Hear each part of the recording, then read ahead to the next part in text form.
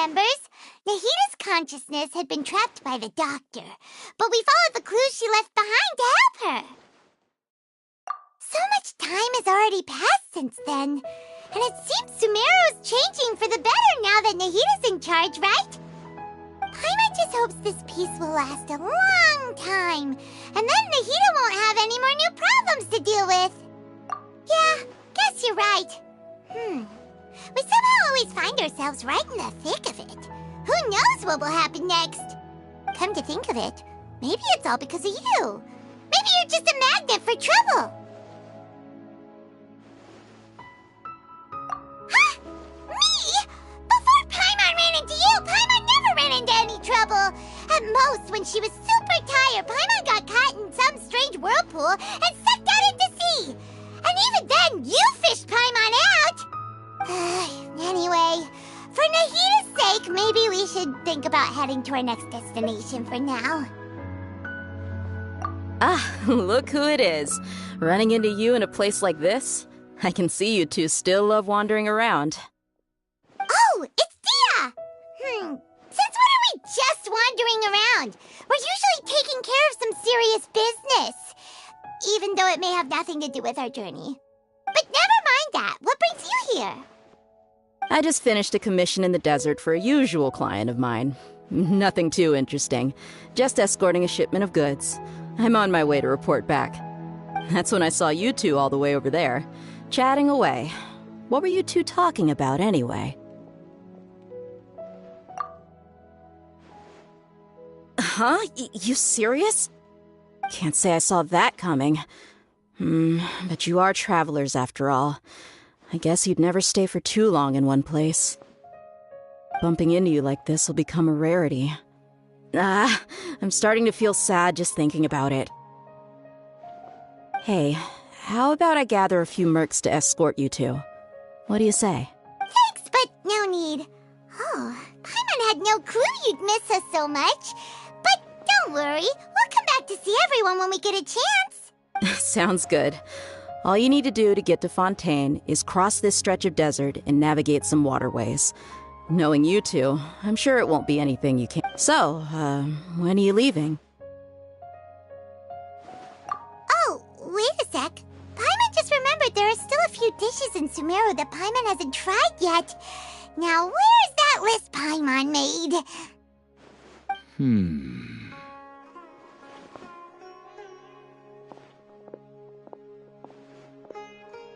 I see. Guess you won't be needing a going-away party or anything. It's sad enough to...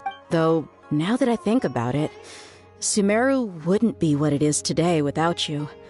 Seems true heroes always prefer leaving quietly. By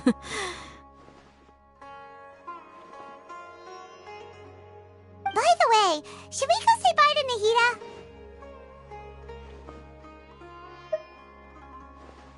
Oh, good point. Then there's no need to bother her in the... Then, I guess this is goodbye for now, Traveler in Paimon. Whether as a client or a friend, you're always welcome to come find me. Goodbye, Dia. Bye-bye, Sumeru.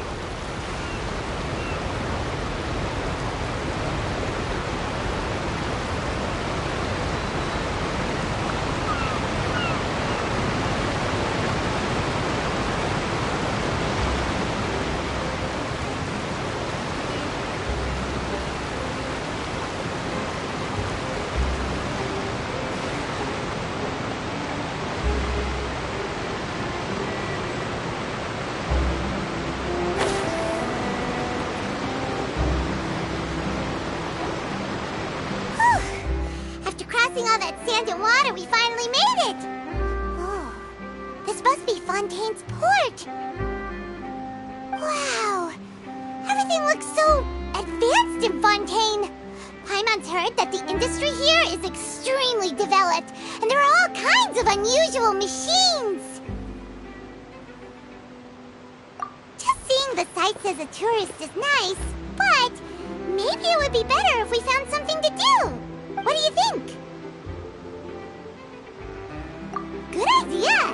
Nahida gave us loads of useful information. Seeking out the Seven is probably still our best source for information at this point.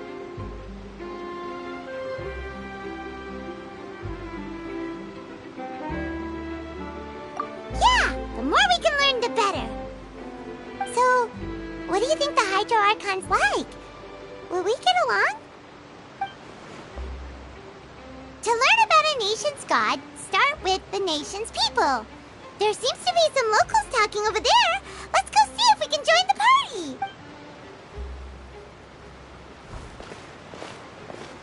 party. If you ask me, it's a tragedy how things ended for him.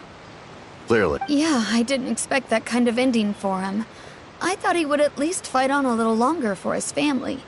I was expecting a sudden plot twist, but it's a pity that it never happened. Still, his story is quite the tearjerker.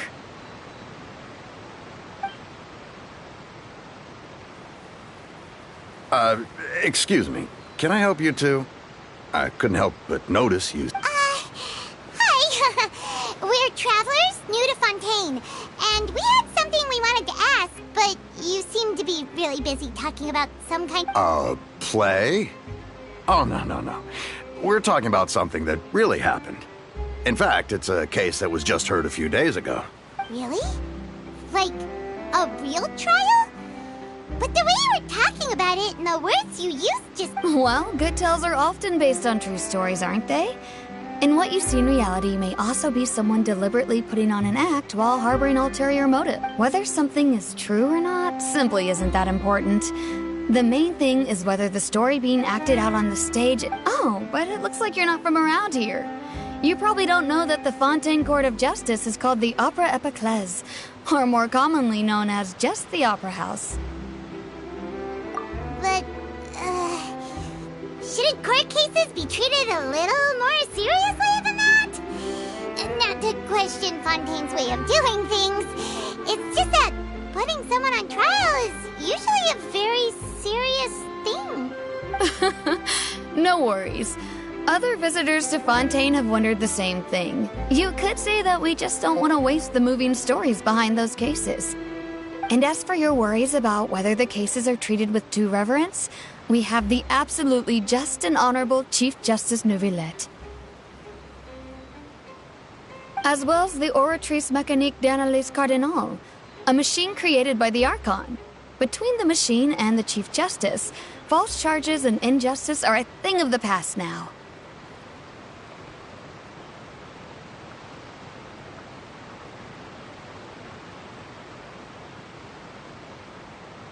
Oratrice? Is it some kind of machine, too? Oh, Paimon's curious.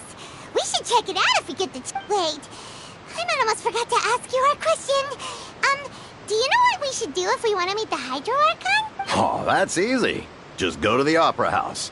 Lady Farina practically lives there. You could definitely say it's her biggest passion. I think what they mean is that they wish to speak with the Archon personally. In that case, I am afraid it's going to be a tad more difficult. You'll have to make an appointment well in advance, and it'll depend on whether or not she has any time slots available. Huh. Is the Hydro Archon super busy taking care of official stuff? Wait, didn't you say that she's always at the Opera House? No. Lady Farina seldom takes an interest with the nation's affairs. The reason it's difficult to make an appointment is simply because she's incredibly popular. That's right. After all, she is the Archon. Though she may tend to get a little dramatic from time to time, people can't get enough of her. Huh. First time Paimon's ever heard of an Archon being described that way before. Wait! Paimon gets now! The Hydro Archon is kinda like a big celebrity here, right? Yeah, I suppose you could say that. Perhaps you could even say our mascot. Hang on. This is still Fontaine's Archon you're talking about. You should show some more respect. Yes, you're right. I guess I should at least try to be a little more respectful in front of visitors. Otherwise, I might get arrested. Come on. Sure, there's a lot of laws here, but nobody's going to be arrested for saying something disrespectful about the Hydro Archon. Alright, I think we get it. Thank you! At least we now know that we can find the Hydro Archon at the Opera House. But who knows how long making an appointment will take? Guess we could have a look around the city in the meantime. Hey! What are you looking over there for?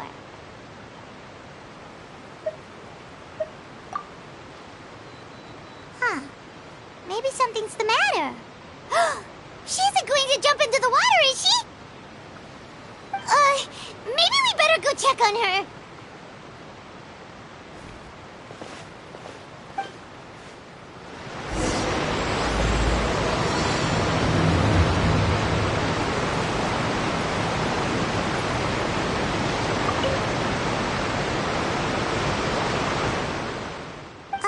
Hello there. Excuse me. Are you alright? Huh? I'm fine. Thanks. Oh, okay then. We just noticed that you seem to be worried about something. About many things, actually. But there's nothing I can do but just keep my troubles to myself. I was just reminiscing about a place my brother and I would play when we were kids. It was just atop that hill over there. See? You're pointing at the sea. Wait, are you saying that you and your brother lived in the water? No people call the waters around Fontaine a sea. It's actually just an inland lake that's filled with fresh water. And though I can still see that hill clearly in my memories, now it's been completely submerged.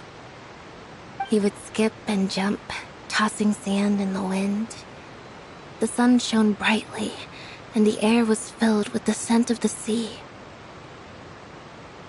But now, the water is gradually swallowing our memories. It won't be long before it swallows us. Sorry. Paimon doesn't really get what you mean. I don't believe we've had the pleasure of meeting. Are you Lynette's new friends? Oh, and you are? Thanks for looking after my sister. She often comes here to reminisce about our childhood, that's all. There's no need for any concern. Allow me to introduce myself. I'm Linny, and this is my sister Lynette. If I had to guess, I'd say you must be travelers from abroad. Nice to meet you. Paimon is Paimon, and this is the Traveler. We just arrived in Fontaine. We were just talking with your sister. Even though we didn't really get what she was saying. I see. It's unusual for Lynette to be so willing to talk with anyone. In fact, she seldom speaks at all. I'm usually the only one she ever talks. Oh, really? Then you two are just like us. Paimon's always the one talking for some reason.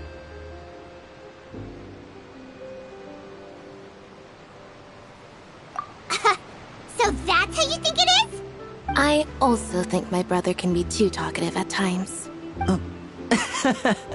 Seems you were right, Paimon. We are quite similar. So, what did Lynette mean just now when she said that the water is engulfing your memories, and that it won't be long before it engulfs you too? Oh, that. It's from a prophecy that's been circulating in Fontaine for some time now. Well, I suppose prophecy isn't exactly the right word, because that implies a certain amount of uncertainty. There's no doubt about what's happening in Fontaine now. Where to begin? Let's put that question on hold for a moment.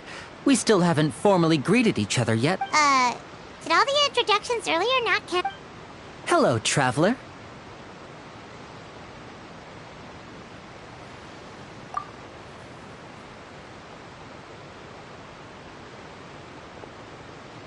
And hello, Paimon.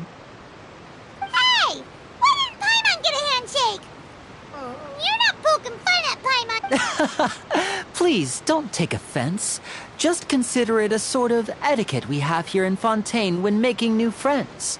You should remember it. It might prove useful. Oh, all right then. Well, Paimon's just happy to have a local friend now. By the way, we were just getting ready to go to the Opera House to meet the Hydroarchon. Would you be able to show us the way? So you're going to see Lady Farina? No problem at all. In fact, I was planning to go to the Opera House later myself. Please, follow me.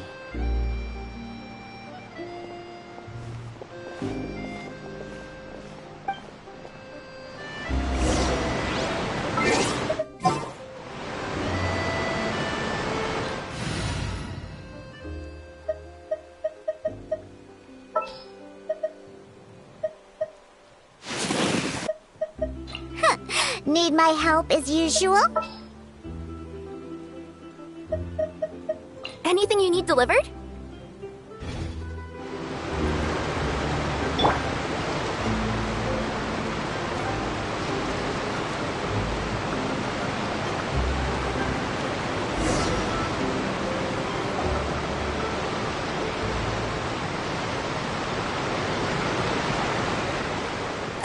You said you were going to see Lady Farina? Well, it seems Lady Farina has come to see you.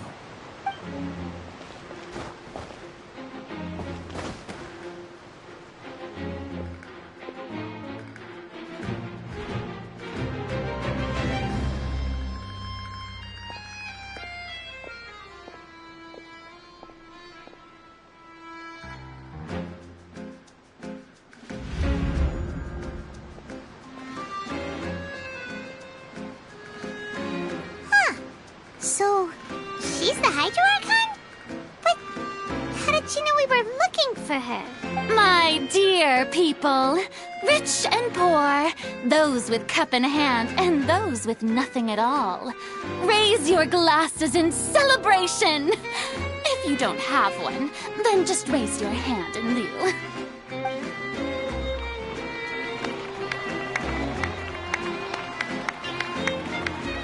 As you can all see, two unfamiliar travelers have arrived in our nation. Come, let us make a toast in honor of this traveler and his companion who have journeyed here from distant lands.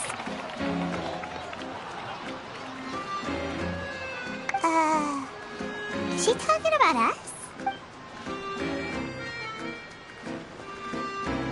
I've long heard of the turmoil and chaos you've left in your wake as you visited other nations. But I welcome you nevertheless. No, I have come to receive you personally. Fear is for insignificant cowards. I am a god, and I will never entertain the notion of such meaningless wariness. You can be rest assured. I see clearly your sincerity. Of course, seeking an audience with me is the most sensible thing to do. It will allow you to truly behold my power and witness my authority. Intelligent people always gather under the...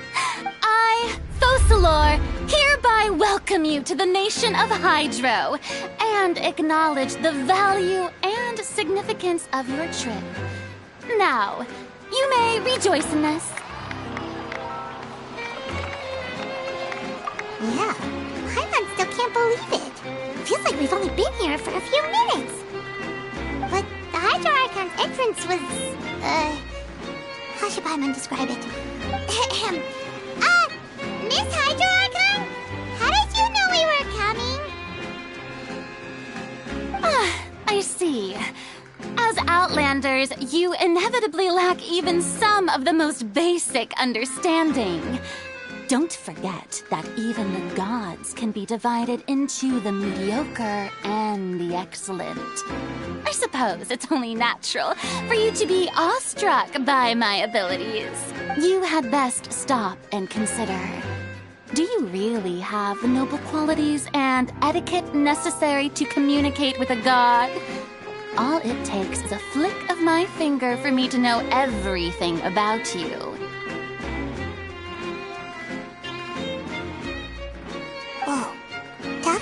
sounding high and mighty.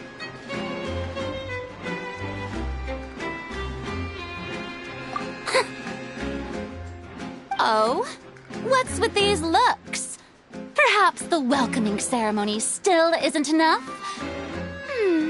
What else should I say then? Is she waiting for us to start talking? Wow, I didn't expect to see Lady Farina here. What a surprise! Wait, does this mean they're the legendary blonde traveler? Hey, what's all the commotion? Oh, is that Lady Farina? Of course. That's the blonde traveler. The one all those stories are about. Lady Farina. Ooh, I've got to see this. I knew Lady Farina would never disappoint. Yes, but don't get too excited now.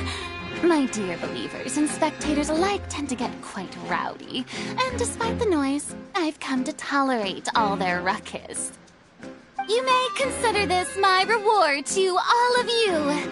I have determined that there will be an epic duel between myself and this traveler from another land, just as you were hoping to see. Now she wants to fight? Aren't we getting a little ahead of ourselves?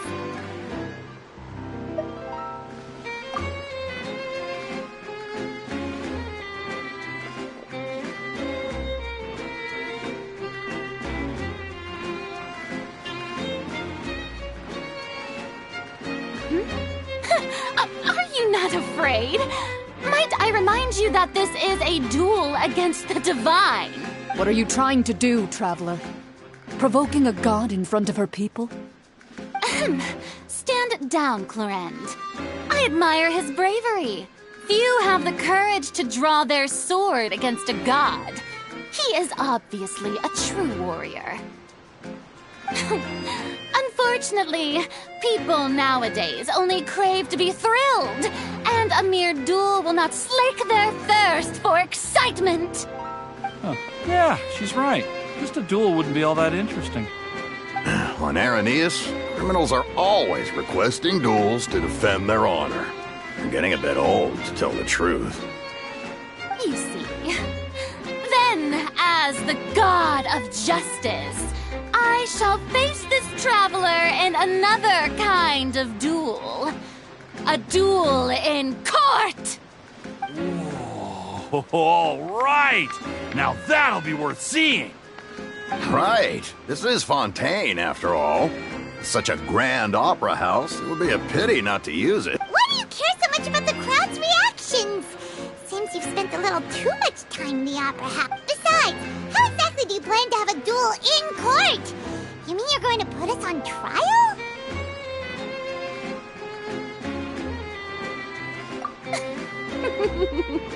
Oh, we have reason to put you on trial. It's obvious, isn't it? According to Fontaine law, no one is permitted to release any flying objects within Fontaine city limits during the first 3 days of each month. You are clearly guilty of violating this law. Oh, so that's what they've done wrong. That's our Lady Farina. No one knows the laws of Fontaine like she does. You call that obvious? What kind of law is that? Wait, flying object? You mean Paimon? Precisely! Now, if you two have no objections, then, in the name of the Hydro Archon, My apologies, Lady Farina. I don't mean to spoil the fun. But if you would allow me to interject, I don't think that Paimon here meets the definition of a fly. You tell her, Linny! Finally someone who's not crazy. How could anyone call Paimon a flying... Great magician Linny, my beloved citizen. I'll permit you to object. But how exactly do you plan to... As a magician who just rained on your parade, I naturally should shoulder the responsibility of saving. So, with such an audience gathered here, allow me to perform a trick for everyone.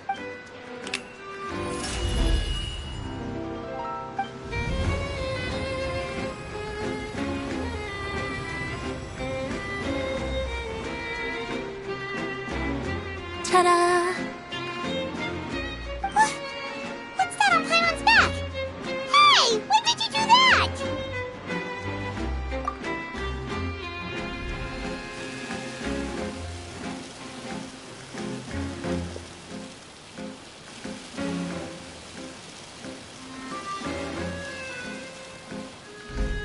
There. As you can all clearly see, Paimon should be classified as, well, something like a balloon. This rope has been in the traveler's hand all... Huh?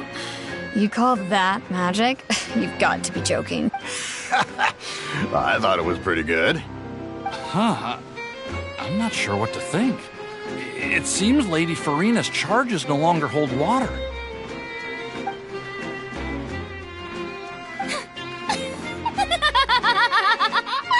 Amusing.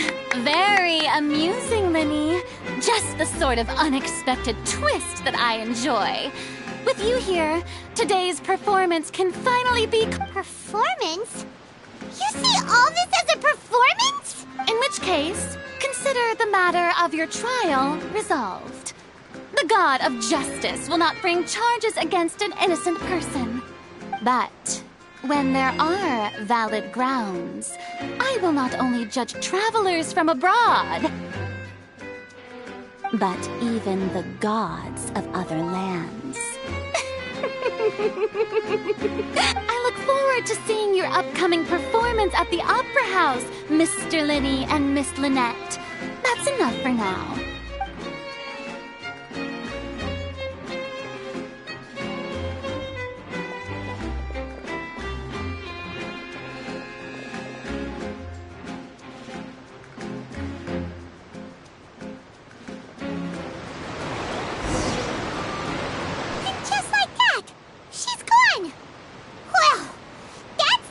Unpredictable Archon Paimon's ever seen. You never even had a chance to ask her anything. But that's a problem for future Paimon. That whole scene just now was real... Don't mention it. I just happened to remember that there was such a law, so I did a little preparation, just in case. I didn't think it would actually come in handy. So, now do you see what kind of god Lady for... She can be a bit confusing at times, but she is still amenable to reason. Anyway, Paimon had no idea you were a magician, Linny. It sounded like you'll be performing at the... I just know a few simple tricks I use to make a living. Lynette is my assistant.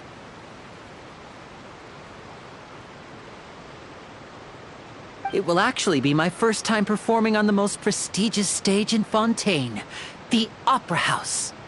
But isn't the Opera House where criminal trials are... When there are no public trials being held, the Opera House hosts a variety of other performances. To the people of Fontaine, the line between a trial and a performance can be a little blurred. And speaking of performances, I would be remiss to forego this opportunity gifted by fate. Might I invite the two of you to see my performance? My brother's always excited to make new friends. Oh, sure. We don't really have anything to do now, and we wanted to go to the Opera House anyway. Splendid. In that case, why don't we go together? I'll show you the way. I just have... This is a magical item known as a magic pocket. Perhaps you can help me distribute them to the people here. Huh? What are they going to use it for? About that... You asked me before about the prophecy, right? Let me start by telling you a little more about... I'm not sure exactly when it began, but a prophecy has been circulating. It says that every person in Fontaine is born with sin. No matter how the nation of justice holds trial after trial, this sin cannot be absolved. Until one day, the water levels in Fontaine will rise, and the sinful people will slowly be drowned. In the end, the people will all be dissolved into the waters, and only the Hydro Archon will remain, weeping on her throne. Only then will the sins of the people of Fontaine be washed away. That sounds pretty gloomy. Why are people in Fontaine born with sin? What is that supposed to mean? There are lots of guesses. Some say that the ancestors of Fontaine stole the power of the seas and stirred its wrath. Others say that the people of Fontaine never heeded the first Hydro Archon's warnings and offended Celestia. But here in Fontaine, evidence is what matters. There hasn't been concrete evidence for any of these claims, so they can only be regarded as conjecture. If even the people in Fontaine don't know what sin they committed, wouldn't it be better just to ignore the prophecy completely? Why bother feeling guilty all the time? That's exactly what the people did at first. But in the last few years, the water levels in Fontaine have actually started rising.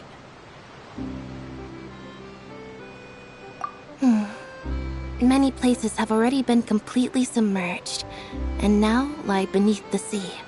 Many people carry on with their lives as before and shrug it off as a natural phenomenon. But my family and I think that the people of Fontaine shouldn't ignore the possibility, which would end up sentencing them to death.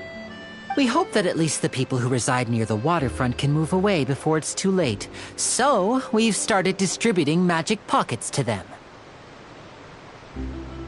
As a magical item, these magic pockets have astonishing capacity. I'm sure they will come in handy when people are moving their belongings. Oh, Hyman gets it! It's like preparing for a rainy day! But this is more than a bit of... Perhaps only absolute power could ever contend with such a catastrophe. But who knows? We're just tiny specks in the grand scheme of things. Now, if you'd like to help, then please give these magic pockets to anyone nearby. Be sure to convince them to take it, regardless of what they say.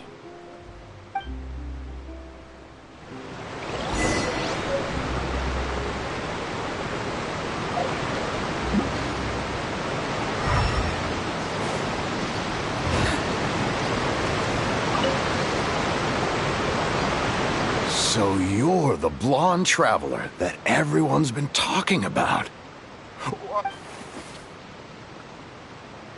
Oh, a magic pocket? Seems you really thought of everything. I guess it's better to... Thanks. Please, also thank the magician.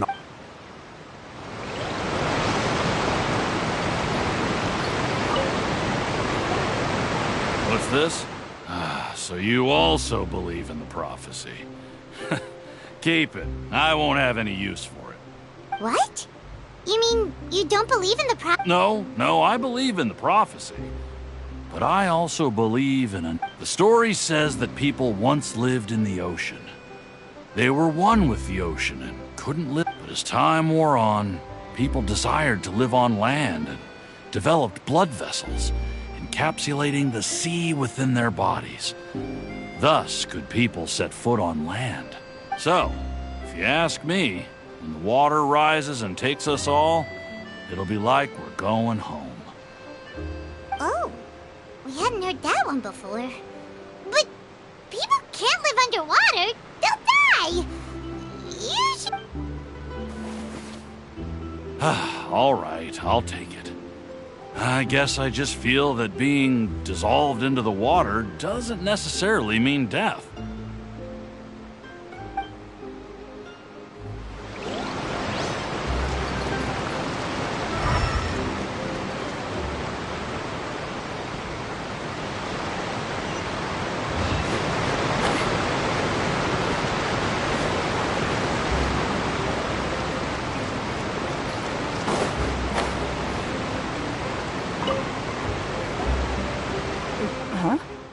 I don't want that thing. Way I see it, if the prophecy's true, it's still gonna be a long time before the Life is all about living in the moment. What use is there in worrying about the future all the time? You should still take it. You never know when it'll come in handy. Oh, all right, fine. Thanks. It's just that... if I start moving, that means I've already given up on the life I have now.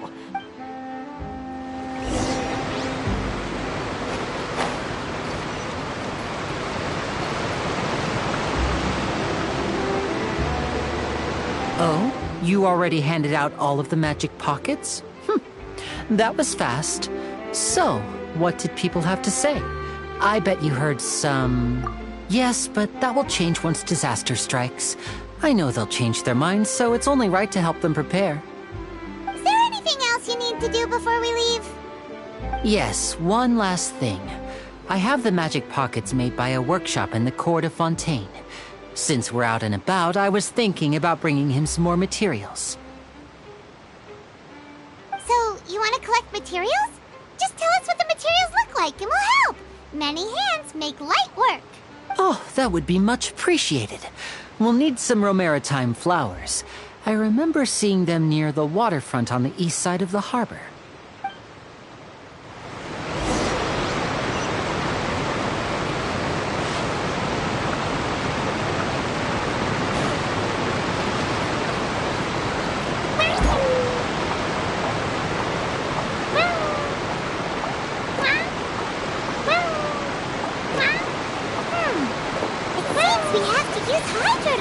Maritime flowers.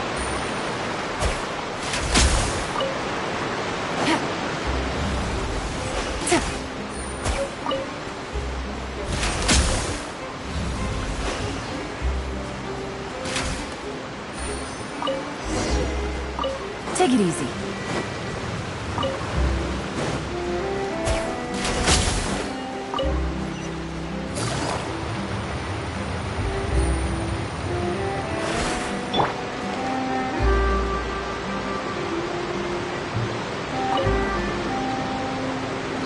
You made quick work of that. I can tell you're an experienced traveler.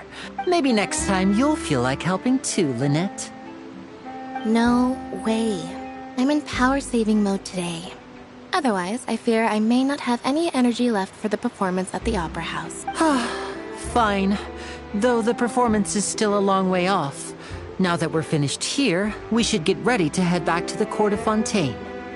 So, we're going to the Court of Fontaine before we head to the Opera House? Good. Paimon wants a tour of Fontaine's largest city and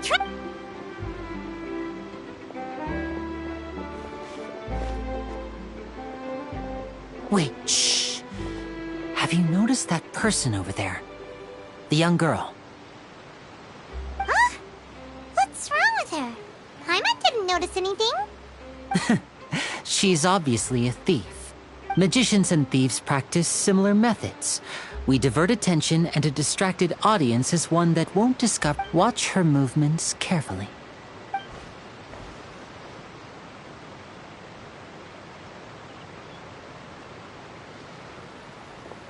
Oh, he's right! Shh! Keep your voice down. We need to think of a way to catch her, but it seems she's very alert. Perhaps we should split up. You two can ride the lift over there and wait up top. I bet that'll be her escape route if she tries to run. All right, let's go.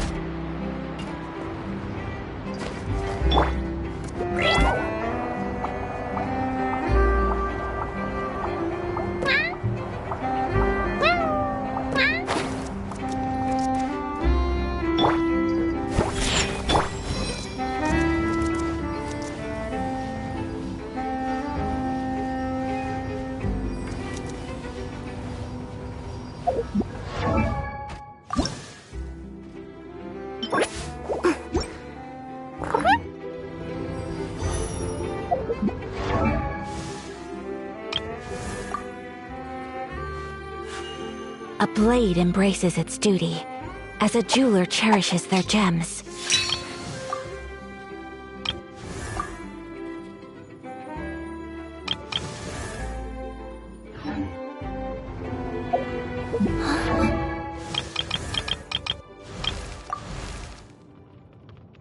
Silly churl, Billy churl, silly Billy.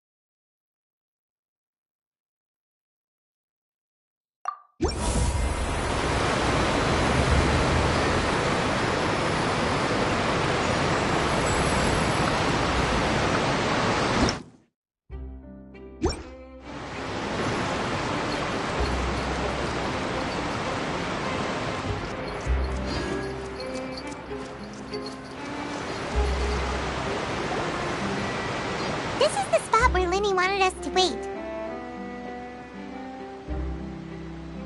Oh, look! Isn't that her?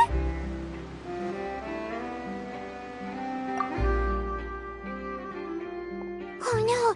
Did she notice us? She started running the other direction. What should we do? Should we chase her?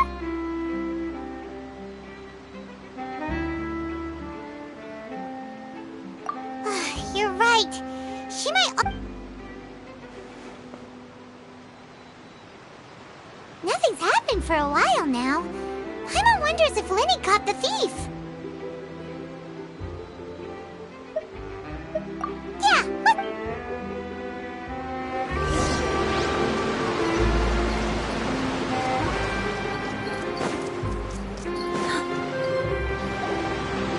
Are you sure that's all she took? You should check to make sure you're... No, that was all. Oh, I can't thank you enough. Anyway, I should be going. Oh, were you returning what the thief had stolen? That's right. Pity I wasn't able to catch her. She distracted me by dropping the thing she stole on the ground. By the time I looked back, she was all... I saw the general direction she went, but Linny twisted his ankle, and I needed to make sure he was okay. Oh, did you get hurt, Linny? I'll be all right. It's just a twisted ankle, that's all. If you want to play at being a hero, at least try not to get hurt doing it. You're right, you're right. I have to admit that the thief was even more skilled than... But at least we were able to get the stolen items back, so it wasn't a complete failure. What a slippery little thief. Guess things turned out all right in the end, though. Linny's initiative paid off! All right, let's put this little detour behind us. We should go to the court of Fontaine now.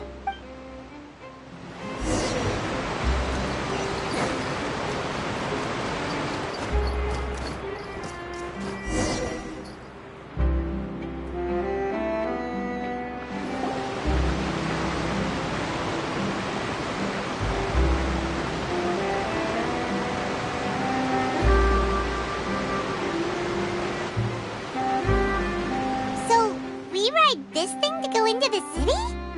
What an ingenious way to get around! People in Fontaine really know how to use water! This is an aqua bus. It allows people to travel between several key locations around Fontaine. It's pretty convenient, but the ride can become a little dull after a while. The scenery is always the same. That's why it's better to travel with friends. So you mean it's still boring even when I'm riding with you? No, that's not what I meant. It's just that, well, you don't really talk that much. Besides, it doesn't really feel like a real trip when it's just the two of us. It's the same as being at home. Whatever. Guess that's what it's like to be an older brother. It's about time for us to leave. Let's get on board.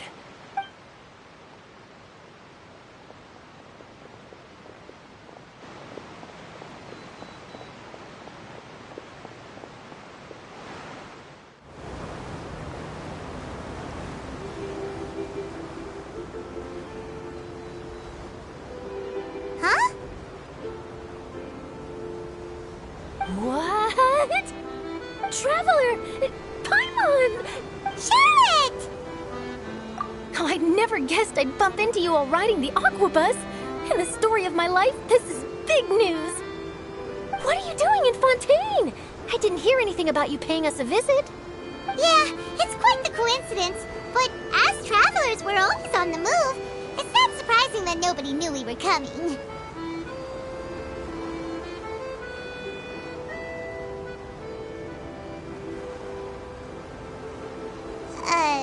Though we still have no idea how the Hydro Archon knew about us. Oh, let Paimon introduce you to our new friends!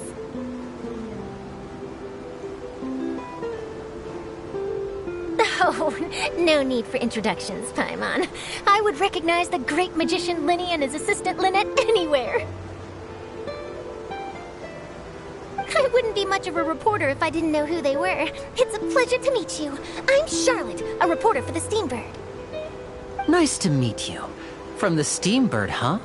We've often relied on your paper to promote our performances. It's an honor to meet you. Now that everyone knows each other, Fontaine suddenly doesn't feel like such an unfamiliar place. So, what have you been up to lately, Charlotte? Any big news? Not too much. When there isn't any breaking news, I mainly cover the trials at the Opera House. You can still manage to keep readers' attention as long as you tell things from a clever enough angle, even if it's the same old topics. For example, reporting on how a scammer once deceived vulnerable girls into relationships, or how a financial criminal was once so poor that they ate a single piece of bread for 5 days.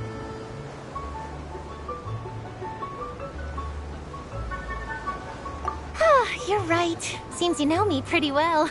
What I'm really after is exclusive, sensational news pieces that could shake the country. These smaller stories are a waste of... Oh, I just remembered. I've been following a case lately. Well, a series of cases, actually.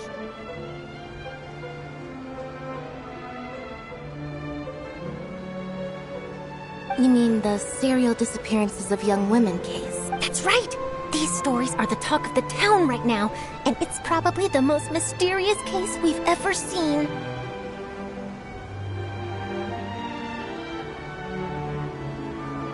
If I'm the first with a draft ready to publish when the case is finally cracked, and it's the headline story in the Steambird...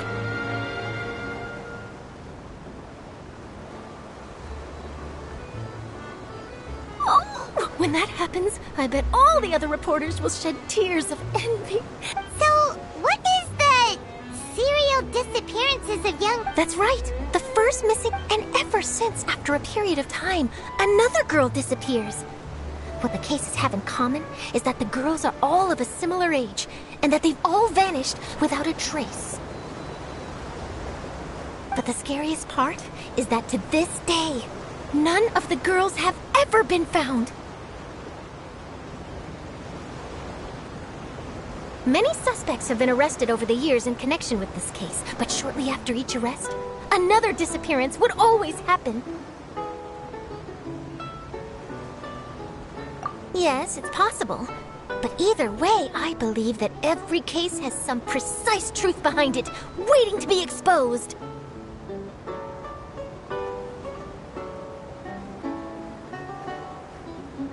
Yes, I agree. And at the very least, the family of those missing girls deserves some sort of explanation.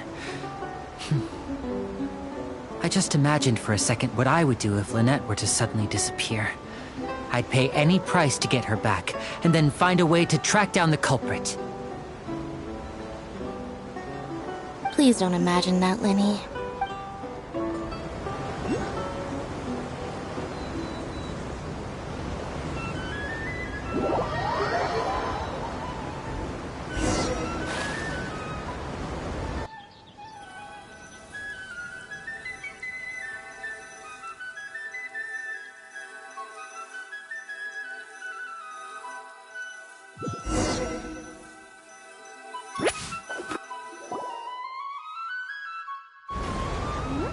Hey, we're almost there! Look!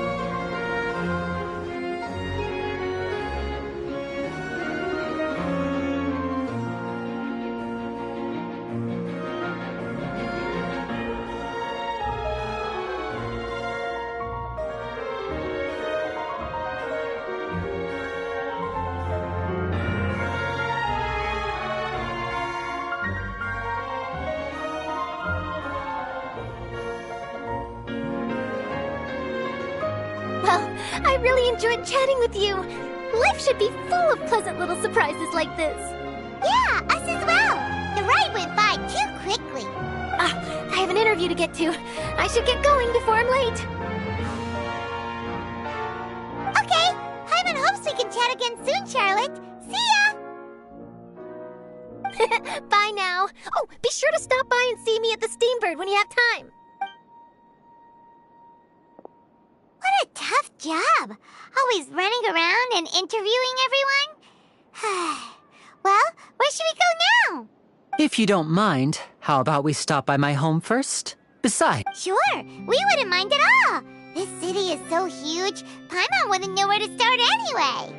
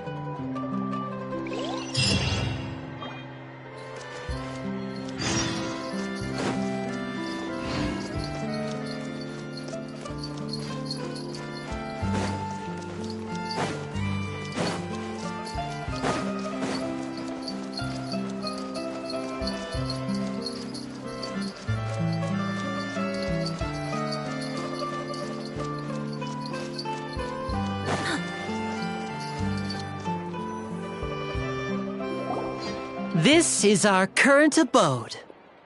Ah, Fremine, you're home. Where did everyone else go? I have some new friends that I would like to introduce. Oh, they all just went out a moment ago.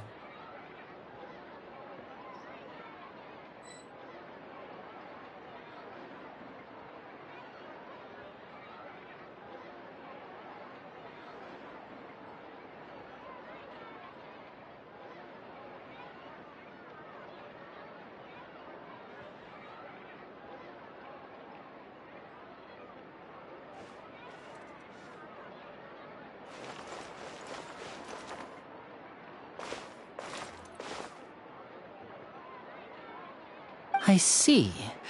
Everyone is getting busier now that Father will be returned. Allow me to introduce you to my little brother, Fremine. He is a phenomenal diver. Help. Nice to meet you! Paimon is Paimon, and this is the Traveler! Oh, you Linny, could you come here for a moment? What is it, Fremine? Do you have something to tell me?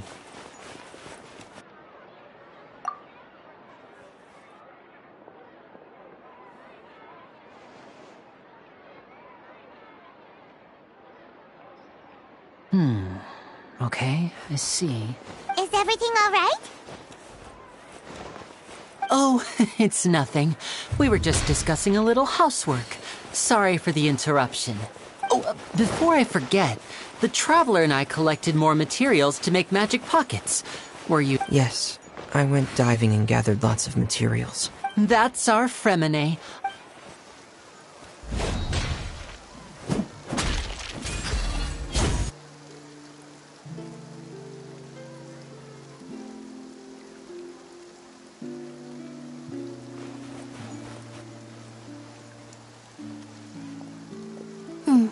Looks like rain. Oh, you're right. But wasn't it... I'm afraid that's just how it is here. What's wrong, Fremine? There's a legend about the rain that It said that a dragon of water once resided in Fontaine. When I was a child, my mother told me that Hydro Dragon! Hydro Dragon! Don't cry!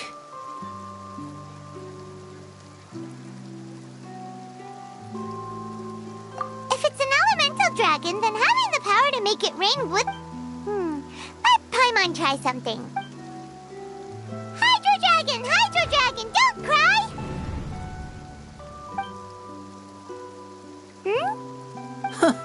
Doesn't seem to be of any use. It is just a legend after all. You know, you might be a more popular magician if you understood the concept of romanticism. Sorry.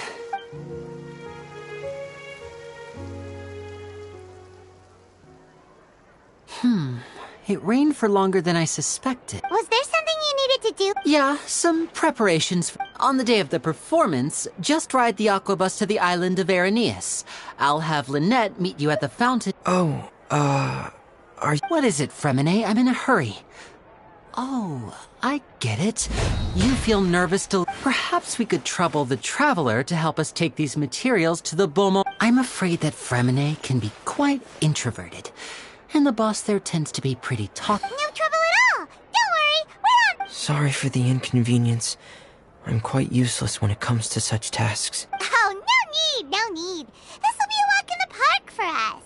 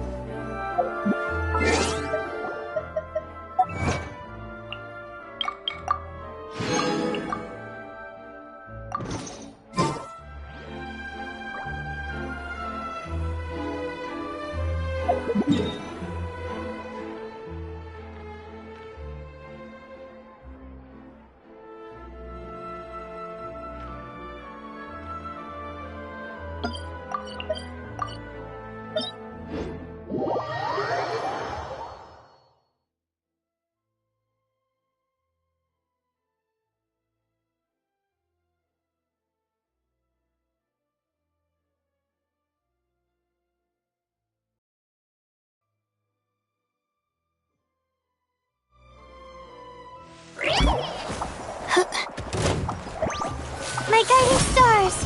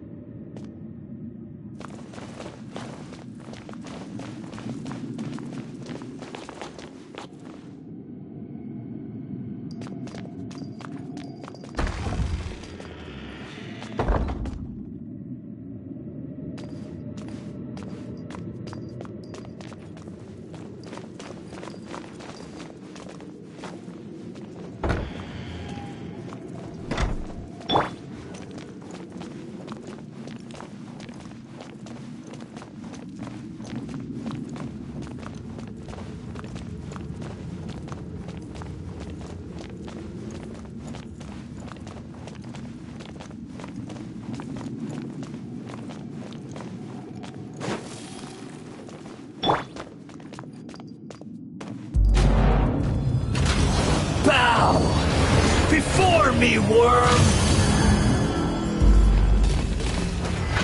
Insignificant past! Dog's over!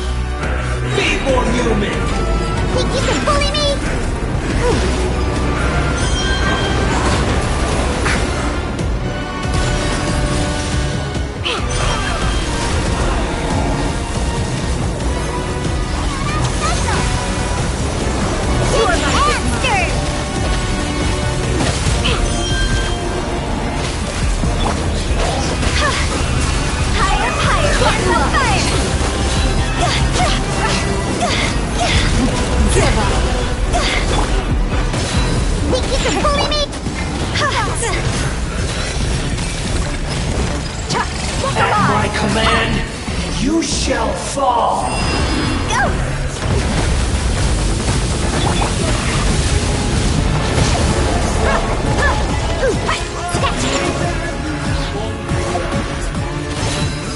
Don't waste my time. Perish! Look at you, Boondale. Pull yourself together.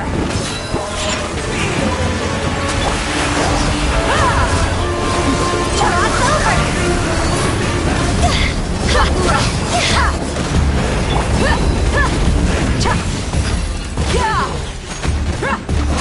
Because of bullying.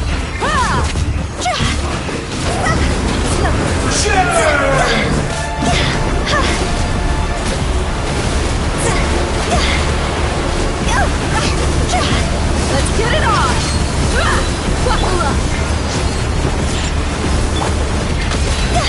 See? My endless cycle begins! Fire, hands on fire!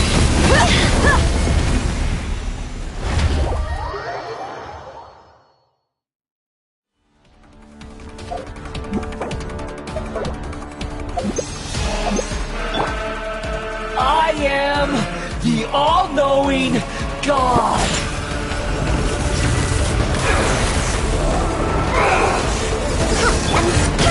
Get out before I drag you out!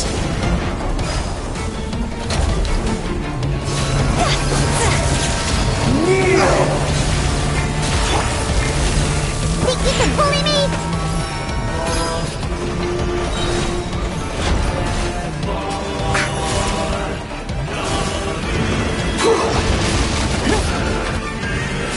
Let's go!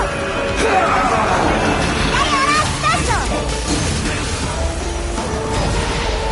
Burn to oblivion!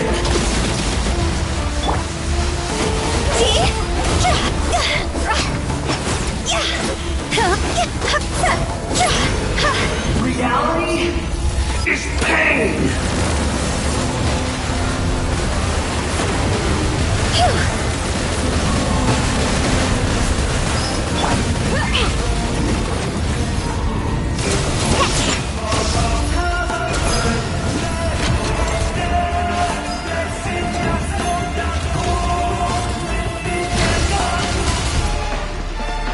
Good riddance, cruel world!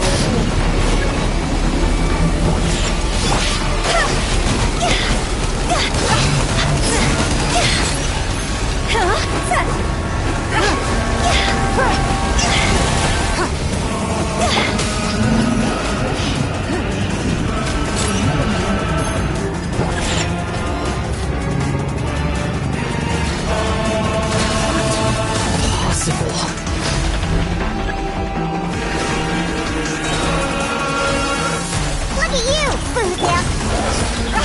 That's a lot! Cross over! Your life is mine!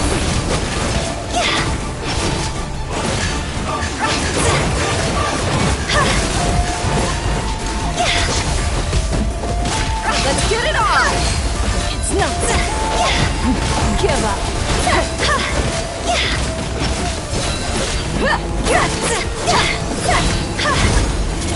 Time to go! Shake it and stir!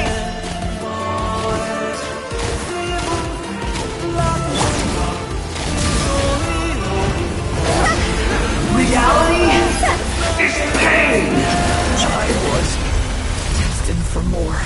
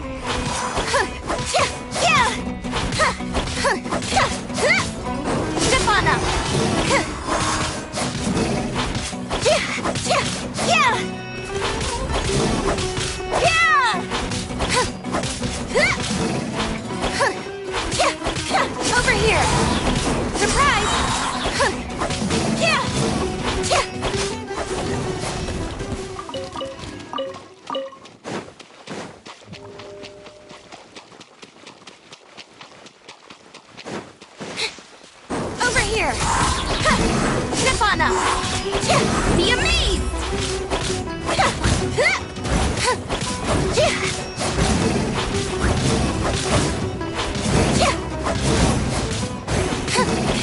Surprise!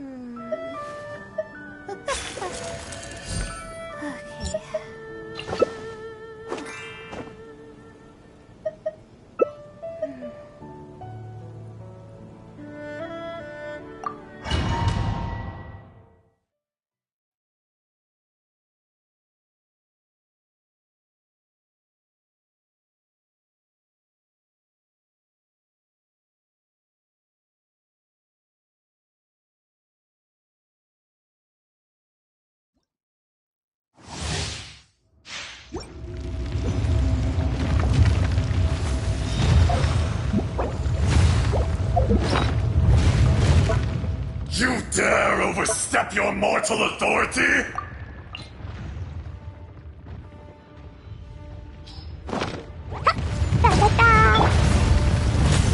Fisher! Service with a smile! Jumpy, jumpy, go! Boing, boing, boom! Ah! Hi-ya, boom! Yeah! La la la!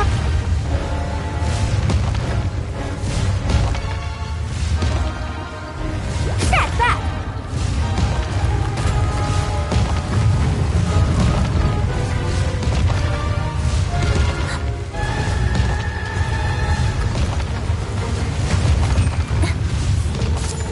Coming through! Don't leave my space! Make yourselves a hole! Be crushed! Express delivery! Arm up! Yes! I get the fate! Written in the stars!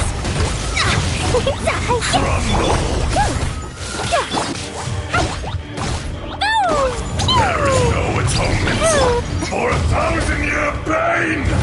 Don't bite off more than you can chew.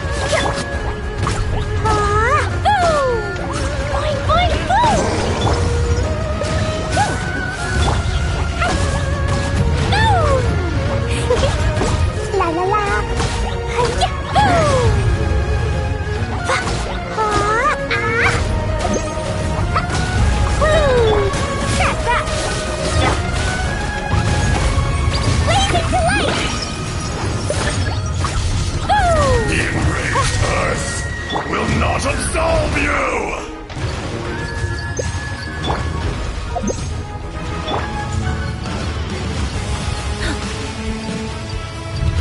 You stand upon your tomb, though you know it not!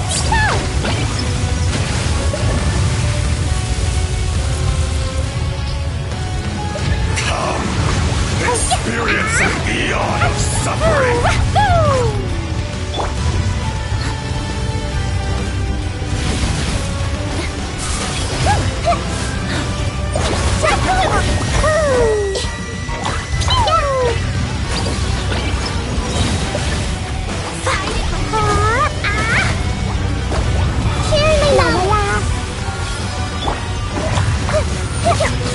Coming through!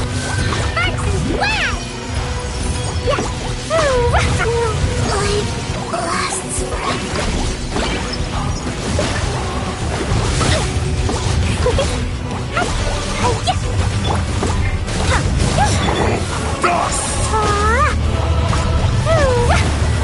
Fate is upon me! Yay, I did it! Destiny cannot be denied!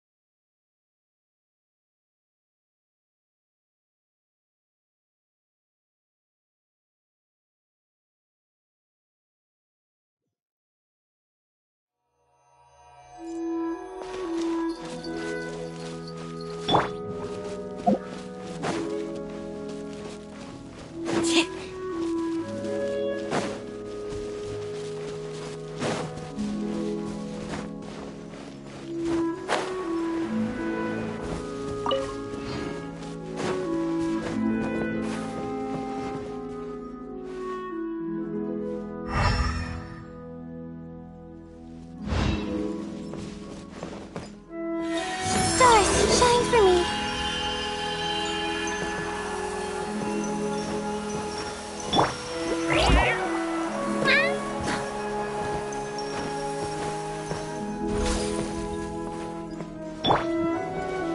My guiding stars.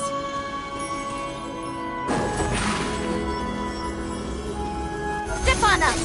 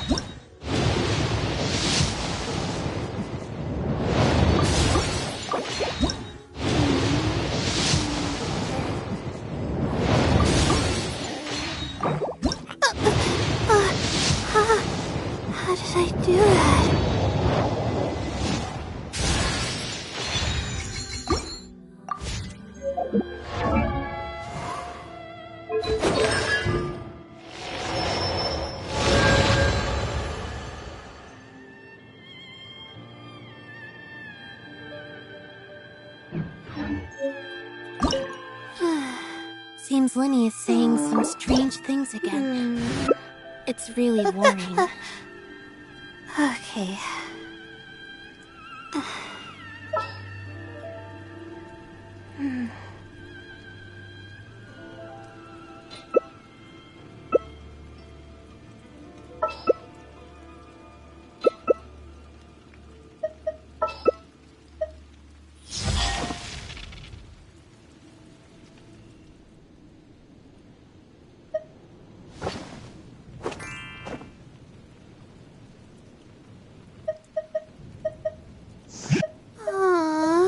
Why do I have to write so many papers?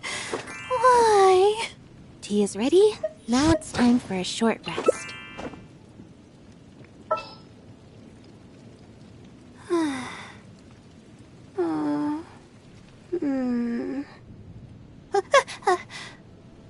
Okay.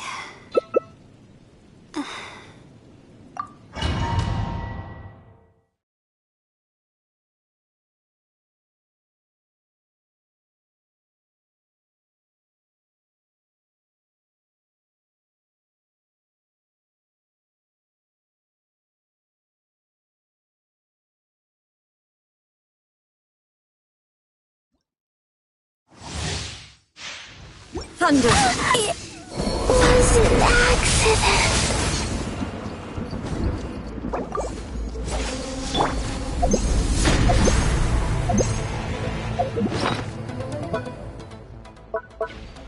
Illusions of the distraction!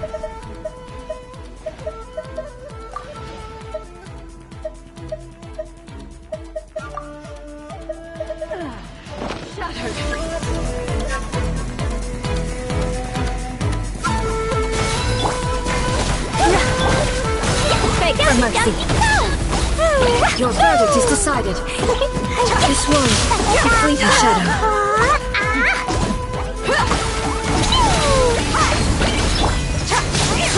Coming through.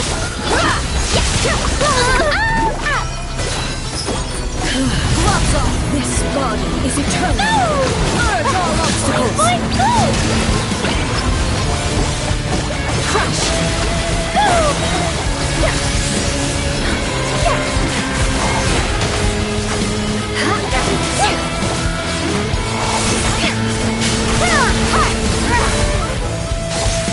Purge all obstacles. Coming through. Beg for mercy. Witness the final calamity.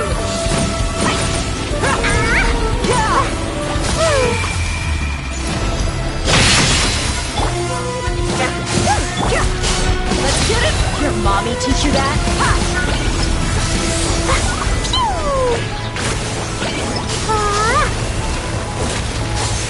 Inferior.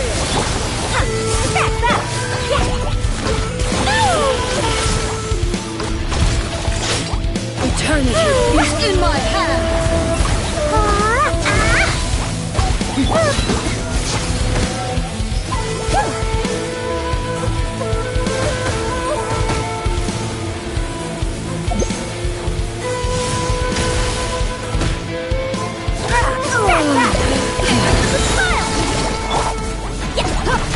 Shut up! Let it frost!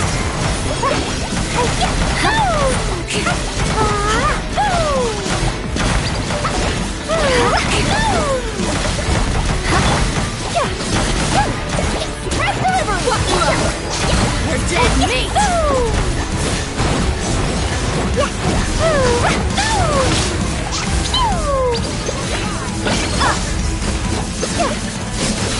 Beg for mercy.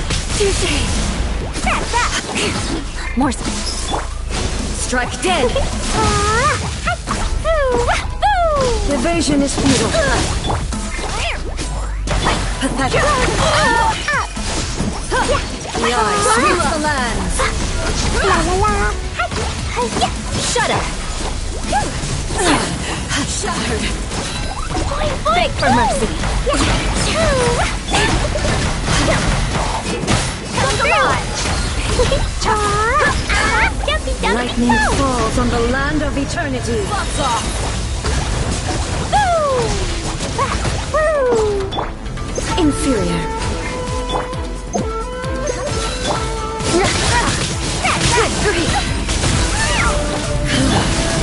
This body is eternal. Blazing delight! Yes! Yes! Boom! You're dead meat! There is no escape. Here, please! That!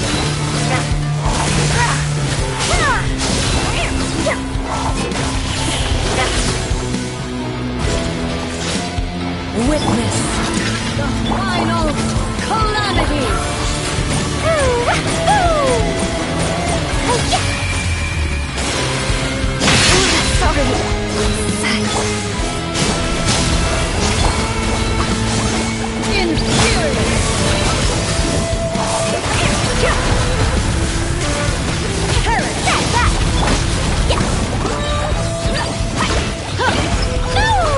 You asked for it.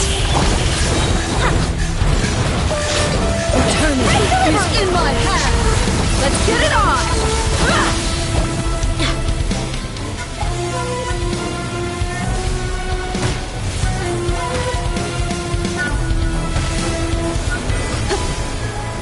Coming through.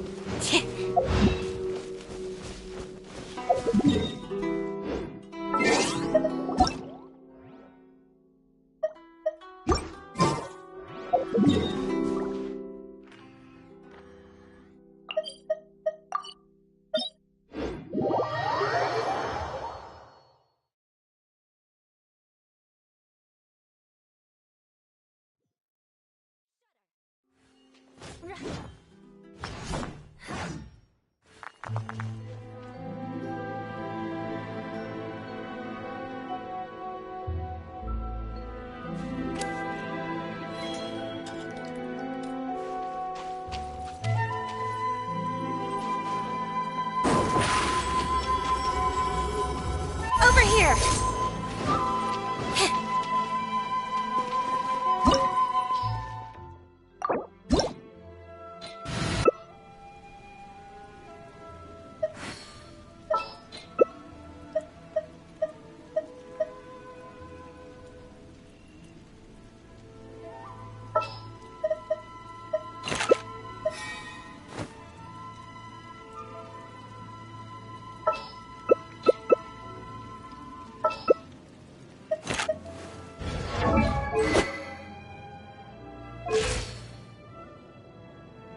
Entering standby mode. I hope nobody disturbs me.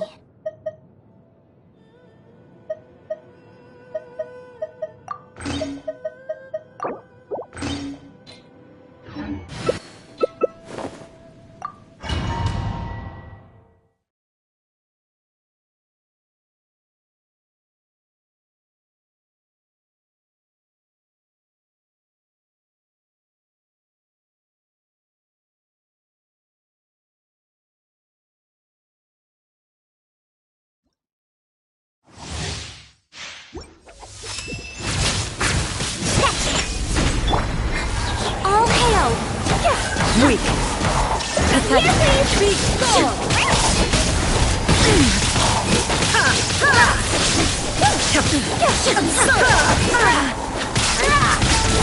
Illusions Shine of down. destruction. Answer!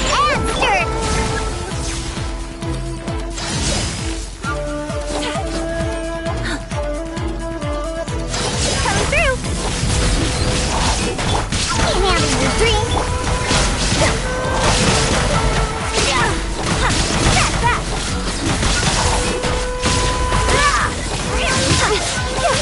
There is no escape. Coming through!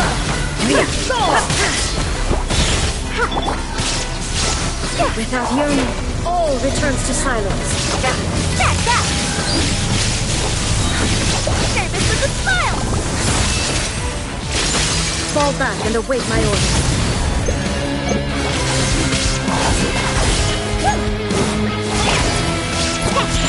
Inferior! There is no escape!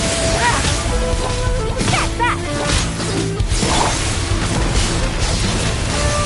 Ruin! Follow my blade! Shake it and stir it! Inferior!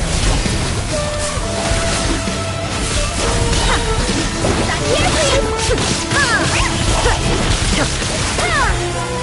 Blaze Witness the final calamity!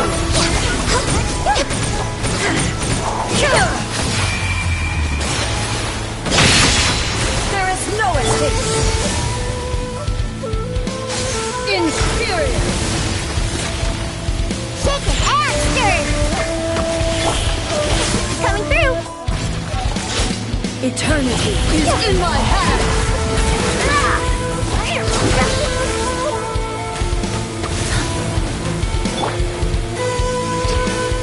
Think you can bully me?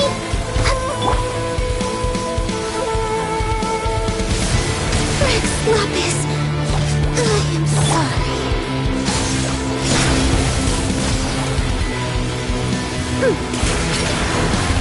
Shake it and stir!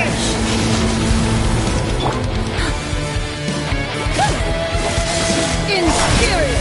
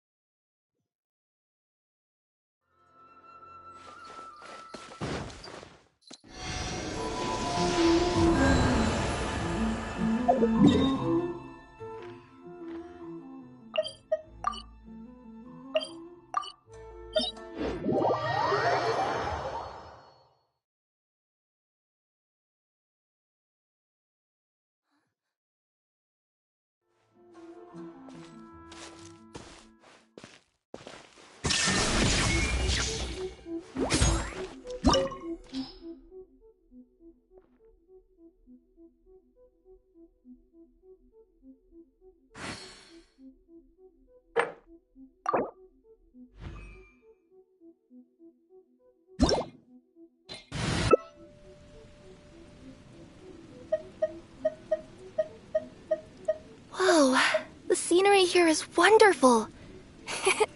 I've landed the perfect job.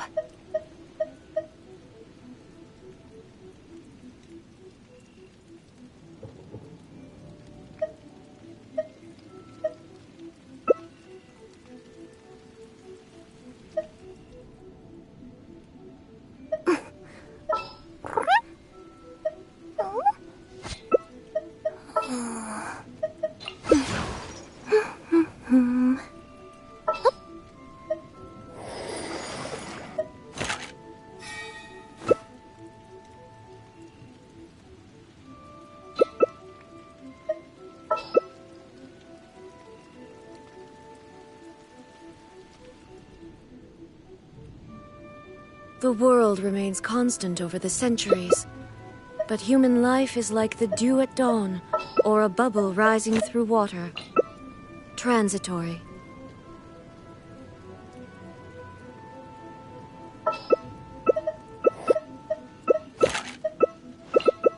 I wonder what's inside this bag.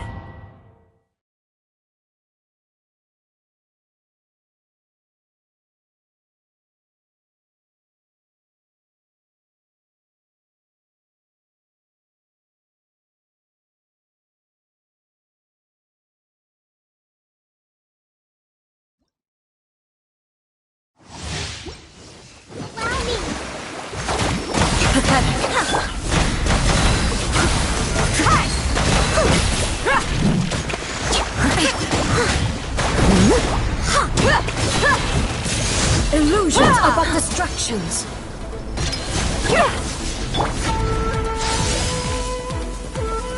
Someone needs assistance. Coming through! Along the line.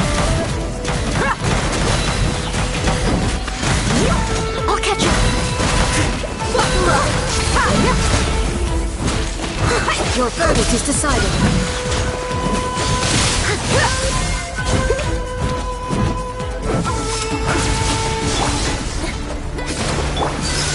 All desire can be broken. Someone needs assistance.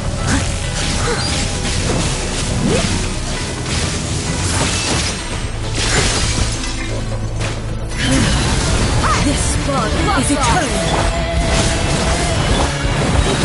Time to clean up.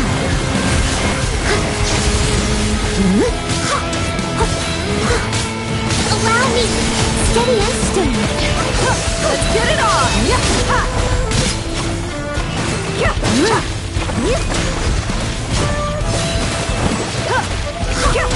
You're dead meat!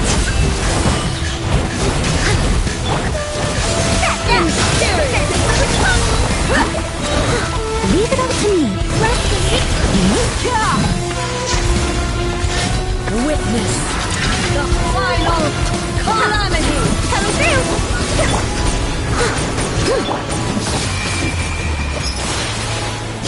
I'll be my...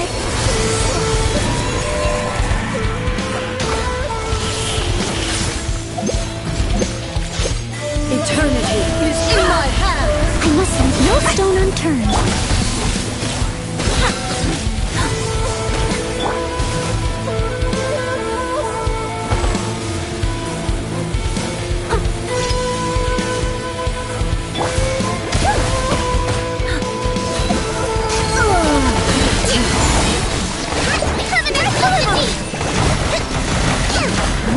As a dutiful maid would.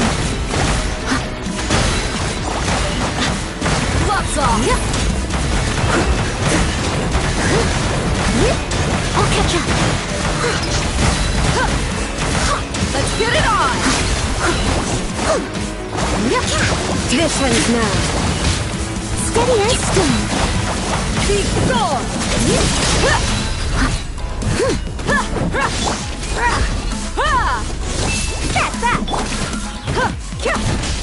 Evasion is futile.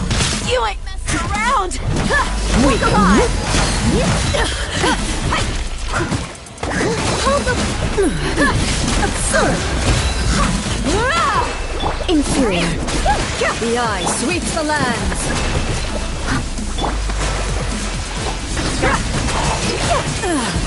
Shattered. Let's get it on!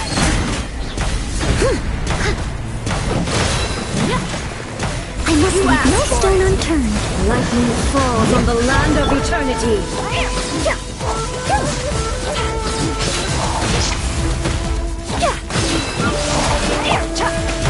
Pathetic. This body is eternal. Inferior. Time to clean up.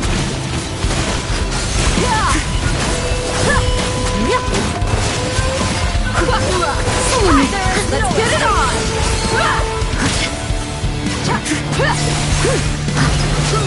Follow my blade! Back here, please! Inferior! Leave it all to me.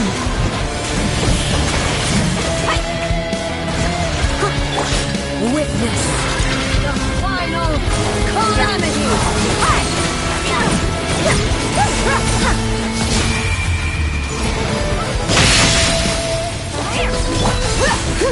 Look alive!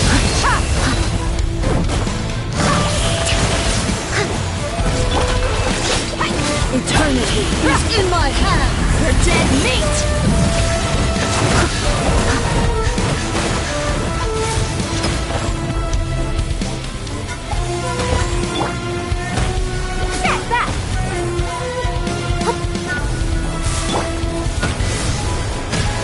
Someone needs assistance. I must leave no Coming through! as a good knight should. You asked for it!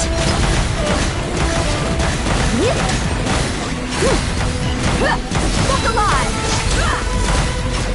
Hold the line. Leave it all to me. Buckle up!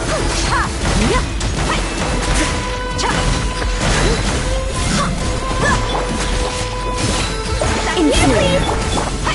Inferior.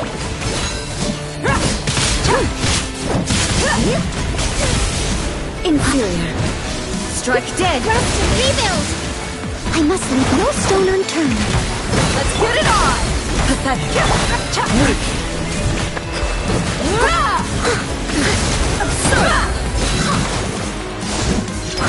Someone needs The eye assistance. sweeps the lands!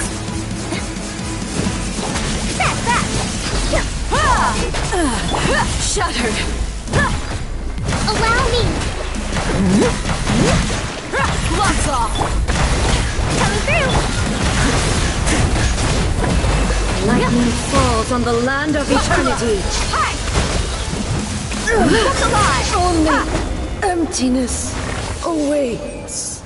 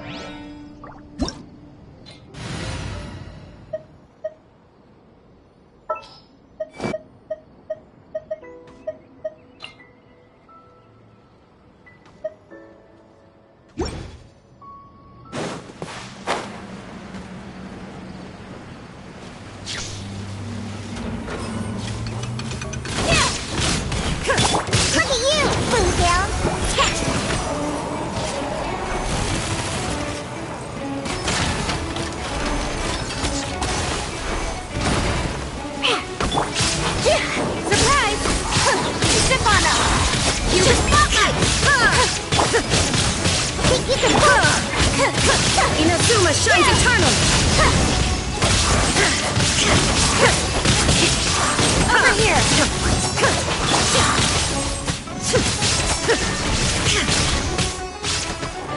Get after! Let the magic begin!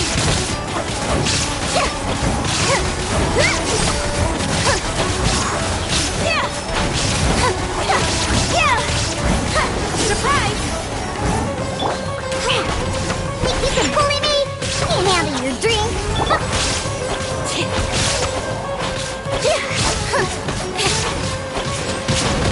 Step on up! Be amazed! Over here! Scratch that.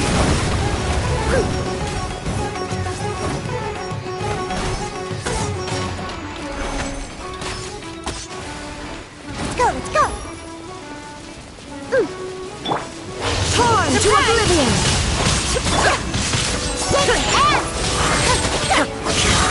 To the spotlight! There is no escape! Step on up! Blaze over! No touch-up!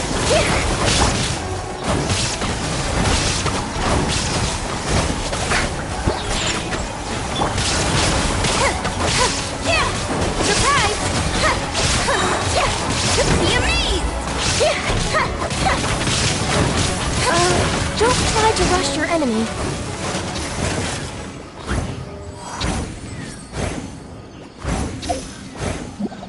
Over here!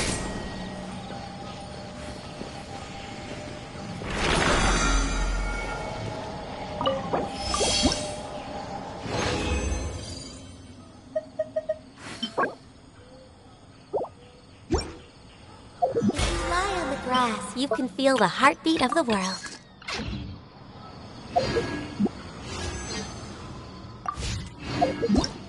Tea is ready. Now it's time for a short rest.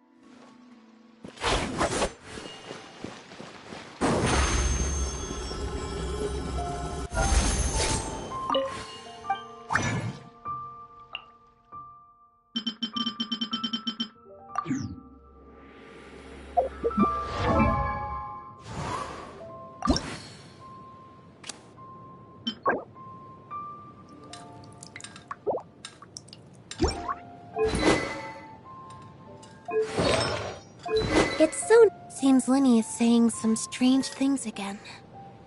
It's really worrying.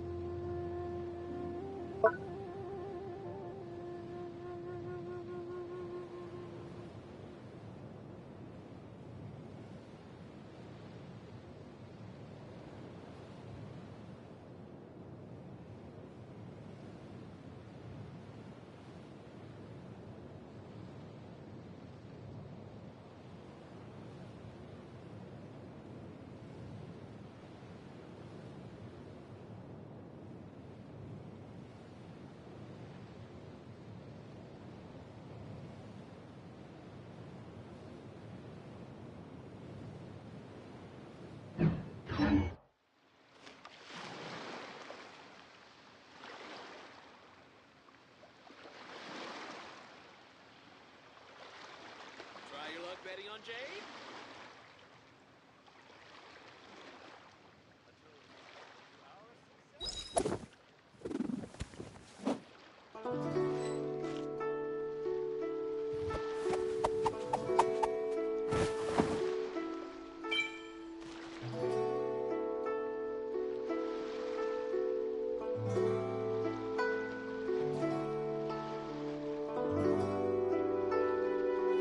Try your luck betting on Jade?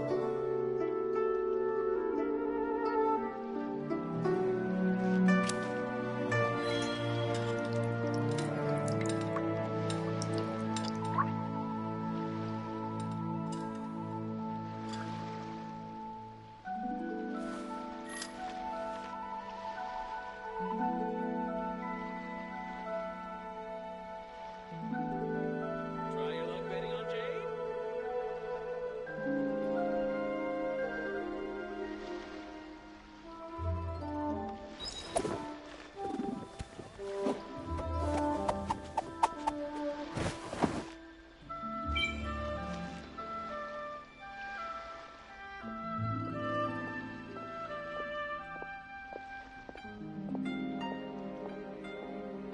Try your luck betting on Jade?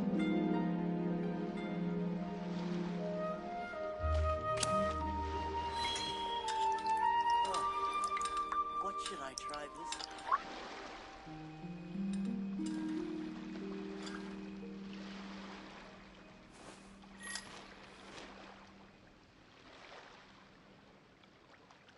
Try your luck betting on Jade?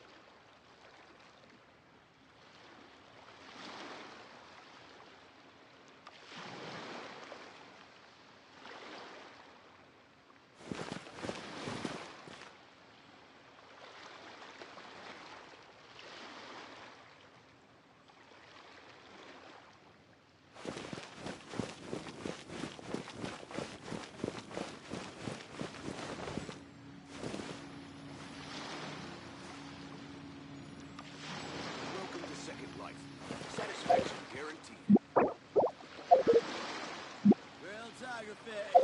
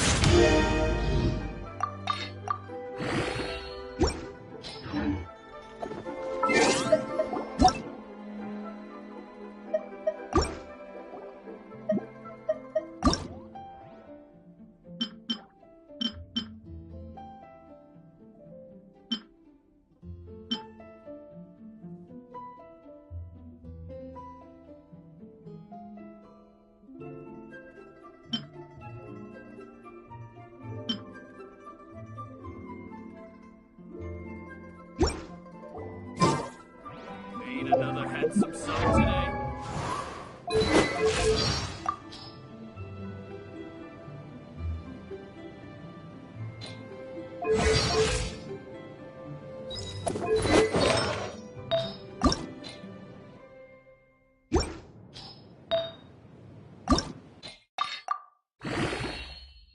Entering standby mode. I hope nobody disturbs me.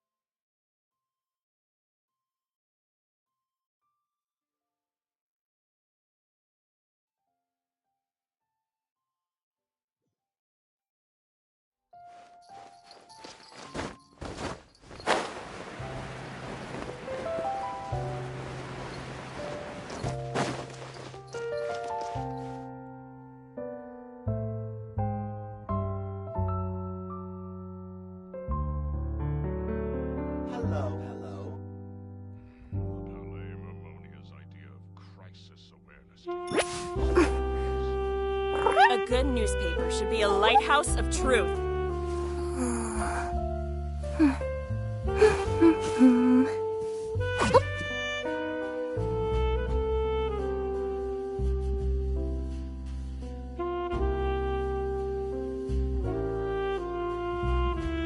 Whoa, the scenery here is wonderful. I've landed the perfect job.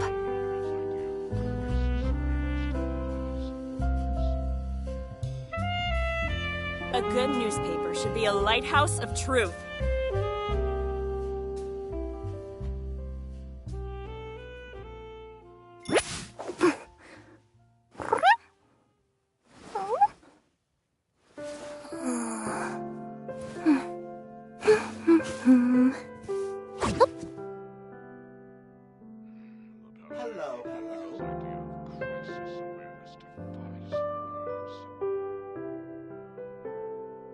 A good newspaper should be a lighthouse of truth.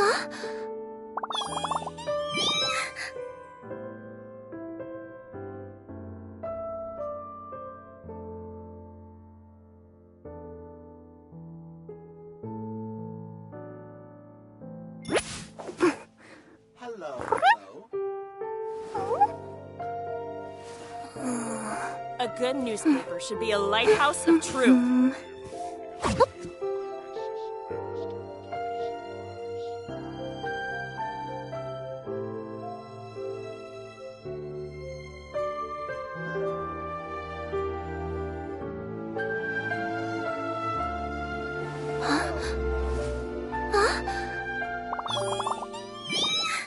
A good newspaper should be a lighthouse of truth.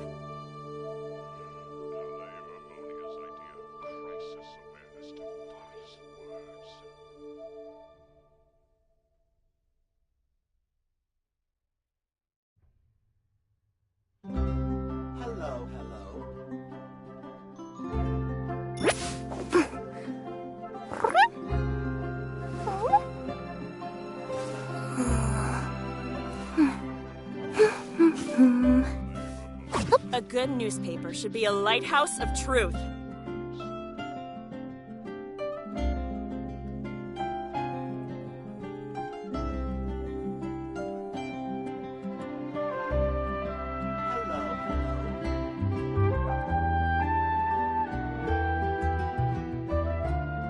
Let me see...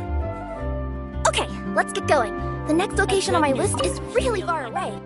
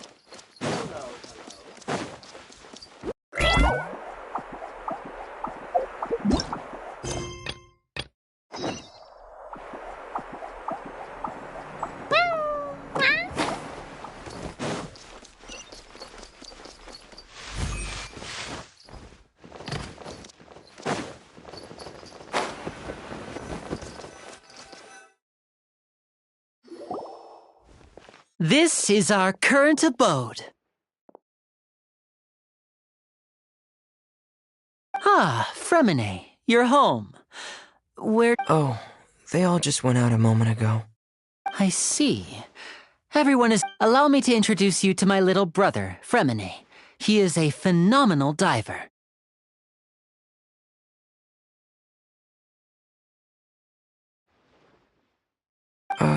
Hello. Nice to meet you. Paimon is Paimon, and this is the Traveler. Oh, you sound very proud to have a diver as a brother, Linny. Linny, could you come here for— What is it, Fremine? Do you have something to tell me?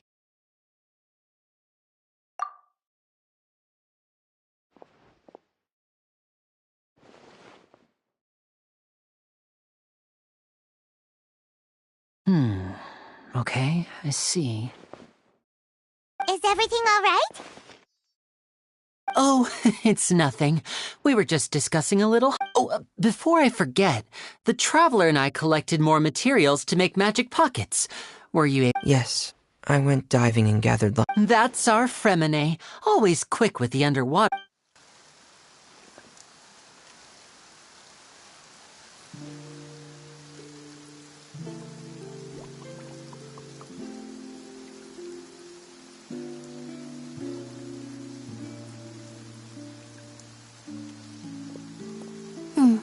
Looks like rain. Oh, you're right. But wasn't it clear and sunny just a moment ago? I'm afraid that's just how it is here. It often rains on days where there are trials being held in the Opera House, but don't worry, it'll clear up soon. What's wrong, Fremine? There's a legend about the rain that I tend to believe. It's said that a dragon of water once resided in Fontaine. Though we don't know where the dragon went, every time it weeps, the skies will cloud up and pour out rain. When I was a child, my mother told me that if I wanted to go outside and play— Hydro Dragon! Hydro Dragon! Don't cry!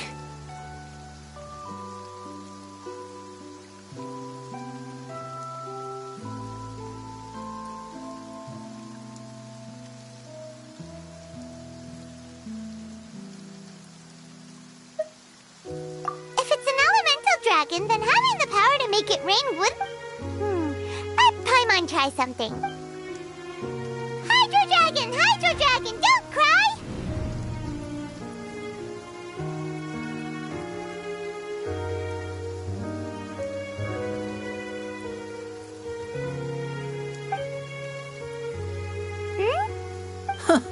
Doesn't seem to be of any use. It is just a legend after all. You know, you might be a more popular magician if you understood the concept of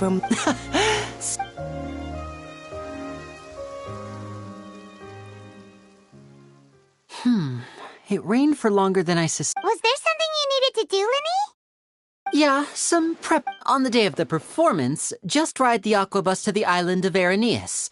I'll have Lynette meet you at the fountain in front of the Opera House. What is it, Fremine? I'm in a hurry. Oh, I get it. You feel nervous delivering the materials for the magic— Perhaps we could trouble the Traveler to help us take these materials to the Beaumont workshop and deliver— I'm afraid that Fremine can be quite introverted, and the boss there tends to be pretty talkative. Fremine has always been a little afraid of her. No trouble at all! Don't worry, we're on the case! Sorry for the inconvenience.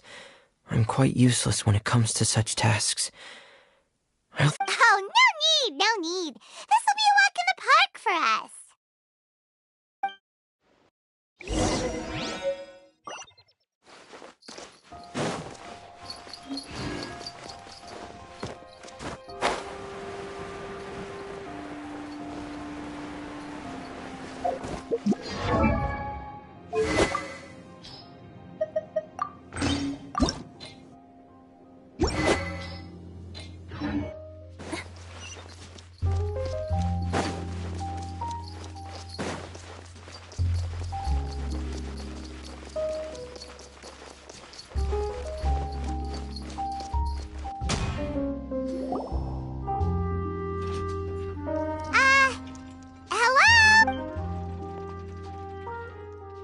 Oh, hello there.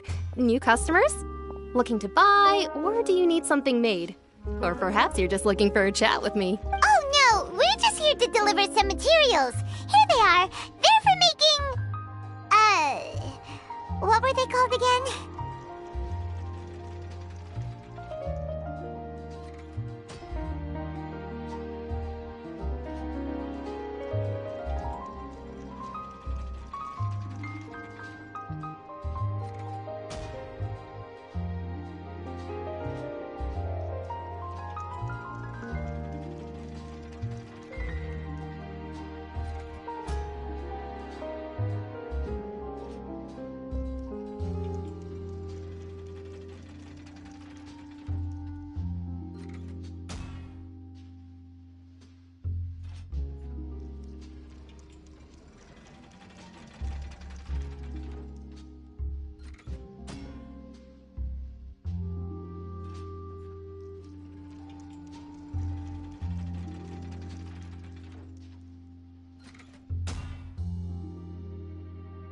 these must be for magic pockets.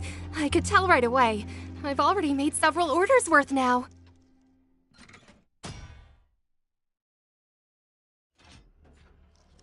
No need. They've already prepaid several, but they insisted on paying. Whoa! So, is Lenny actually loaded?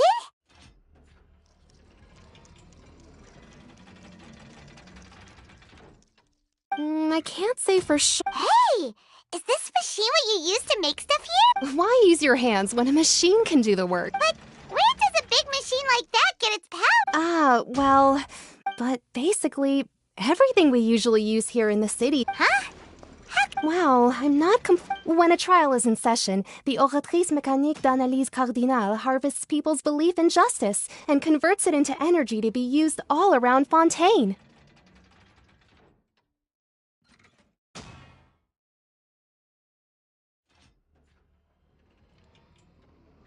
So that's what its other... But...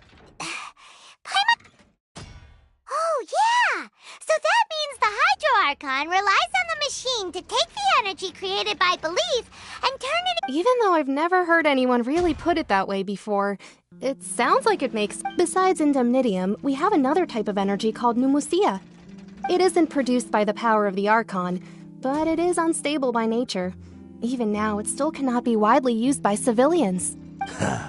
I thought I'd find you hard at work, but here you are chatting the day away.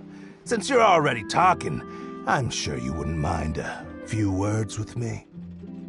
You again? Didn't I already promise you that I'd have the more I owe to Confrérie of Cabriere by next month? Why are you hounding? Yeah, but how do we know that you won't go running off by the end of this month? I want 50% today. Wait, no, 70%.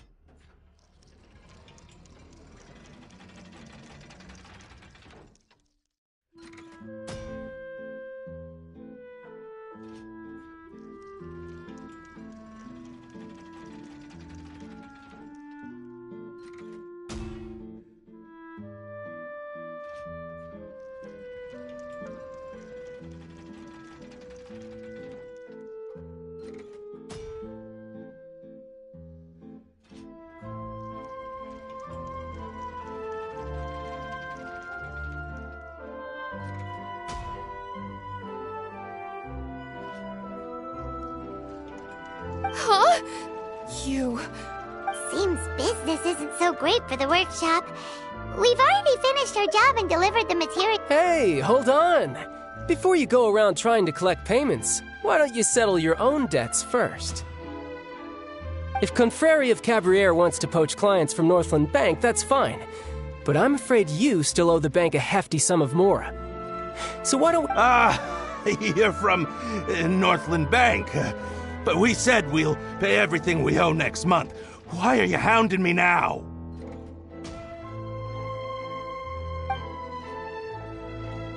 Traveler, Paimon! I didn't think I'd run into you here in Fontaine. What are the chances? We're surprised to see you too! What are you doing here in Fontaine? You didn't want to stay in Snezhnaya?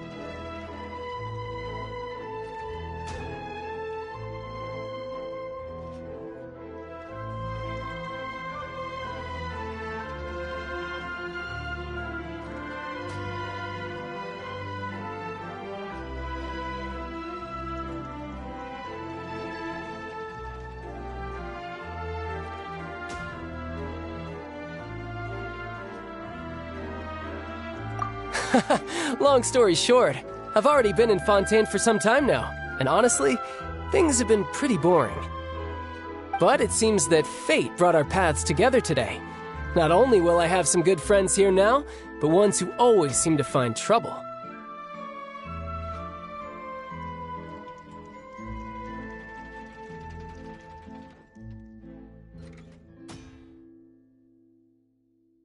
Either way you look at it, it seems things are going... Pretty sure we'd want to avoid anything that you'd find interesting. Besides, our trip here has gone pretty well so far. Hey, you, Northland Bank boy. Don't interrupt. It's not often I run into the Traveler like this. Why don't you wait for me over there for a while? You kidding? Aren't you the one looking for us? You really expect us to sit and twiddle our thumbs while you catch up with your friends? Listen to me, boy. If you want your mora, fine. Why don't you come and take it? Hey, I just said not to interrupt. Oh, by the way, Traveler, the last time I took Tonya and Tusser... Hey! That's way over the line! All right, boys, let's see who has to pay up now! Can you at least let me finish one sentence? Fine. Though the bank told me not to get rough with our clients, you're the ones who started it. This is an act of self-defense. You two will have to be my witnesses, okay?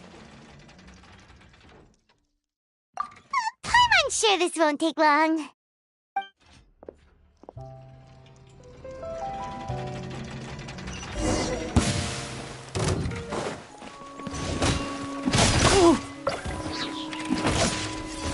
Brace yourself! This is gonna hurt!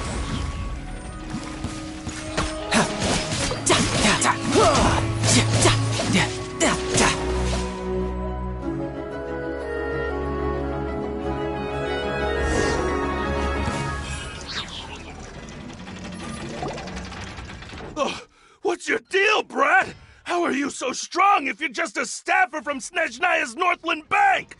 Wait, don't tell me you... Oh, now you notice. It's a little late, don't you think? Just make sure you understand that you don't...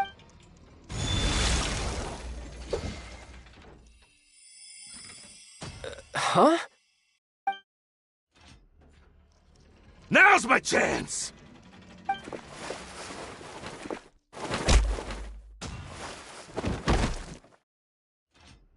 Huh.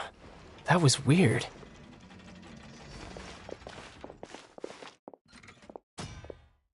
I'm not sure. It's as if I suddenly lost control of my hydro powers when I needed them. Maybe there's something wrong with my vision? Strange. How could that happen? First time Paimon's ever heard of someone losing control of their vision. Never mind. It doesn't matter. If I want to stay sharp, I shouldn't be relying too much on my vision anyway. Besides, I always have my delusion in case I need it. So what are you doing in Fontaine, child? And don't say it's work for Northland Bank.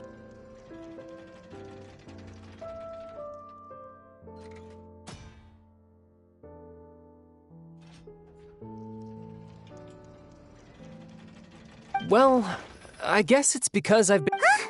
What kind of reason is that? Wait! I don't know. Maybe I still have a lot to learn about myself. But recently, there seems to be some sort of restless power stirring inside of me. And I don't know why, but every now and then I... Maybe you losing control of your vision just... That is a possibility. I can't remember if I ever mentioned it before, but when I was 14, I fell into some unknown abyss.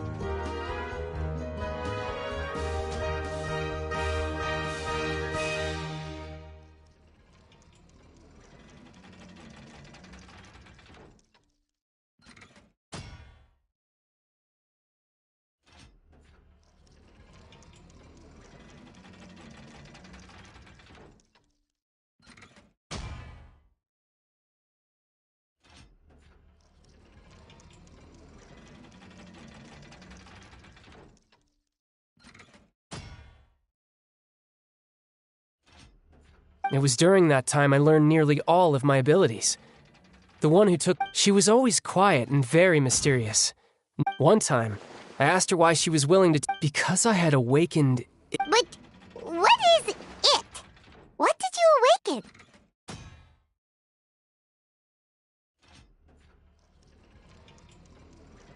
She never explained that. In my dream, I was in the... A whale? Oh, that sounds familiar! When we fought against you before, you summoned a huge whale that seemed to leap at us. Is that the one? It takes that shape because the scene I dreamt of the whale has always... So you used the whale as inspiration for one of your moves? So why don't you just go ask your master? Maybe she... You make it sound so easy. Ever since the incident I experienced there, I've never... But it's been years now, and I've still found nothing. There isn't even a trace of the place where I remember falling into the abyss.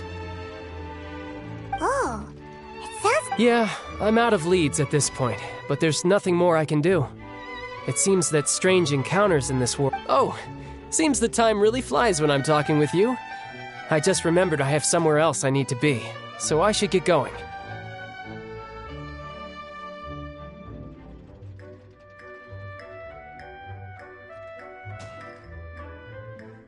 What?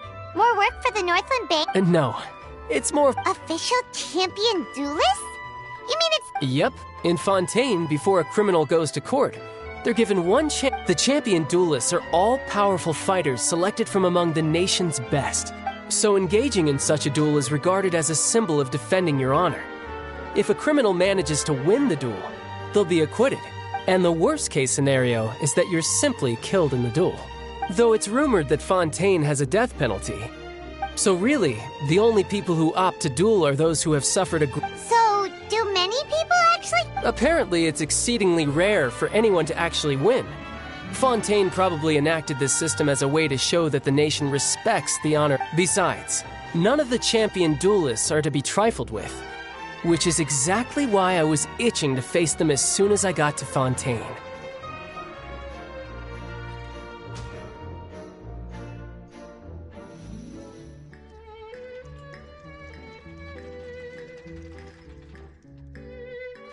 Apparently, the one I'm meeting today, Clorinde, is the strongest of the champion duelists. I had been asking her for some time before she finally agreed to face me today. Well, that's child for ya. Paimon feels like we heard that name somewhere before. Clorinde. Huh.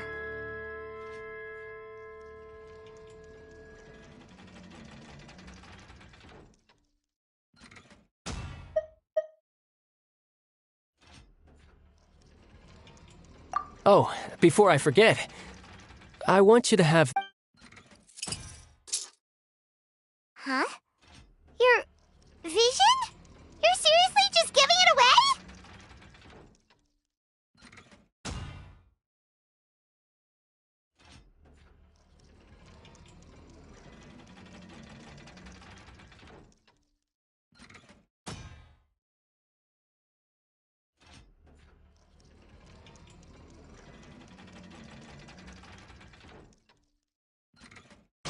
I'm just worried that it could become uncontrollable again. I'd be pretty upset if it got in the way of my duel. So, I think I'll be... Besides, I just need you to hold on to it for a short while. I'll come retrieve it when I have some... Paimon knows what you're up to. You just want an excuse to come talk to us again, don't... Whatever gave you that idea? I'll be in touch later.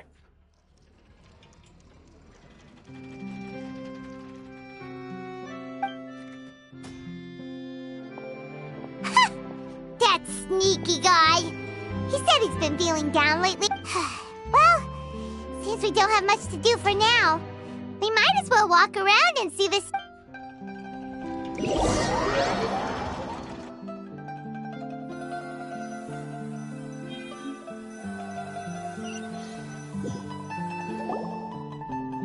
Wow! Who could have seen that coming? The reporter who was barely around for most of the story was the murderer all along!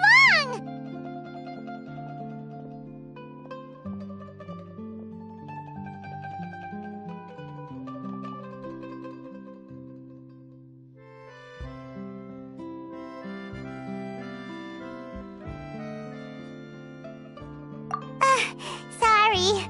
Paimon was just surprised, that's all. Whew. Paimon never saw that twist coming. The murder mystery novels here are amazing! The whodunits here in Fontaine are a lot different than the light novels you see from Yai Publishing House. Both have their merits, but Paimon thinks this style of novels are more... well, novel.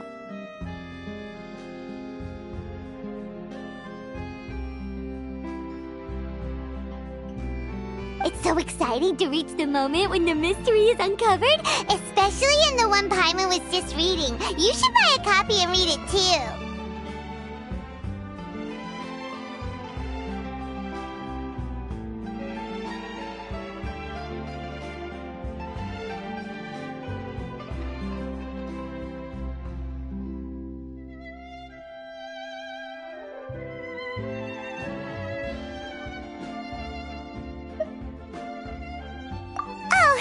Sorry about that.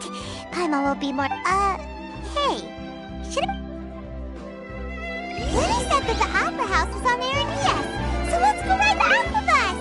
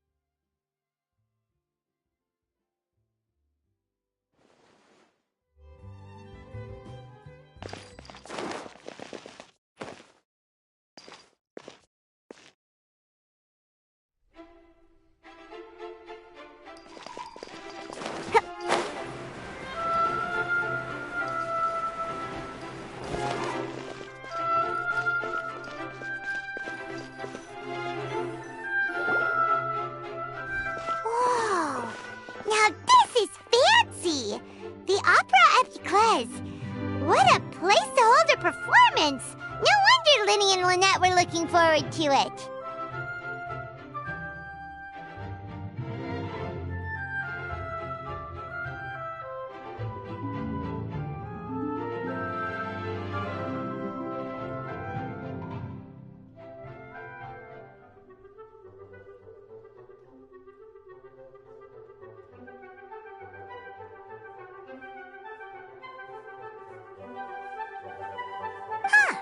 Looks like there's a lot of people standing around the fountain up ahead. O Archon, please bless us with a bright and healthy child. We pray. I don't know why you always feel the need to ask so much. I'll be happy as long as our child is healthy and lives a peaceful life.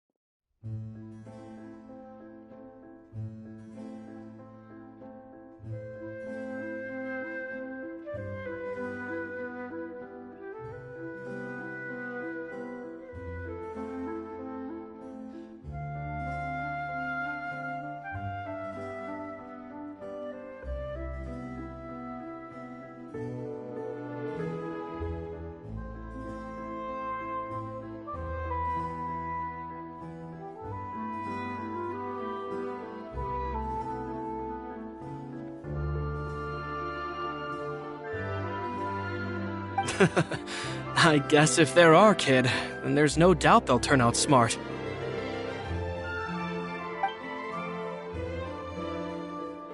Maybe this is one of the customs in Fontaine. There sure are a lot of couples here.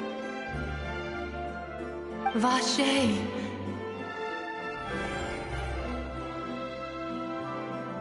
What's wrong? Vache. Vache. No, Paimon didn't say anything. Are you hearing things?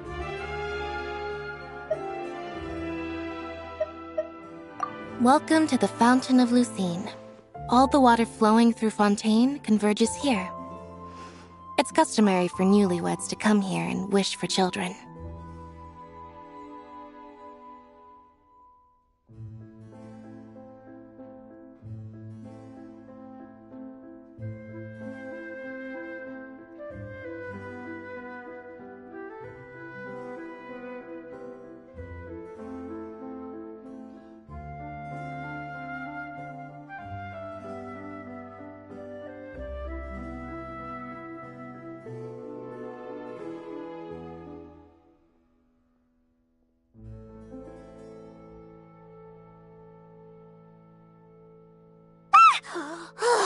Lynette!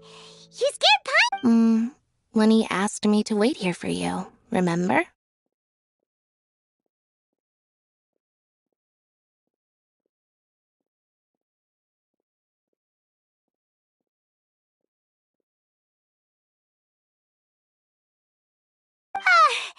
Right. What do you mean? There are a lot of people here right now.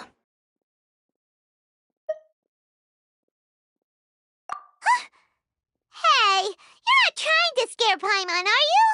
Besides, it's the middle of the day. It's not the time for eerie things.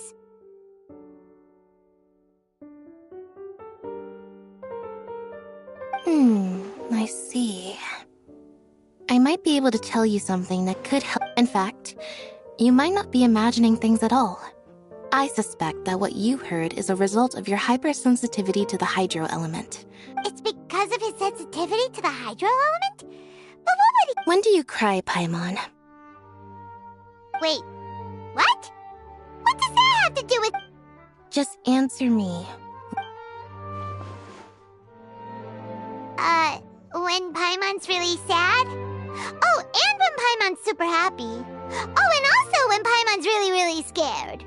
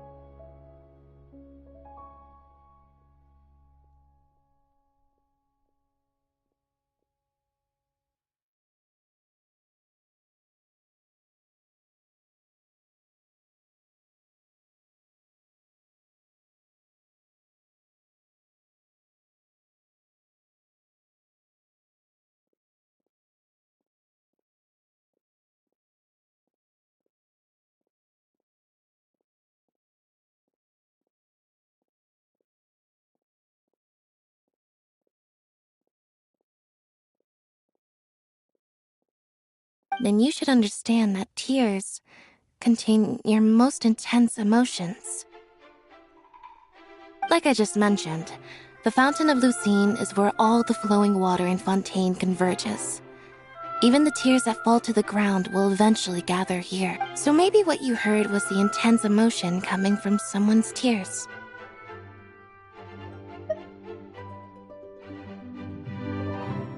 So, what did the voice say?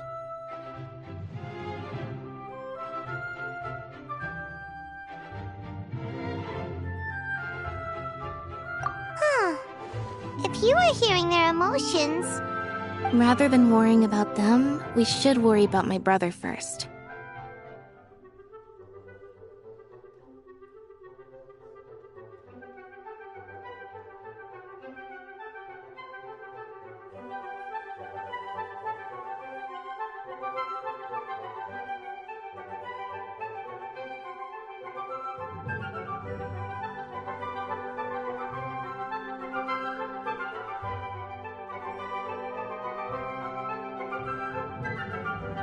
Don't let that calm look of his fool you. He tends to get pretty nervous just before a performance. So chatting with Linny might help him relax a little before he goes on stage.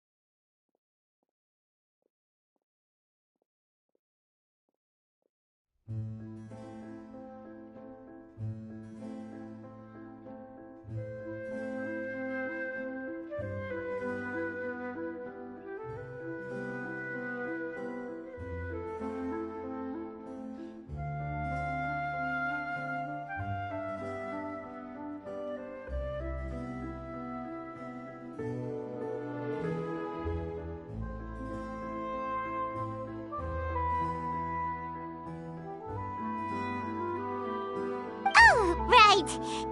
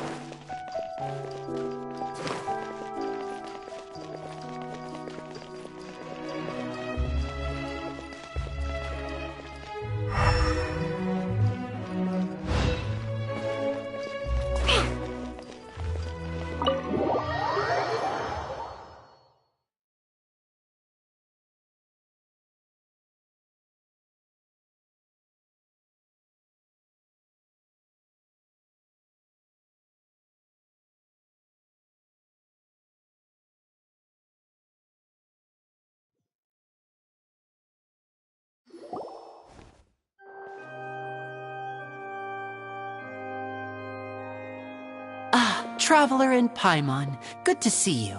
I knew you two would come. Are you kidding? We wouldn't miss it for the world! We've been looking forward to it! I can tell, judging by how early you've arrived. But you're actually right on time. The audience still hasn't started entering the venue yet, which means now is...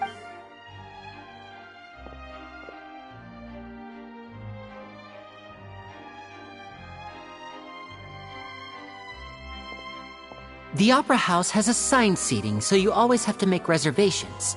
I've already reserved your seat. Ooh, front row seats! Thanks, Lenny! Don't mention it. There's no need to keep...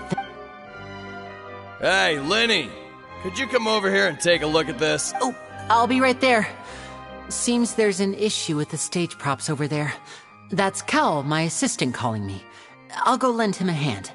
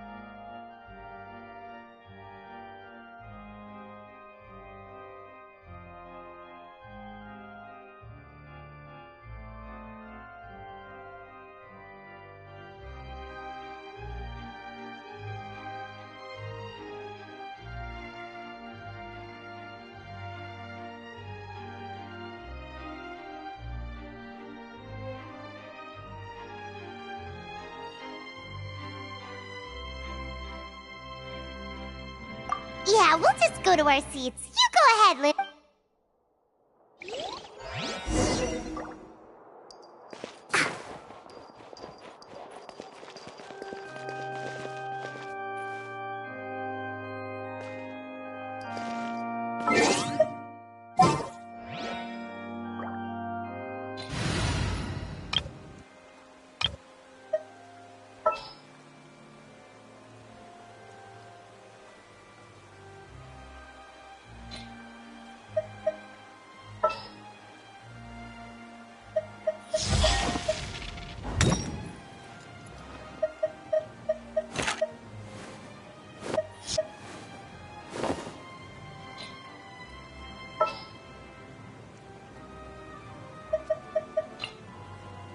Send one, send a...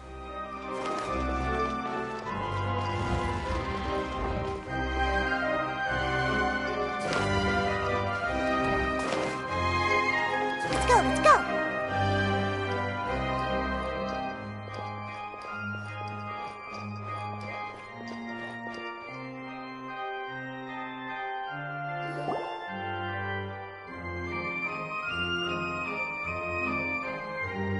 Oh, these should be our seats. Come on.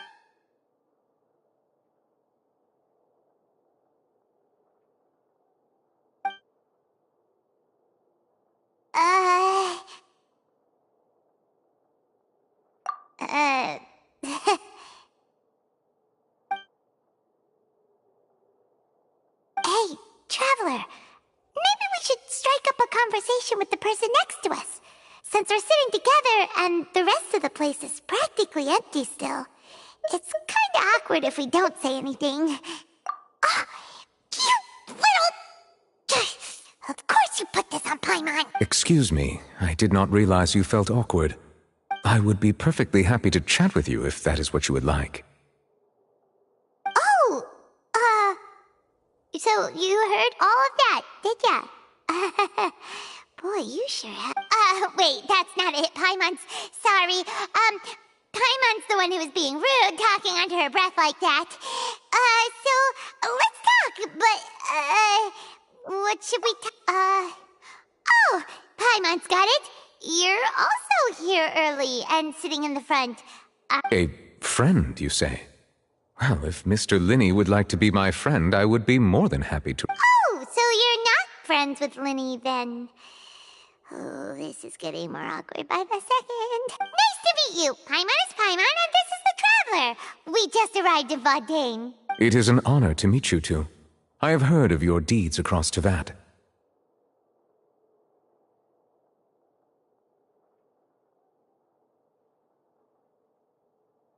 And as required by proper etiquette, I will also introduce myself.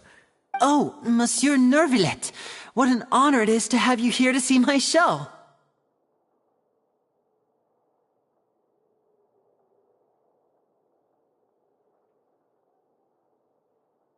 Ah, Mr. Linney. I should say it is in fact an honor for me to see your performance in person.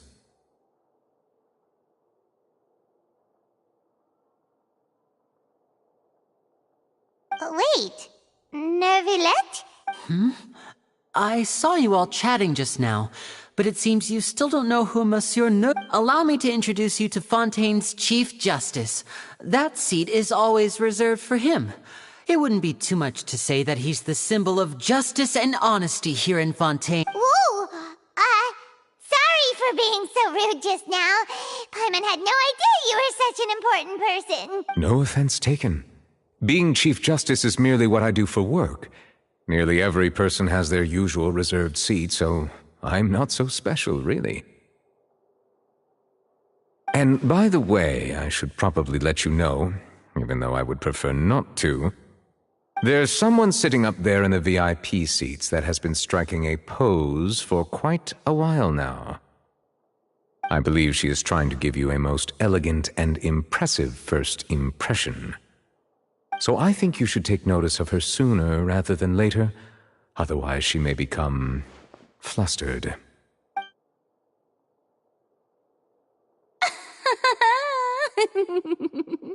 Huh? Oh, it's Farina, the Hydro Archon. Huh. She sure has a smug and satisfied look on her face. Guess she has no idea. Very good. That is for the best. No need to pay her any more attention.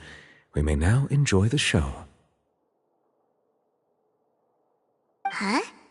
So is this what things are like between the Chief Justice and the... All right, please wait just a moment longer. I've pretty much finished my preparations, and the performance will start as soon as the audience has made... Yay! The show's finally about to start! Paimon can hardly...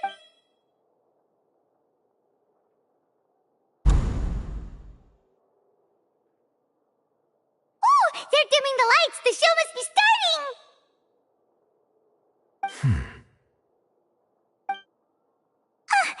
Sorry. Paimon will try to stay quiet. Welcome, one and all, to the Opera Epiclese. I am the star of today's show, Linny.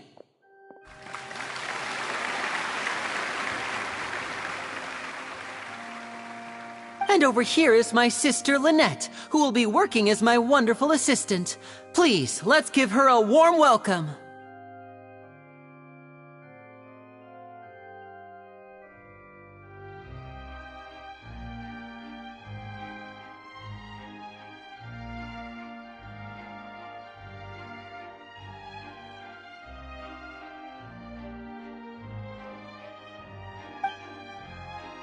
Hello, everyone.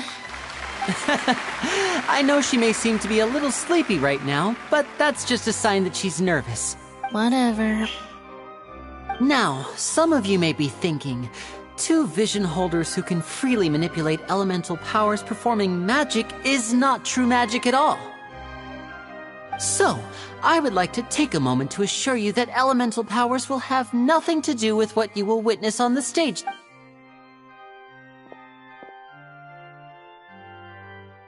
Both Lynette and myself have removed our visions for the show. That way, even the gods won't be able to help us. Oh, good point. That's what makes the show real magic. Now, without further ado, let the show begin. Lynette will now exit the stage to make some preparation. I know you might miss her, but don't worry. She'll be coming right back on stage momentarily.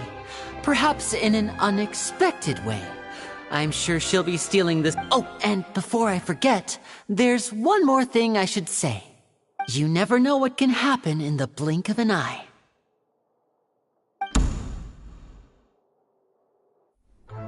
A magician's greatest skill is making things disappear or appear. The possibilities are endless.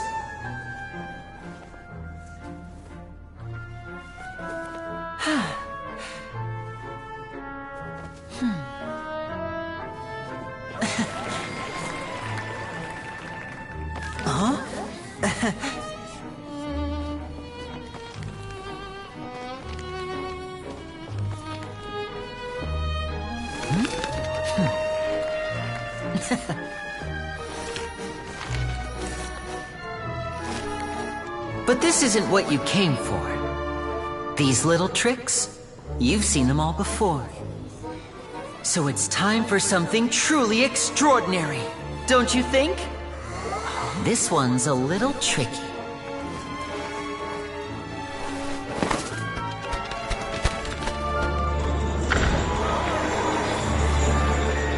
Using this water tank, I shall make my sister vanish completely, right before your very eyes.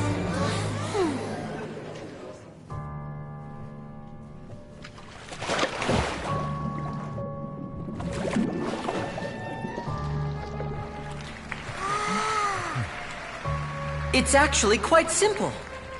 She'll just turn into air bubbles and float right out of the top.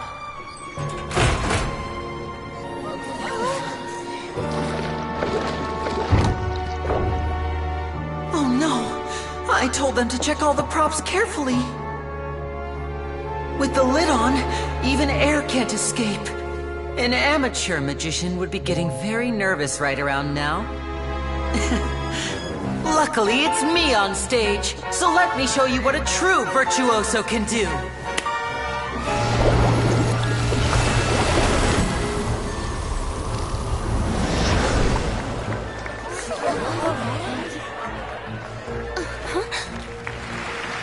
Lynette, are you still there?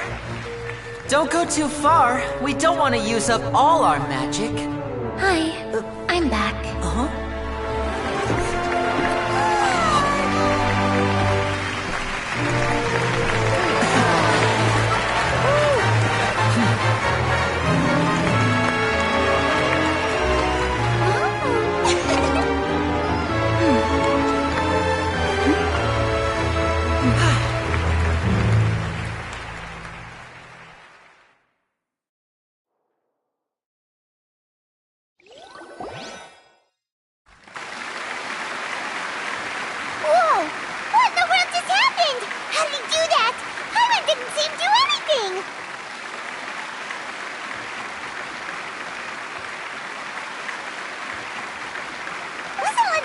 inside the water tank? How did she disappear and then reappear out of nowhere? If we could see easily through his tricks, then that would mean that his skills are still lacking. To appreciate magic, you should focus on the show happening on stage, rather than getting caught up in trying to... Guess you're right. Paimon couldn't believe her eyes when Lynette reappeared. Amazing!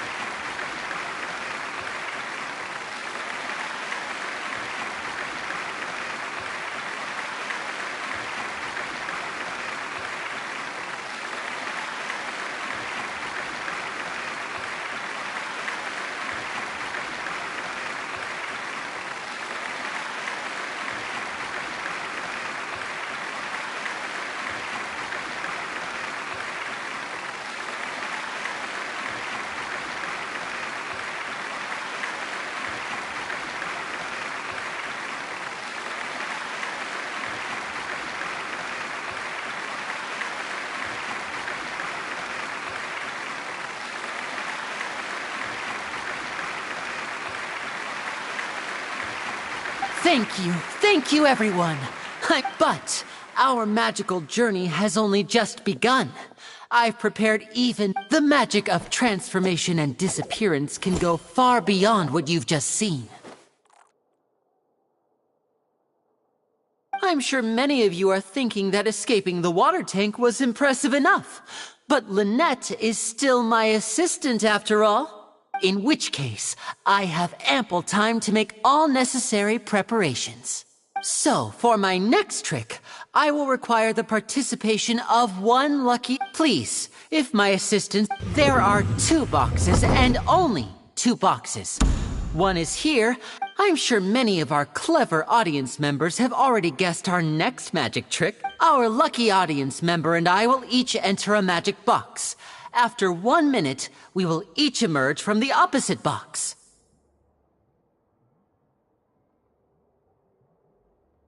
Now please, everyone pay very close attention to the box you see here. Don't give me any chance to make a move. Wow! How's he gonna do this? Hey, do you think this is all magic tricks, or does Lenny have actual superpowers? The lucky audience member will be generated by this random number selector. It selects numbers entirely at random. Even I don't know who will be chosen to participate. Now then, let's begin.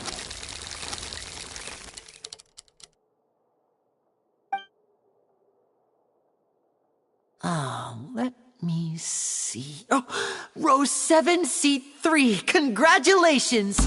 You now have the chance to experience magic firsthand for an entire... Please, come forward. My assistant will take you beside the magic box. I'm sorry, it might be a little cramped inside, but no need to feel nervous.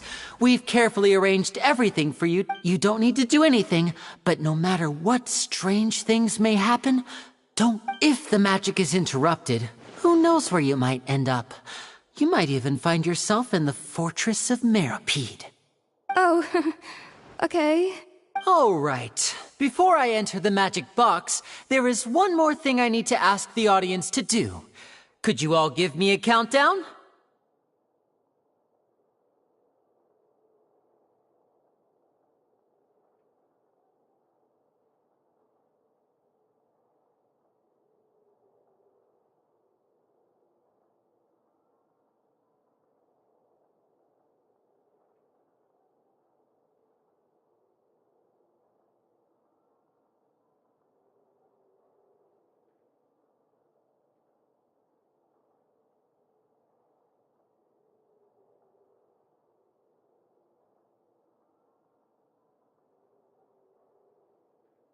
Like this. 60, 59, 58. Just keep counting down. You can go a little faster or slower if you like. I won't be able to see anything in the pitch black box, so I'll be relying on your voices to... Oh, and no tricks now. If you quickly count from 60 in just 30 seconds, then I'll be in a tough spot. Paimon kinda wants to count faster after hearing him say that! No, that won't do. I can see it in your eyes. You still can't be trusted. Come on, repeat after me. 60, 59, 58. 60, 59, 58! That's right, perfect. Keep it going. All right, I'll see you all on the other side once you've finished counting. 54, 53, 52? Why aren't you counting, Nervalet? I am counting in my head. I think things are exciting enough in here as it is. Merely a consequence of my identity and personality. Do not worry about me. Just... Oh, all right. You look so serious that Paimon thought you might be feeling uncomfortable or something. 40, 39, 38! Mr. Linney, are you all right in there? Is everything ready? Yes, I'm fine. I'm just double-checking the direction of the map. It would be a disaster if we get sent to the wrong places. For example, mid-air right up... Even though he's saying that, Lenny doesn't seem nervous at all.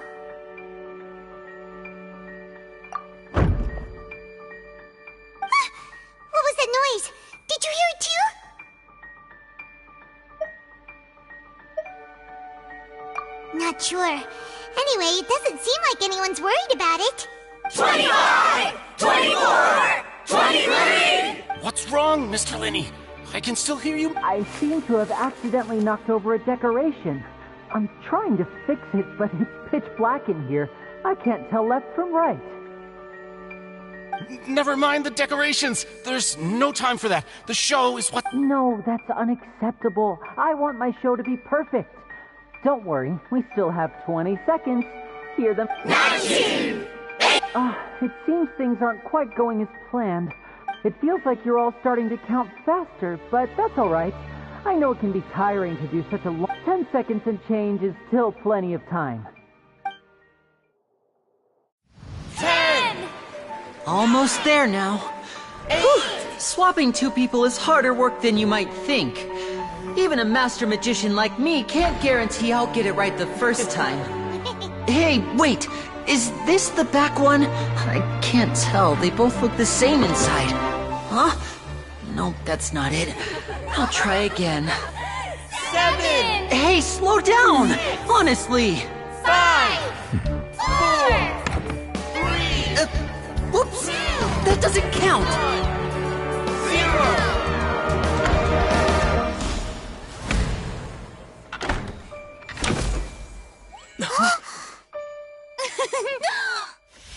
Ta-da!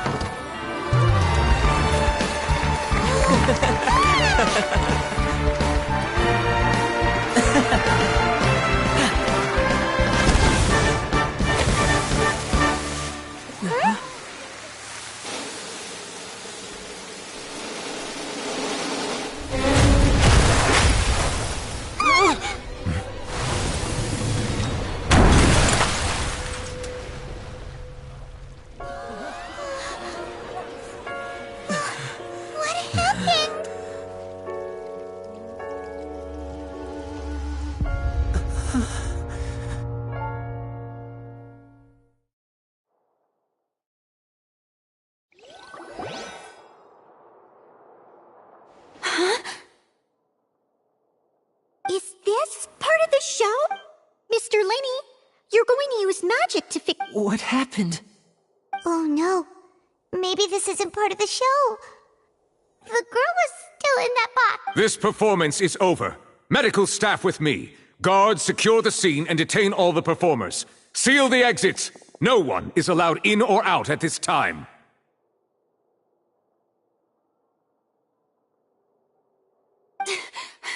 Yes, that's right. If this was just an accident, then we must investigate the cause. But if this was all part of some scheme, then... No need to be alarmed, you two. We'll get to the bottom of this soon enough.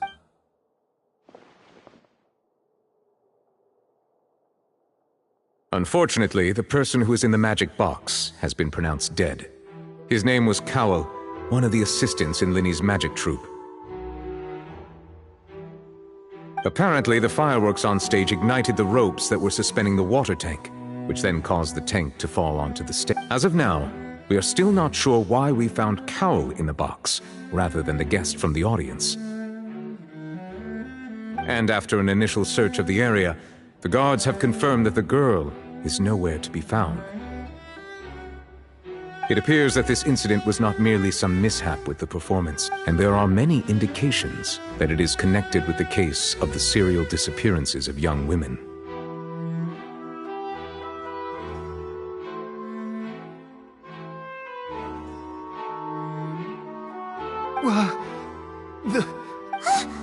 That's the case that Charlotte mentioned before!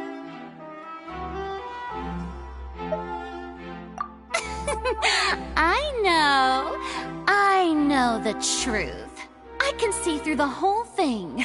Really. I say that our powerful magician, Mr. Linney, is now the prime suspect for the serial disappearances case. Huh? Why me? This whole thing was an accident. No, this all occurred during your magic show, did it not? The missing girl disappeared after being chosen, did she not? The deceased is one of your assistants, is he not? Now that I think about it, that whole speech about magicians making things disappear was nothing more than a provocation. That can't be right. How can Lenny do this? He was in the box on the stage the entire time. We can even hear his voice. Besides, before the show, he told us that he would like to catch the criminal behind the disappearances. He couldn't possibly mean catching himself.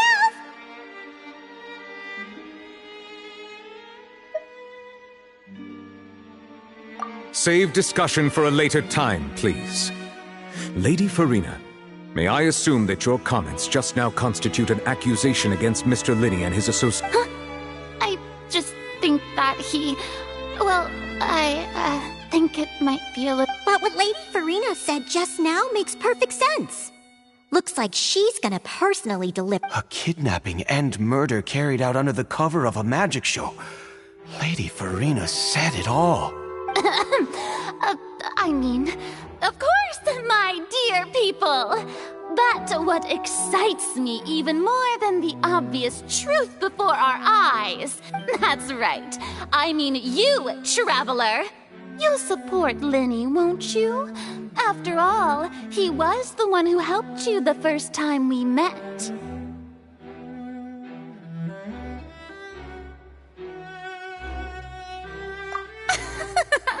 Then there's no problem at all. You know, the Traveler and I already had a duel the first... But with Lenny's help, our little duel ended in a draw. But draws really are the most boring possible outcome. So, no more draws. Between the two of us, there must be a clear winner and loser. And... It wasn't a draw. I understand. Charges have now been pressed, and as such, a trial. Well, Traveler, seems Lady Farina has set you in her sights. But putting her dramatic rhetoric aside for a moment, are you willing to act as Mr. Linney's attorney and defend him in this case? Very well. The trial will be held a day from now in the Opera House. Both sides may investigate the scene to build their cases and search for the truth. Linney and his troupe are all potential suspects and shall remain within the Opera House. The audience may begin to leave in an orderly fashion once they have been cleared by the guards. A day isn't that long. Let's see what kind of case this big-shot Outlander can build in such a short amount of time. I'm really quite...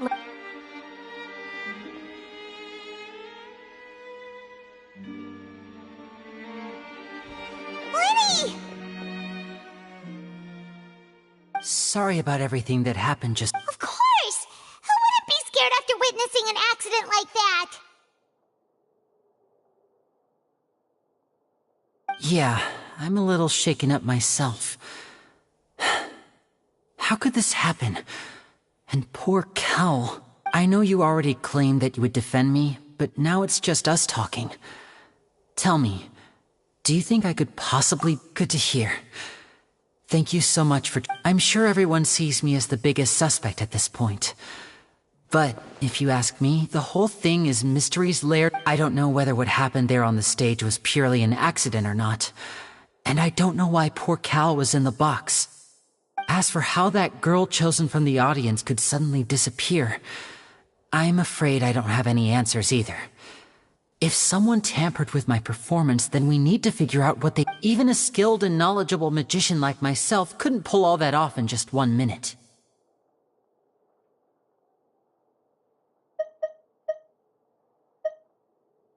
Which is precisely why we need to investigate! As this book says, the impossible could not have happened. Whatever happened must have been that which is possible.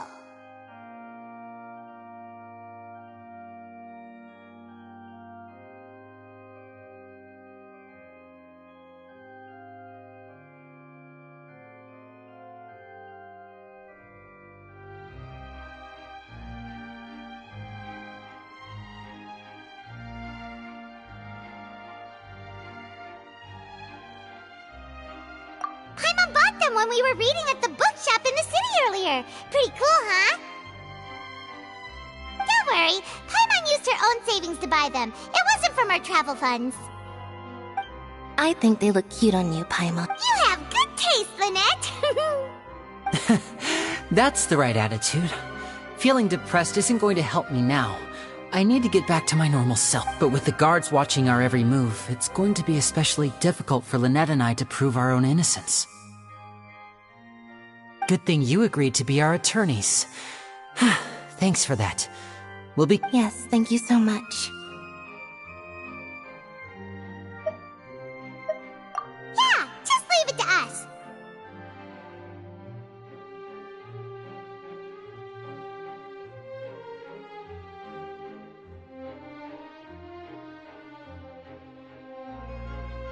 Oh, since we're going to start investigating, Paimon has a question first.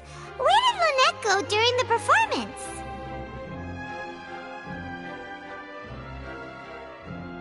Ah, well, I'm afraid that would involve some of our essential trade secrets as magicians. The secrets behind our magic are past saving, Linny. I suppose you're right. The truth behind our tricks is going to be important evidence that will— 'Tis truly a pity. As a magician, our magic show is a work of art. We've poured countless— But if revealing our secrets will help you uncover the truth behind what happened, then it will be well worth it. We should go somewhere else if we're going to discuss our magic tricks. We'll go speak with the guards, and in the meantime— All right, let's go have a look while the investigation teams are still here. Detective Paimon is on the case.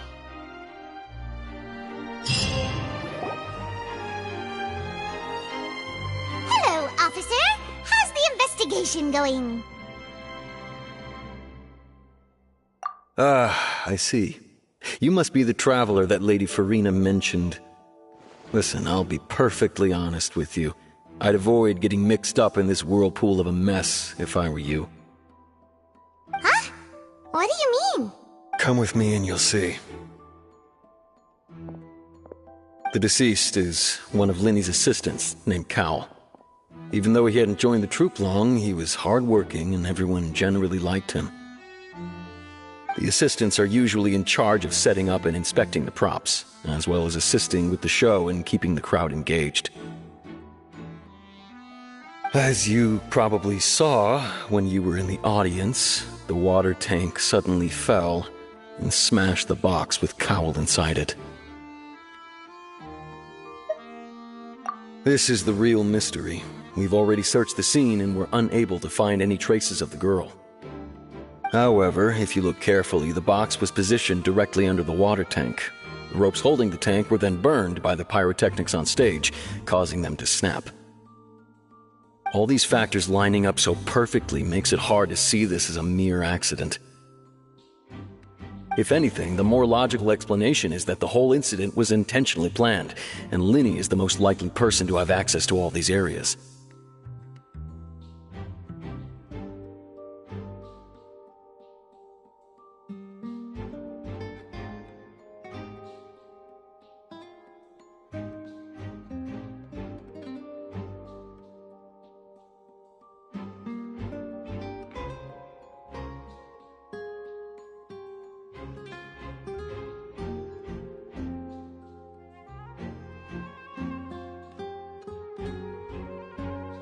But he doesn't have a motive. Are you both good friends of his?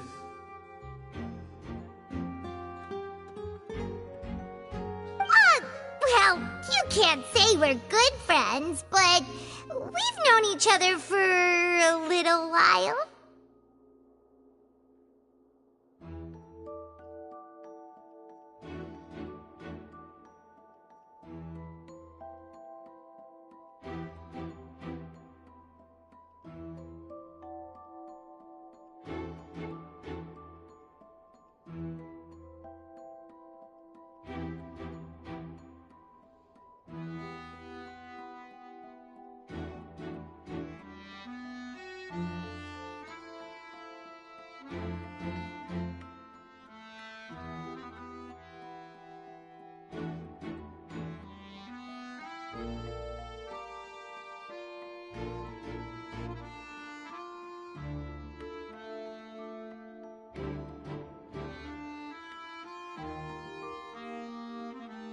So in just a short time, I know there's no such thing as magic.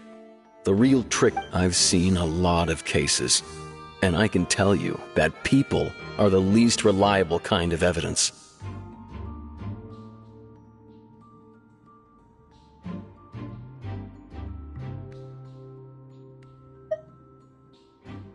Sorry, I tend to be pretty straightforward. Anyway, you may investigate the scene of the crime yourselves if you're curious. Who knows, maybe...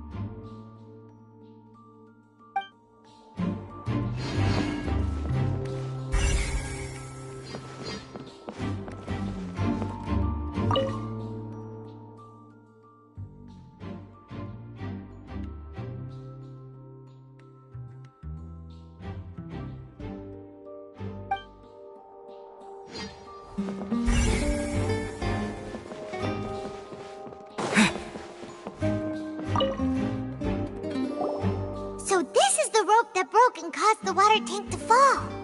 The rope looks pretty durable. How can it be burned through so quickly by fireworks?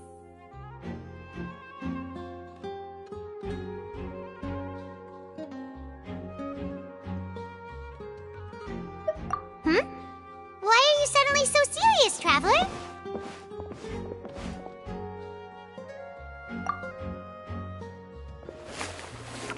Whoa! Look! This bit is made from different material! Most of it was burned away, but there's still a little bit of it left.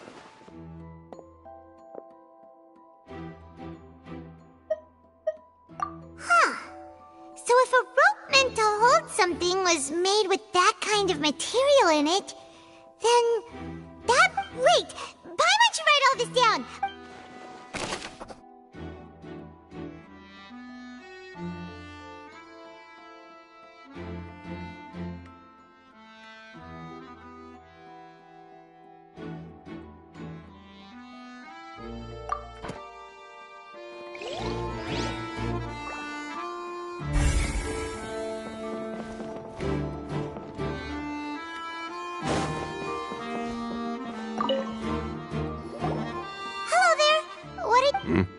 Oh, this location has also been cordoned off because the magic troupe, the seats were all booked in advance. So we were able to deduce the missing woman's identity by checking the guest list.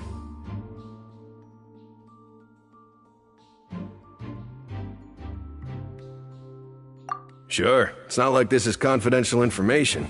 We will publish it later anyway when we petition the public to help us find the missing person. Her name is Halsey. She's a painter from Fontaine who's made a bit of a name for herself. Apparently, she wasn't a regular at the Opera House, but she'd been feeling some pressure with her work lately, which made her decide to come see the magic show. The magic troupe members all claim not to know her. We have looked into her social connections. It seems that she has no personal grievances or conflicts of interest with the suspects.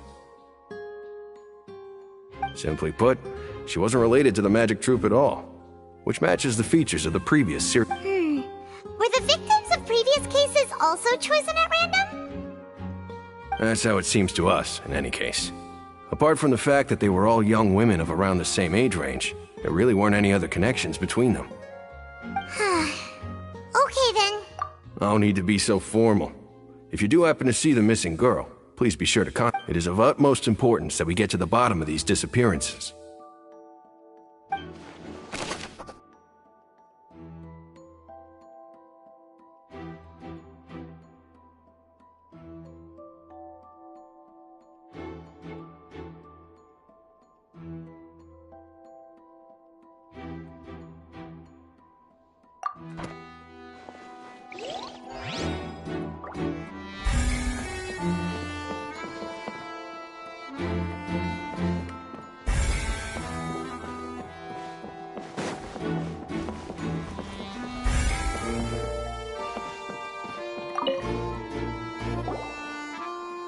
The investigation team has some new findings.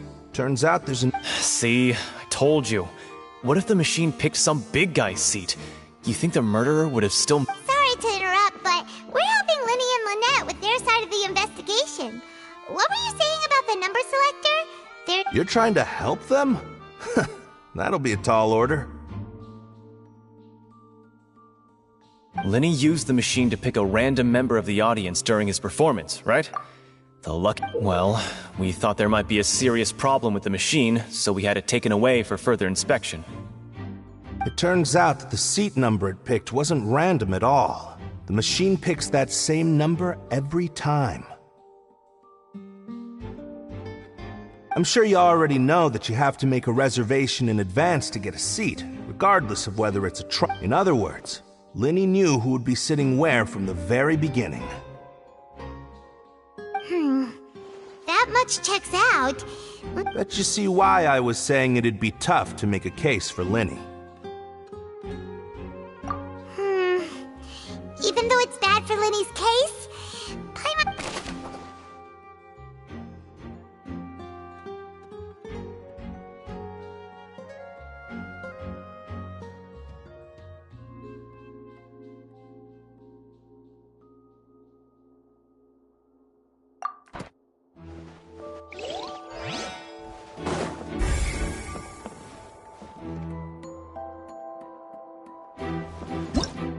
whoever the murderer was, why would it...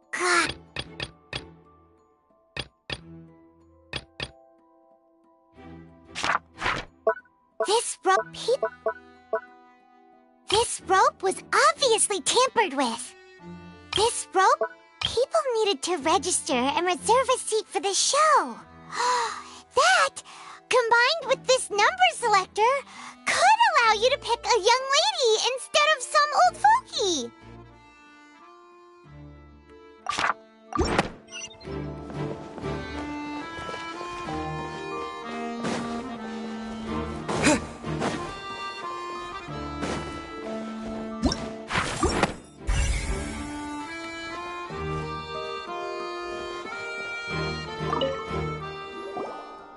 I see that you're investigating the area. If you find any new and interesting leads, be sure... We don't have too many thoughts yet. Then why don't I tell you my hypothesis first? The thud? Oh, you mean the sound that happened during the countdown? Yes, exactly. It wasn't terribly loud, but I suspect that it's just that everyone was awaiting the results of Linny's trick with bated breath, so no one paid it much mind. But now that the incident has happened, the thud has become an important... That makes sense. I'm of the opinion that it may have been the sound of Linny's accomplice. Lynette, perhaps. Jumping atop the water tank, or something like that. And when the pyrotechnics went off, she cut the rope, sending the water tank crashing down. But Wasn't the noise we heard too loud for that? Perhaps the balance wasn't right, leading to a particularly rough landing. Oh, that's true. That does remind Paimon, though. What was with...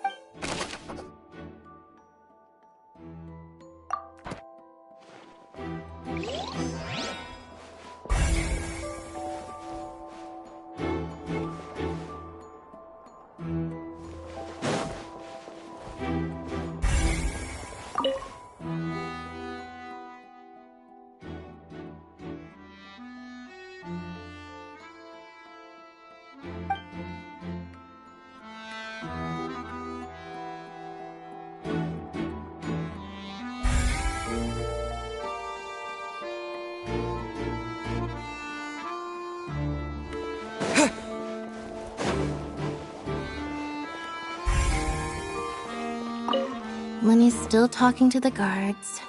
I think someone will be assigned to monitor us later, but that's alright.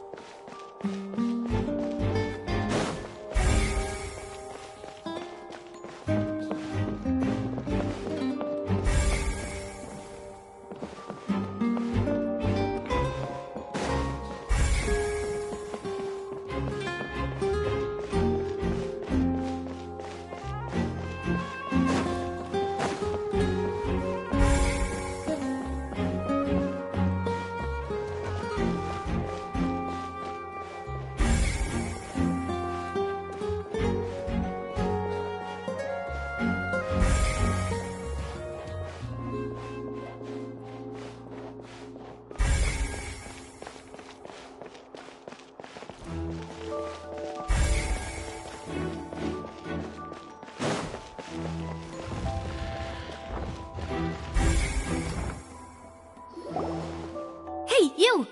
Yes, both of you! Over here! I've been... Huh?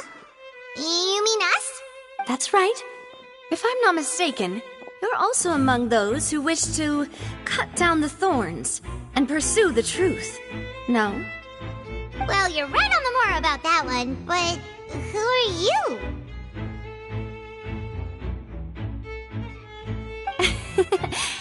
Have you never heard of the Spina di Rosula? From mediating disputes and providing protection to solving conundrums, you name it, Spina di Rosula does it. And I, Navia, have the honor of being its renowned president. Though those who play by our rules call me boss.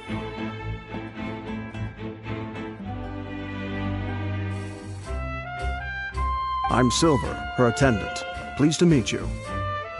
And I'm Melus, Demoiselle's various daily needs and affairs. Huh? Boss? Demoiselle? What gives with the names?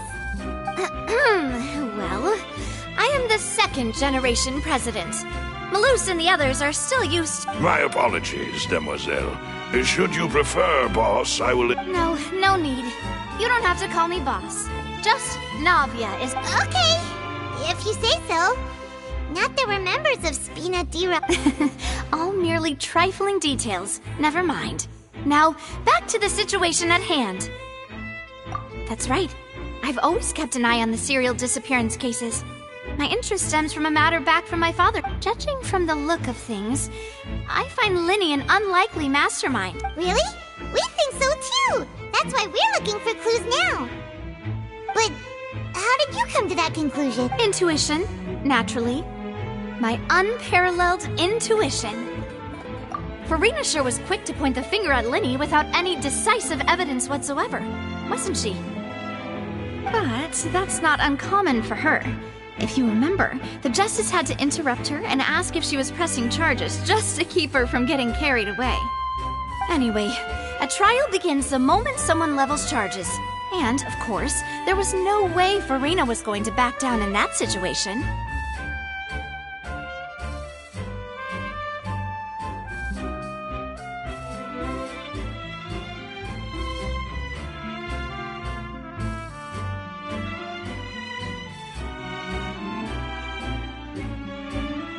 Sounds more like you just don't... Well, what's your opinion? I must admit that she can be interesting at times, but liking her doesn't mean that I'll blindly agree with... All right, I've answered your question. Now... Wait a minute! Did that answer count? Well, I say it does. But don't worry, you won't hear... In your opinion, do you think it's right to treat a trial like it's an opera? Well... And why would that be?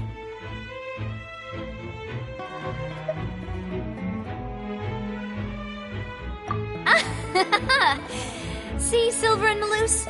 I told you they'd be different. Most astute of you, demoiselle. I too think that the travel, no matter how wonderful the script or how fervent the audience's expectations may be, the trials that go on stage here must... And if that can be done, boss, then... All right, that's quite enough, Maloose. Anyway, I like your answer. Now, I need to make some preparations, following which our joint investigation shall commence. You two? Wait! Since when did we become assistants? Well, I can be the assistant. Sure. Or your companion, if you like. I'm really not that fussy. That's more like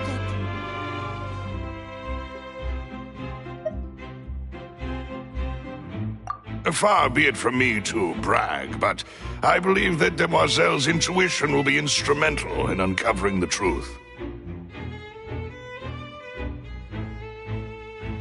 You wish to save a friend from false accusations, and we wish to unravel the disappearances. In this sense, our goals are aligned. You have a point. And what about you over there? What do you think? You seem like you've got something on your mind. I have nothing to add. Oh, alrighty. We'll be making some preparations first. Just be sure to let us know if they start revealing Lenny's tricks. Thanks!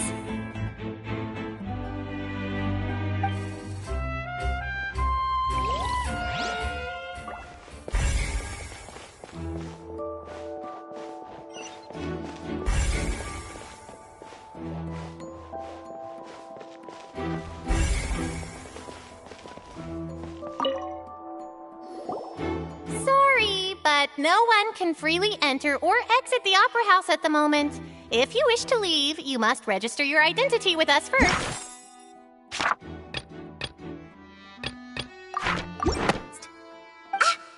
No, we're not leaving. We're representing Were you always guarding this entrance?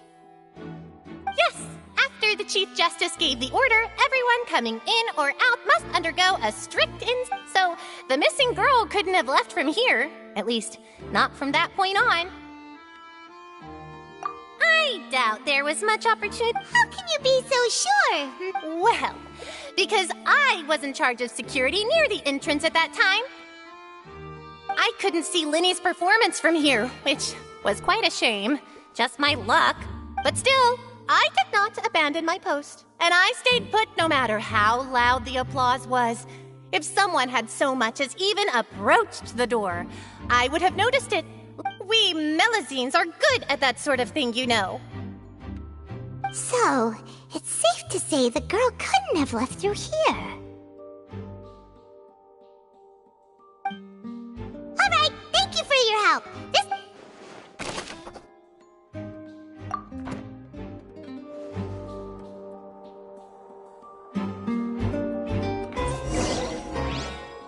We've checked everything of note here at the performance venue. Paimon wonders how Lenny's discussion with the guards is going. Let's go see, shall we? Ooh, things are getting interesting, huh? We're about to see how magic is made.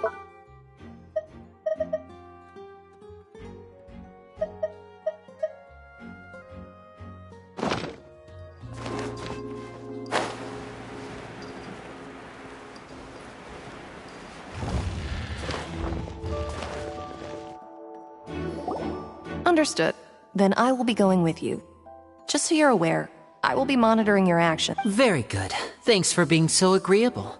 I'd pull a rose out of— You may spare the pleasantries. I'm just doing my job. You've arrived. Who's this? Me? I'm Spina di Rosula's guardian angel. If you've got a problem, I've...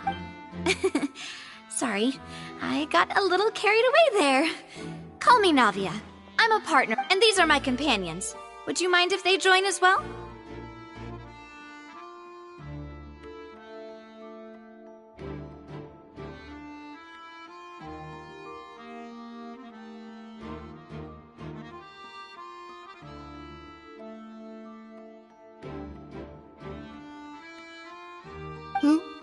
Oh, new help. Well, let's just say we're... I appreciate your kind interest. Come with me. We'll be heading below stage.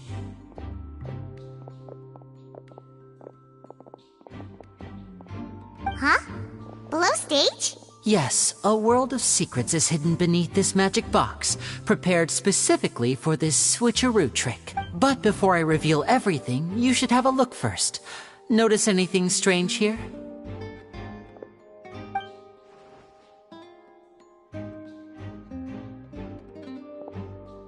I'm not trying to be dramatic. Remembering the details of a trick will help you understand the methods used to perform it more easily.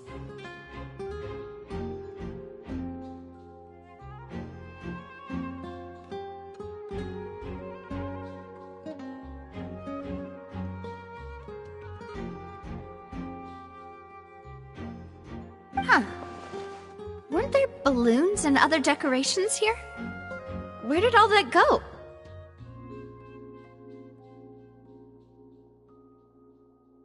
Ah, good eye. That said, you're still far from discovering the answer. The back? You mean the inside of the door? What's different about it? Very good indeed. I thought you might not be able to catch that, given that the back of this door was patterned. Those patterns are now gone, replaced by a smooth wooden board. So, if you put 2 and 2 together, what do you get?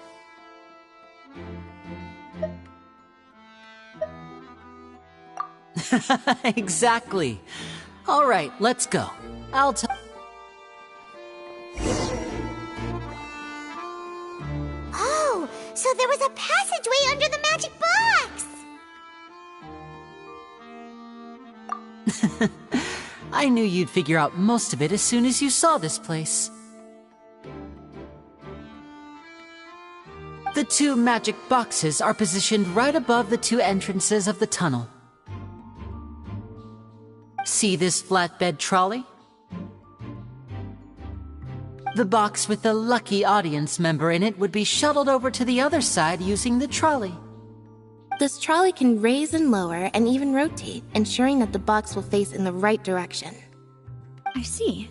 So that's the purpose of the box inside. Precisely. The inner box would descend after the audience member was put inside and be moved along the trolley, all while the outer box would remain on stage as if nothing had ever changed.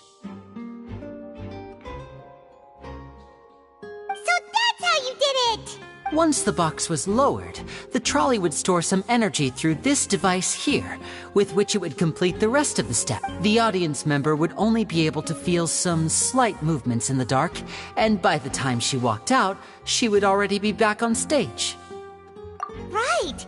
You were talking that whole time, and you even came out for a moment near the end! Ah, yes.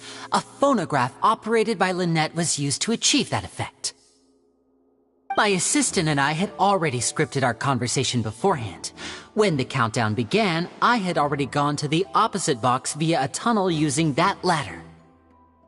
And what about Lynette? I was in the mezzanine space in the back of the box. Oh, interesting! That's how we were able to coordinate Linny's lines with the assistant.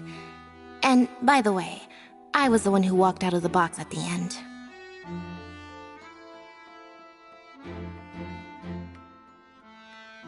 I mean, we are twins. All it takes is a change of clothes and no one can tell who's who. And that's my favorite part of this trick. Only Lynette and I can perform it.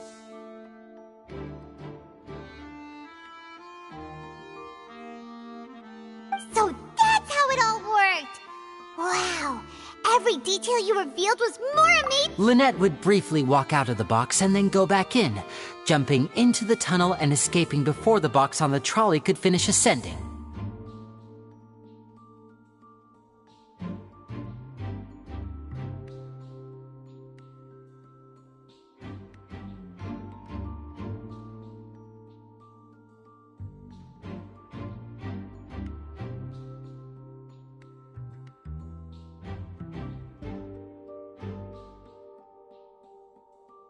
And then I walk out of the other box in the audience area, and the trick would be complete.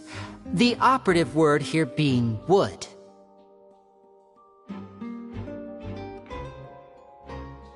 But as you saw, Cal was in the box, not our audience member. She, on the other... We really don't know how that happened. If not for that interlude, this would have been an astonishing trick. I probably never would have... And yet, to think that someone was able to use this magic trick to commit a crime. Could we have a look around? This is the scene of the crime. So Linny and Lynette are... Yes, of course. No need to be so strict now. Thanks, everyone. We're counting on...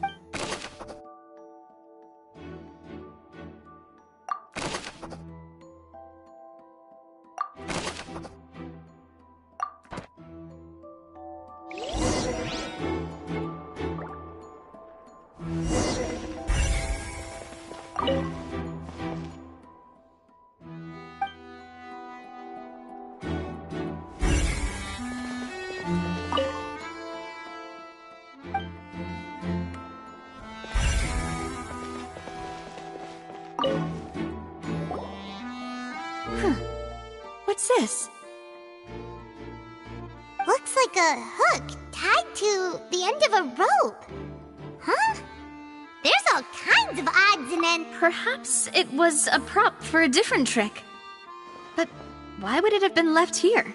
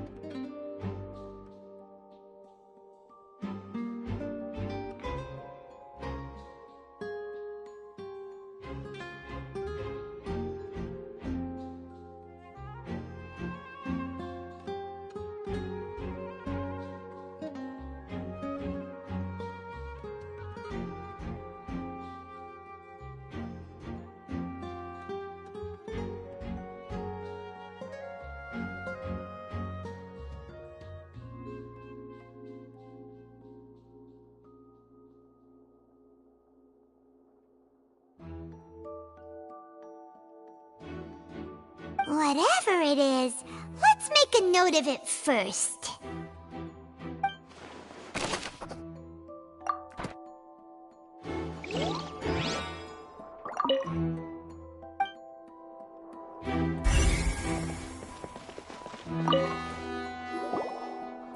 The floor is wet. Please be careful not to slip.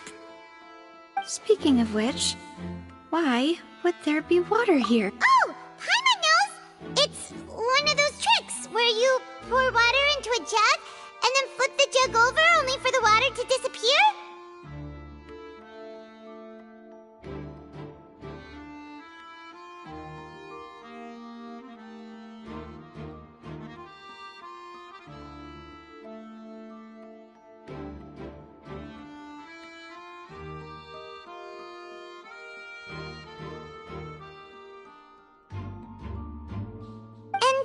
Here's a broken vase!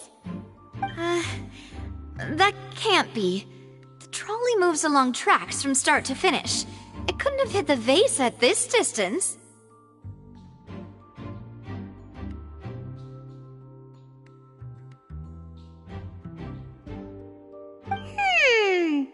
Let's note this down too and think...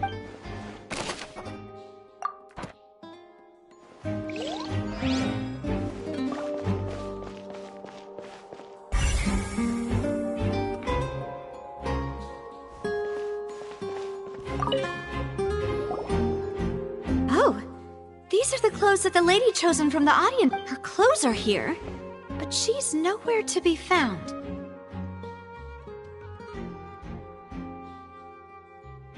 Right! And do you really need to do that if you're kidnapping them? Ugh, this is so confusing. Paimon doesn't...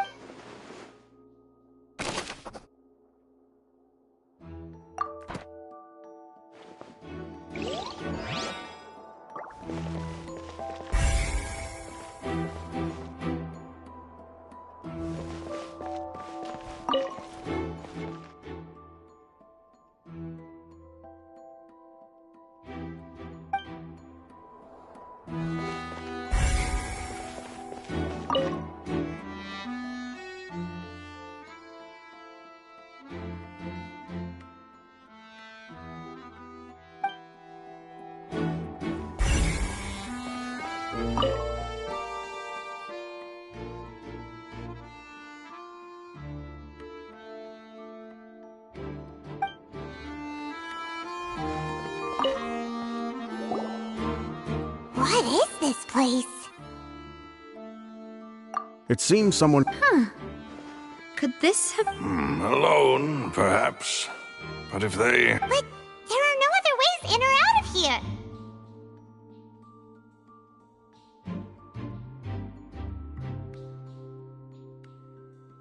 Oh, you're right! Let Paimon write that...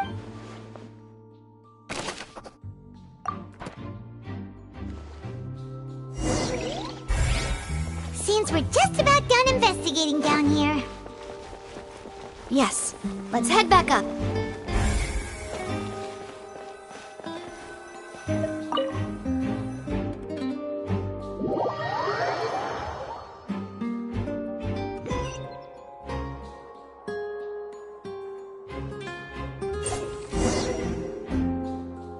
Well, we've ascertained the state of the crime scene.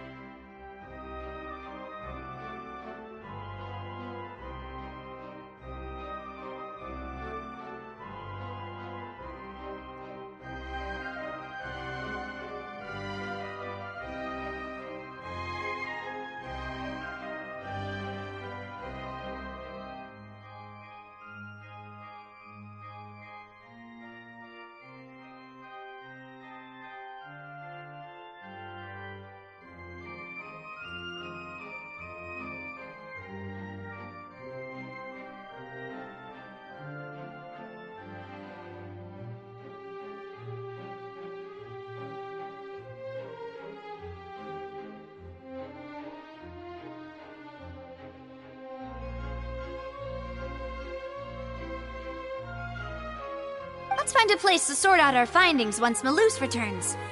Seems to me that there are several... Apologies for the wait. So, what did the guards say? Did the criminal escape through the vent? They believe the odds of that are very low, since the vent leads to the Opera House's basement. The guards have checked the area carefully. No one left through the basement during the performance or after the incident. So the tunnels become like a secret chamber then! You know, like the kind you usually see in novels! The plot thickens. Halsey's disappearance and Cowell's death are both quite No wonder Farina was so confident in her accusation. All the current evidence points toward Linny and Lynette.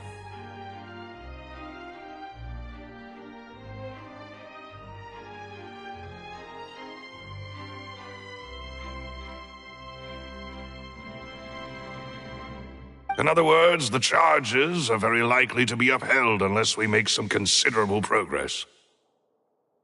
Charges and then trial.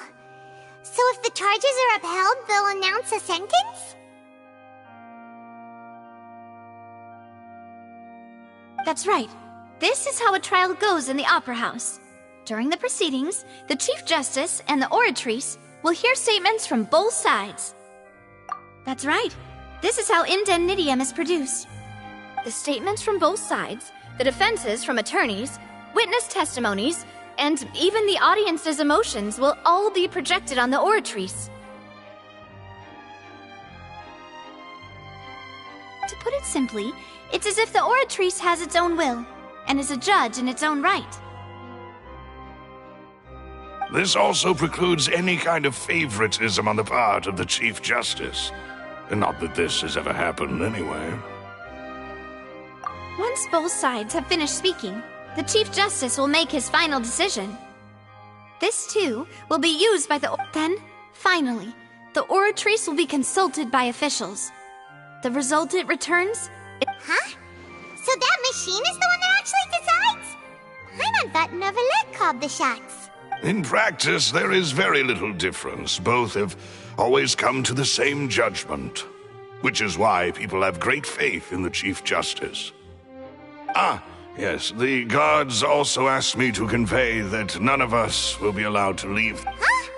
Why? Because we've chosen to act as the twins' proxies. That makes us persons related to the case. They're concerned that we might be colluding with outside parties, or that we might find outside help to disrupt the case. And even if that were not so, it could prove problematic if we happen to spread key information about the case ahead of time. I'm ready to break out at any time. Whoa! There's no need for that! Paimon thinks they have a point. That said, Of course. I just hope you don't mind the lack of options. I'm afraid that catering to all tastes is not in the cards, nor is any guarantee of balance. In that case, let's just sort out our findings together here. Pity.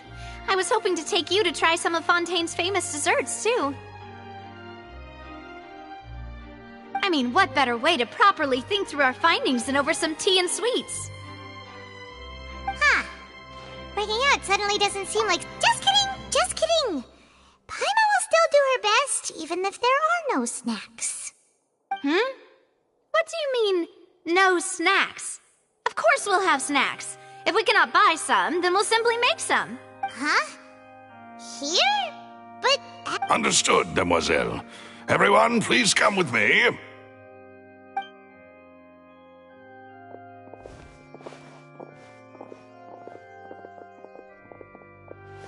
Wait, you're carrying a portable stove with you? Yes, I must be prepared to meet the demoiselle's baking needs whenever the fancy strikes her. I have eggs, sugar, and almonds at the ready. Good work, you two.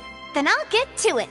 Please sit tight for a moment. You'll get to taste my awesome snacks soon enough. These three are quite the interesting group.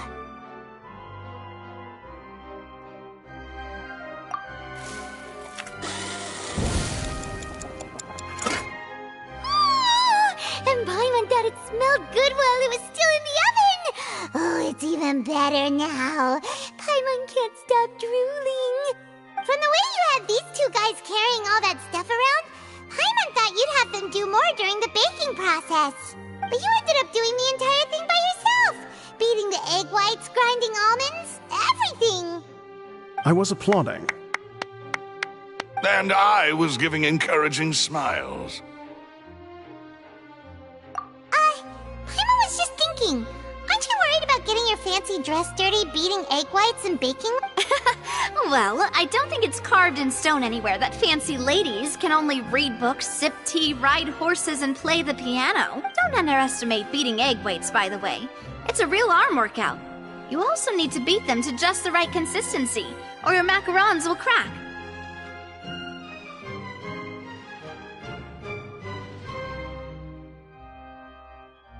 Anyway, give these a try. Fresh out of the oven. Only 3? Well, eating too many sweet treats might send all that sugar to your head. You wouldn't be able to think clearly about the case on a sugar rush, would you? Tea is ready to be served as well. This is Demoiselle's favorite, strong black tea with a floral fragrance that clears the mind and lifts the spirit. No need for concern, I'm merely doing... All right then.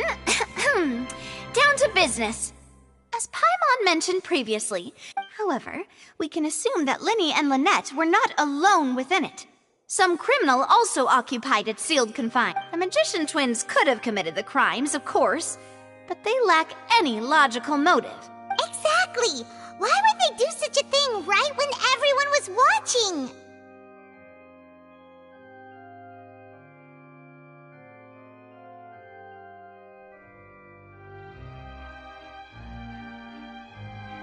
The flower vase and the thud we heard during the performance could indicate some altercation between Halsey and the criminal in the tunnel,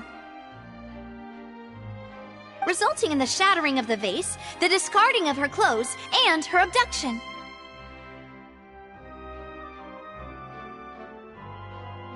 Perhaps the criminal thought that since she was chosen from the crowd, she would be too easy to identify if she was still where— Paimon thinks that makes sense, but the real trouble is... True. None of the clues we found thus far support the existence of this third person, but the only people left to consider are both technically victims, whether it's the missing girl— Huh. Could Halsey have secretly made modifications to the magic props in order to murder Cowell before making her escape? That's right. And even if she had tampered with the setup, she would need to understand the entire trick to pull it off. Nor does she have any motive. The guard said that she has never had any dealings with the Magic Troop's members. Were we not thorough enough in our search? From the sound of things, this is turning into an impossible case. Your macarons are amazing, though, Navia. They smell great! They're not... They are my specialty, after all. And I see... What? 5? Oh, that can't be right. Paimon only counted... Please don't worry about it. At my age, a few less sweets might actually... No! Being greedy is one thing, but Paimon knows how to count. Besides, Paimon knows that if she ate too many, then others wouldn't have enough.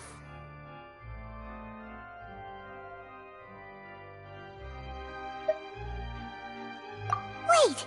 Even you don't believe Paimon? If Paimon ate those 2 extra macarons, then may they turn into stone in her stomach! All right, we get it. Well, I suppose one of us might have gotten too engrossed in our chat and eaten them by mistake. No big deal. Malus, set up the stove again, if you would. Huh? What are you doing? Making sure everyone gets 3 macarons, of course. Exactly. We don't want to trouble you. As you wish, Demoiselle. And I have the egg, sugar, and almonds. Well, this really is your hobby, huh?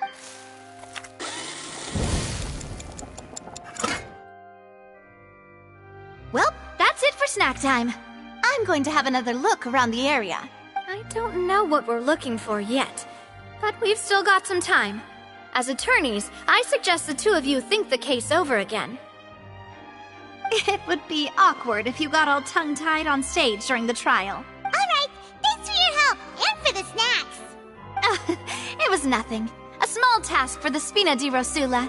Silver, Malus, it's time to go. I'll be back if I find anything new.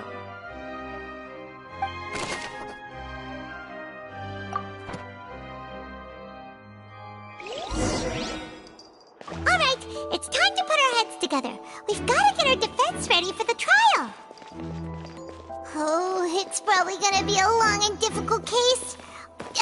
There's no point in worrying about that now. We just need to prepare. Here, take Paimon's notes. They should help you review the situation.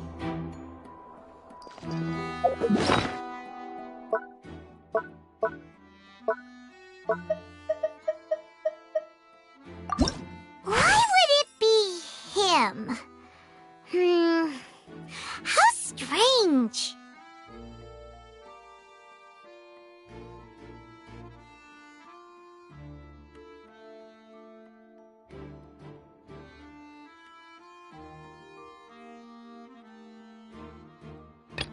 Gosh, no wonder the serial disappearances never got solved.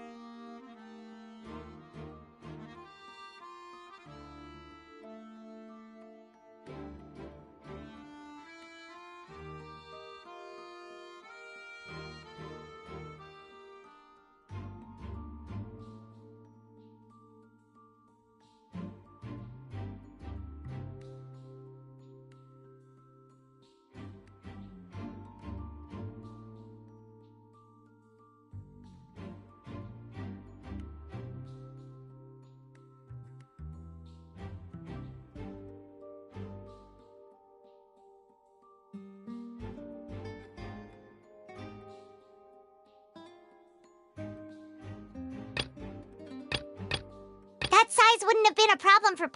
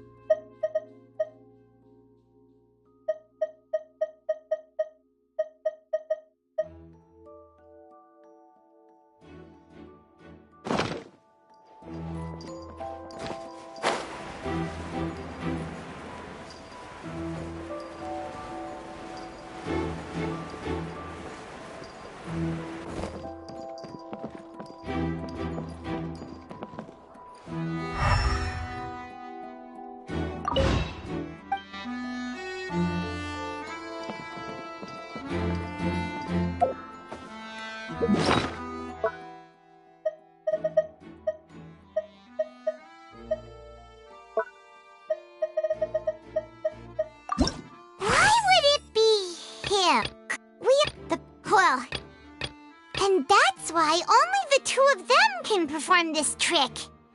There was no third person. And Paimon didn't eat more than 3 digging a tunnel? There was no third person. And Paimon didn't eat more than 3 macarons either.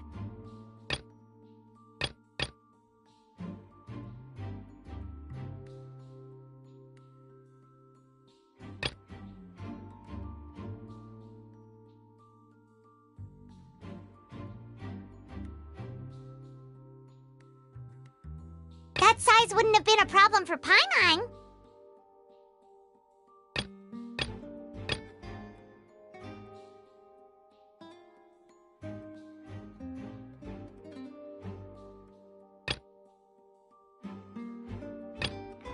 Whoever the murderer was, they must have made preparations well before. This rope was obviously tampered with. This rope was obviously tampered with. People needed to register and reserve a seat for the show. This is probably a prop, too. Oh, looks like it could hook onto a lot of things. Like the Traveler's fishing rod! This is probably a prop, too. Oh, looks like it could hook onto a lot of things. Like the Traveler's fishing rod! This is probably a prop, too. Oh, looks like it could hook onto a lot of things. Like the Traveler's fishing rod! This is probably a prop, too.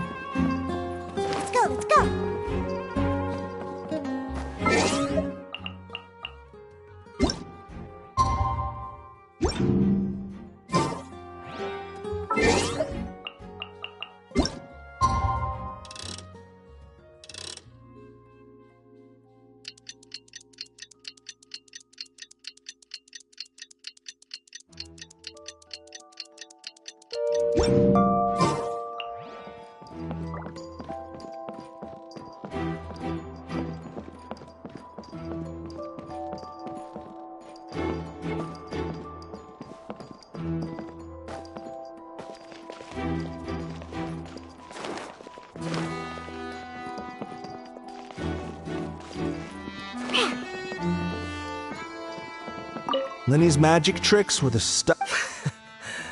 Look, doing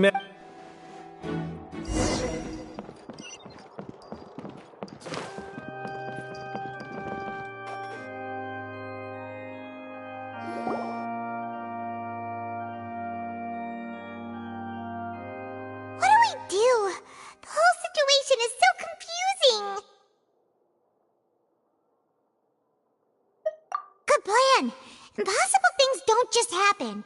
Just relax. Even if everyone else suspects Lenny and Lynette. Besides, I doubt Farina understands any more about what happened than we do. Thanks, Navia. Well, we'll be going then. Best of luck to you.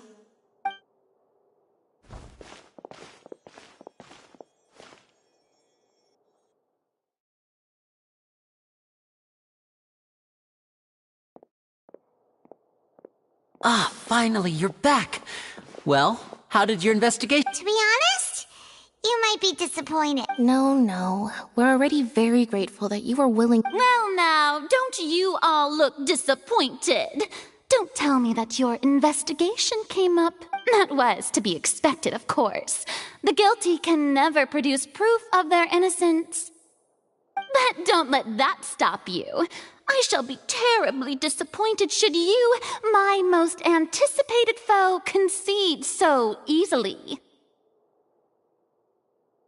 Since both parties are present, I declare that the trial regarding the magic show incident is now in session.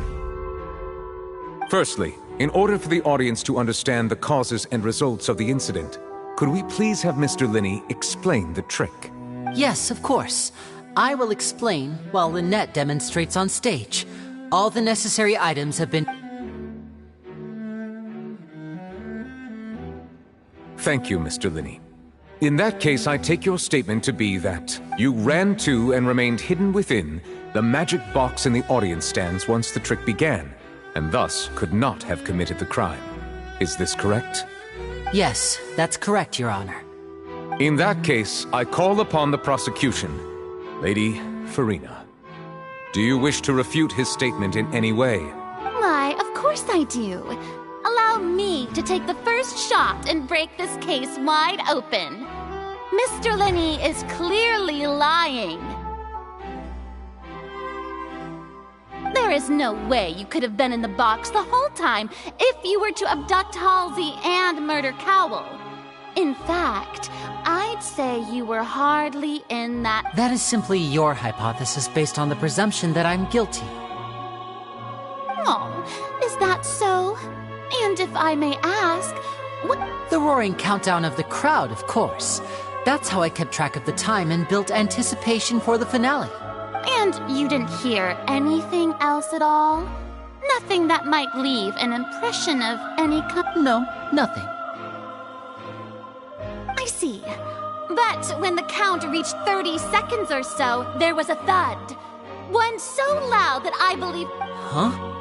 Hey, hang on! Yeah, I'm sure he could have heard a noise that loud from inside the box. I was right by the box, and I definitely heard the thud. Look at those scales. Could those mean...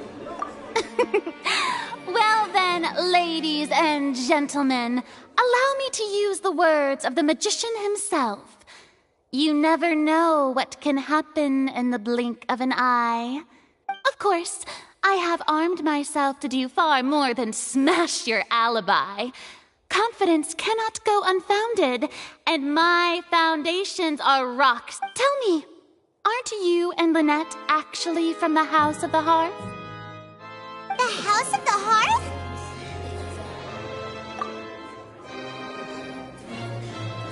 No wonder they did something like... So the serial disappearances were the Fatsui's doing. Now it all makes sense. I've got a feeling that what happened on stage probably wasn't just an act. That's irrelevant.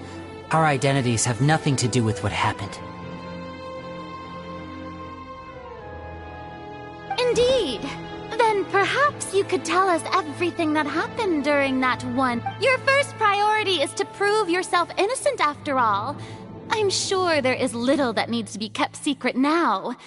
Unless your script already has... The Outlander is speechless. My, oh my, don't they look flabbergasted? Now comes the infighting and good thing I made all those preparations. Seems the all-nighter I pulled last night is really paying off. Hey, Linny! Why didn't you tell us the... Order! Order! Mr. Linney, allow me to re-establish the facts. Lady Farina has raised two... First, when the thud was heard in the Opera House, you were neither in the box nor the tunnel. Second, you and Ms. Lynette are both members of the House of the Hearth. Are these claims true?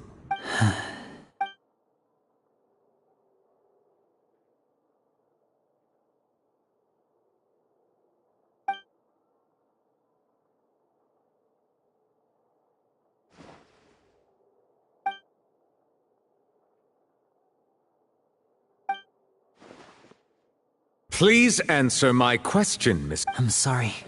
Yes, they're true, Your Honor.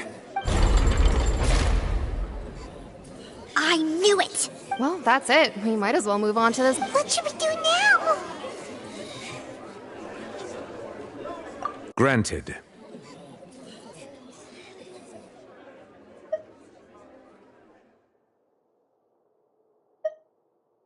In that case, what is your request? Is that really necessary? The defendant deceived their own... Order! Your request is reasonable, and we shall adjourn. So you would stick to Mr. Linney's defense even after knowing what you do now? You certainly have more professionalism than I thought.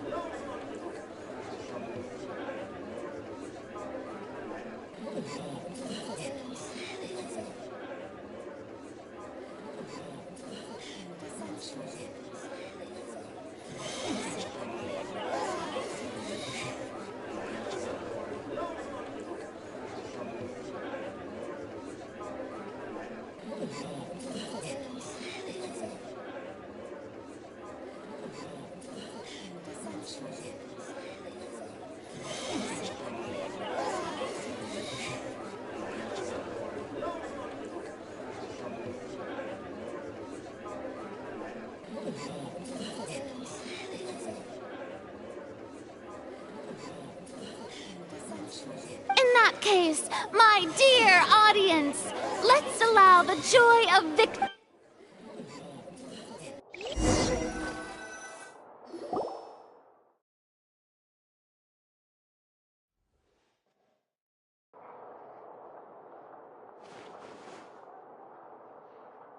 Well, this is awkward. I didn't think the Hydro Archon... I'm sorry, Traveler and Paimon. Yeah. Paimon doesn't know where to start. We trusted you two. We based our entire reasoning on the assumption that you weren't bad guys.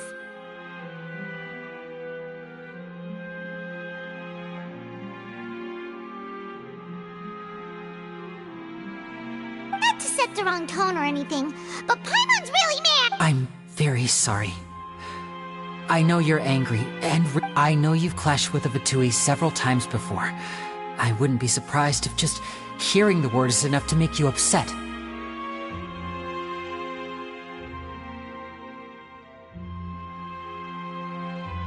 But our organization is very, very large, and the Harbingers have very different personalities and goals. Right now, we want to save people. As many as we can. That's right. I'm sure we're on the same page when it comes to this nation and the disaster that its people might face. I knew if it weren't for our respective identities, we could become good friends. That's why I didn't wish to flat out lie to you, but chose to hide some details since the truth is very important, but being completely transparent about everything would see us spending more effort than we need to. Right. So, you be the judge. Heck, if I were you, I fear that I'd even struggle to trust me at this point. You met a Fatus who works as a magician, a trickster by trade. All by coincidence, too. But still, I'm asking you to trust me. I am no criminal. At least, not in this case. Sorry. Please forgive us. Well, you both say that, but... Right. Let's hear your answer first, and no lies now! Of course. I'll answer any question. We've been trying to find out how the Oratrice operates. We want to know why it has a consciousness. Why can it deliver sentences accurately? During our investigations, we learned that the machine's core is beneath it. From that moment on, Lynette and I have been designing this box swap trick with the objective of getting close to the core. Is that why you needed a whole minute? That's right. In truth, the audience would take about 75 seconds to count down from 60, while I would only need 15 to get to the opposite box.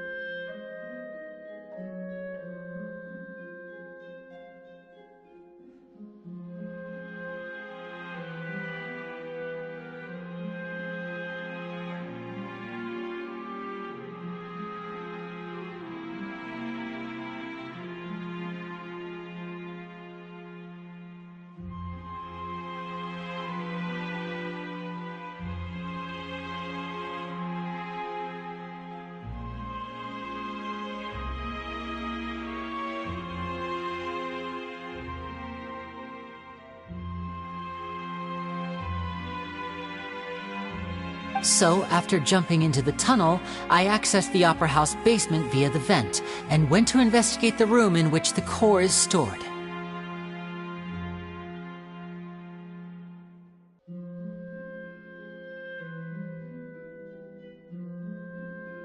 That air vent was created during the construction of the tunnel specifically to execute this step. Well, nothing. As soon as I reached that room and was about to investigate, I heard someone's voice. Which should have been impossible, of course. I was quite certain that I was the only one in the room.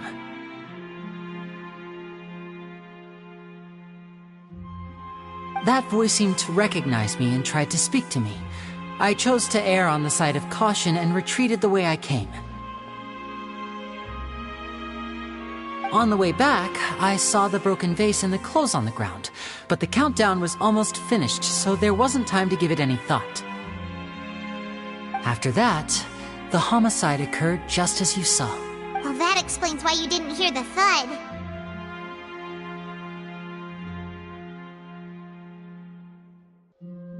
Because of that prophecy I told you about, of course. We must know all we can about this nation's secrets in order to deal with that prophesized... That's the only way we can save everyone.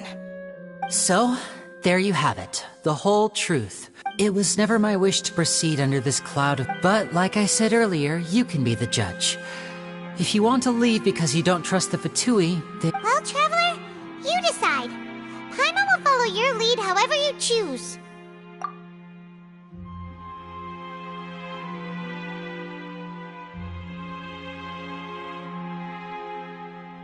Okay, thank you. Thanks for giving us a chance. The current problem is that the scales are tipped pretty badly against you two. If we want to refute the Hydro Archon's accusations, we're gonna need a seriously watertight defense. Huh?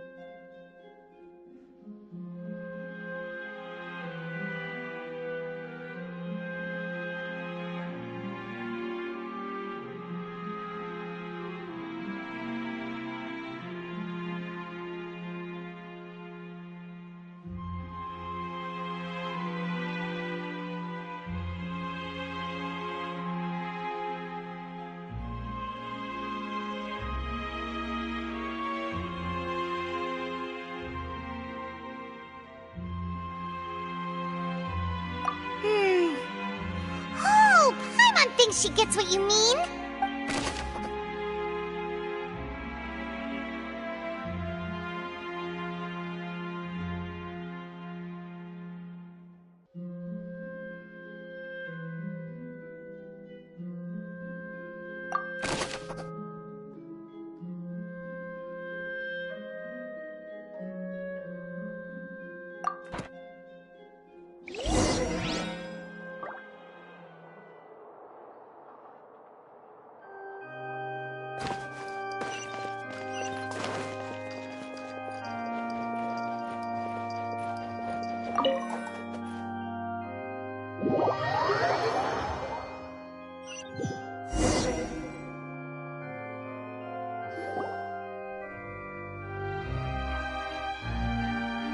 Both parties have returned to their positions.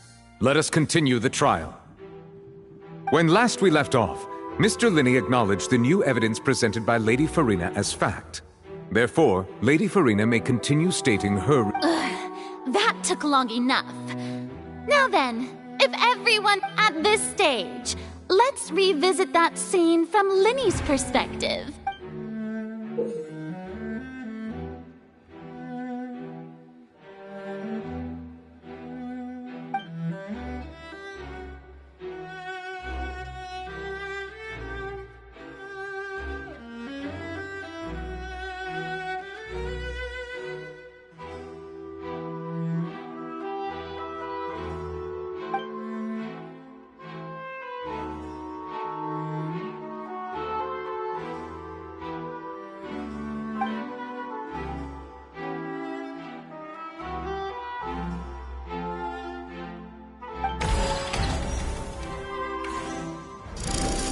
Countdown began, he entered the tunnel.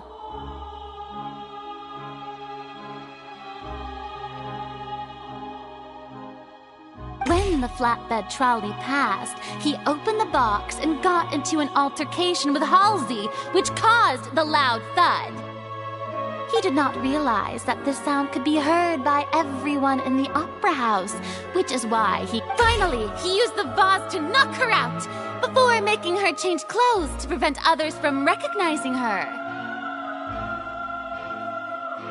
At this time, Cowell arrived in the tunnel, having heard that strange noise, and caught Linney red-handed. So Linney proceeded to knock him out too before... Afterward, Linney passed the unconscious Halsey to his accomplice through the magic box in the audience stands, before operating the devices such that And there you have it. That's the truth behind what happened.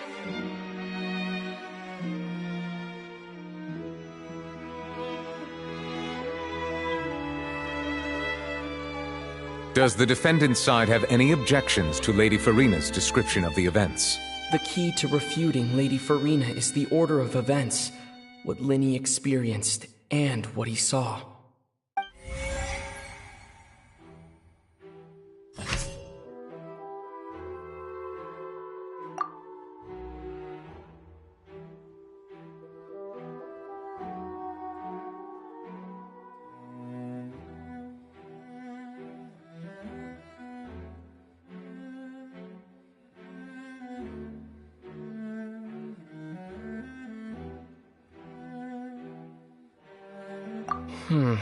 Seems this one...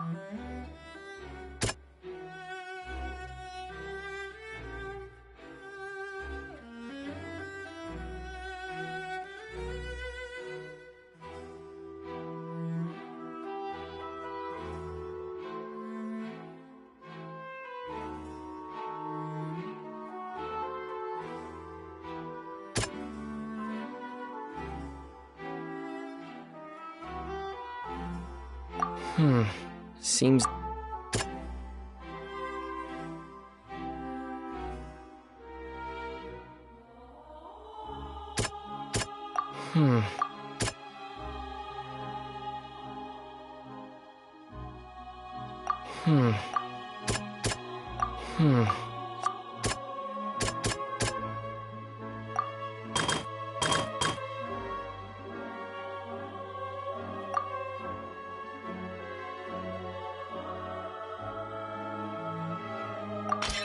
According to Linney, he left via the vent after entering the tunnel.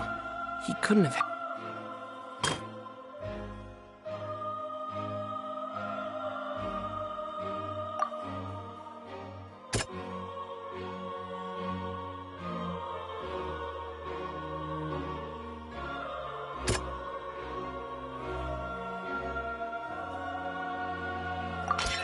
Linney went to the room that contains the...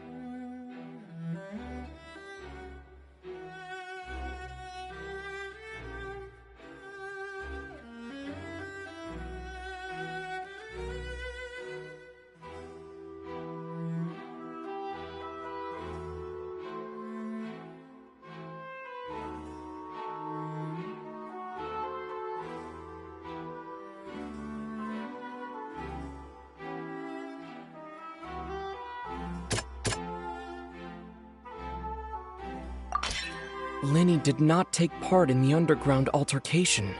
He only witnessed traces of the aftermath. Attention!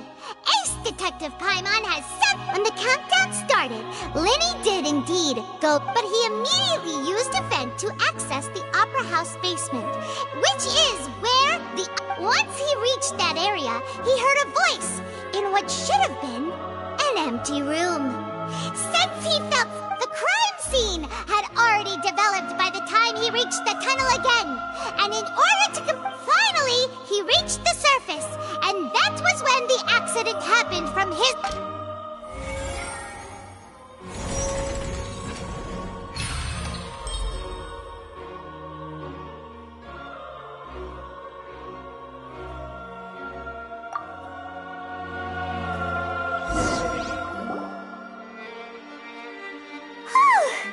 Paimon did it! Paimon actually managed to... In other words, you believe that he knew nothing. That's right! My reasoning? If that's the case, then if Carol hadn't entered the tunnel, who was the entire setup meant to kill? Assuming that what you say is true, Lenny only needed to kidnap the young girl to cause a new disappearance case. What would the... Oh, they have a point. That's right, you tell him! Oh, well, your denial is very strident, I'll give you that. But what proof do you have to back your claims? Of course I do. If he had been in the magic box the whole time, how could he have not heard that sound? Why do you ask?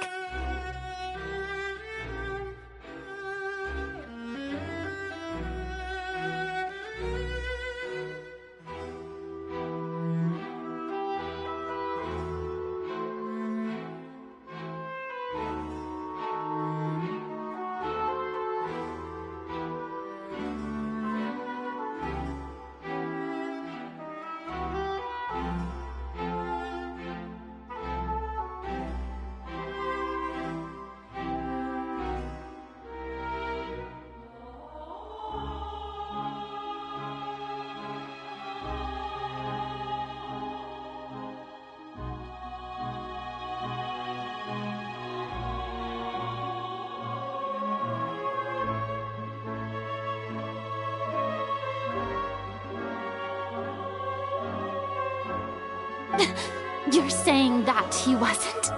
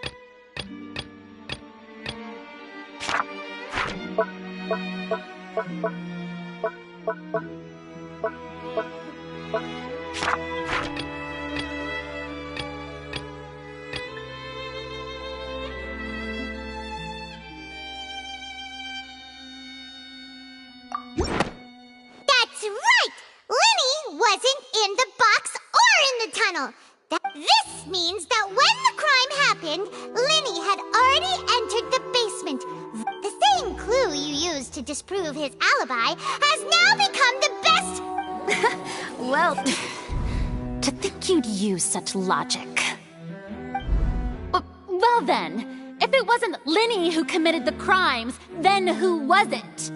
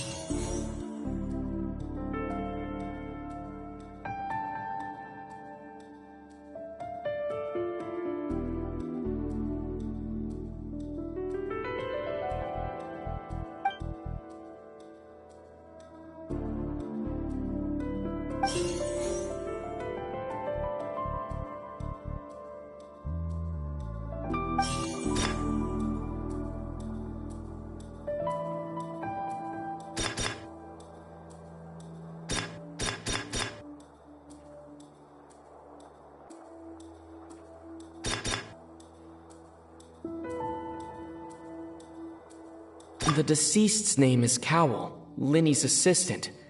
He would have...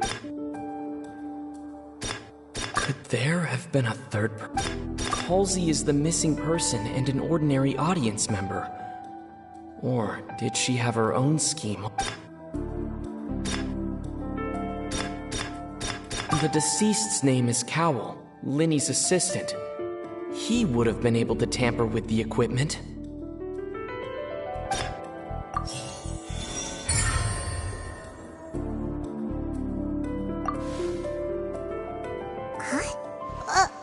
That can't be right.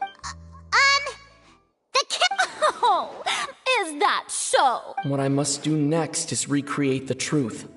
What Cowell did, and how he went from would-be perpetrator to victim. The deceased's name is No one entered or left the Opera House through its entrances. So where would the criminal have won?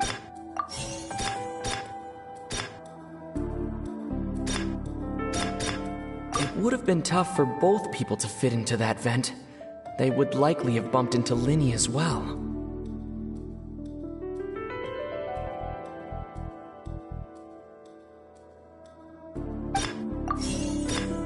The sound we heard may have come from a clash between the missing Halsey and the criminal. The deceased's name is Cowell, Linny's assistant. He...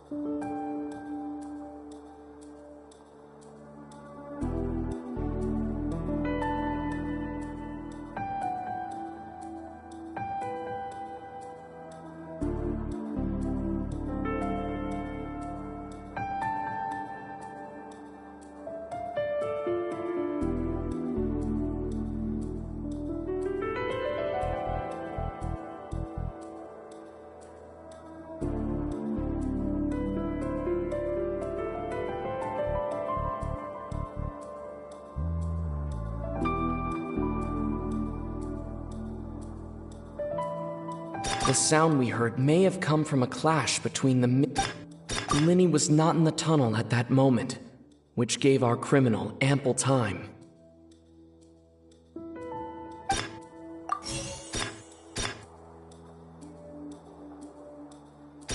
The sound we heard may have come from a clash between the missing Halsey.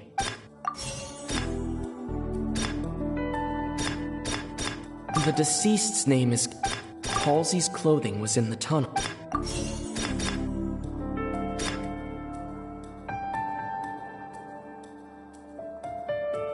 It would have been tough for both people to fit into that vent.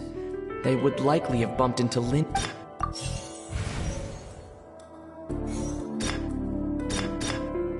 No one entered or left the Opera House through its entrances. No one entered or left the Opera House through its entrances. So where would the criminal have won? It would have been tough for both people to fit into that vent. They would likely have bumped into Linny as well. The deceased's name is Cowell, Linny's assistant.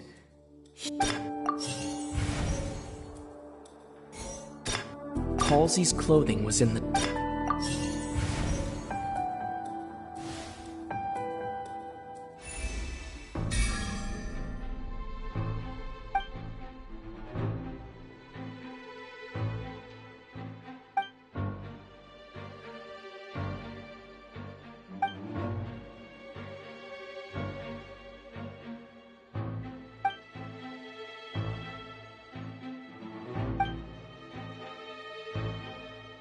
What's wrong, Traveler? Are you still having trouble figuring... I see. Look, since we're at a dead end, why not consider a different track? Just like the trick as it transpired, the end result must have been utterly different. If only we knew how Halsey disappeared. Well, that would be nice, but the tunnel only has 3 exits, and none of them seem very likely. And it's not like this is a magic trick where you can just make a real live person disappear. You know, like you did from that water tank, Lynette.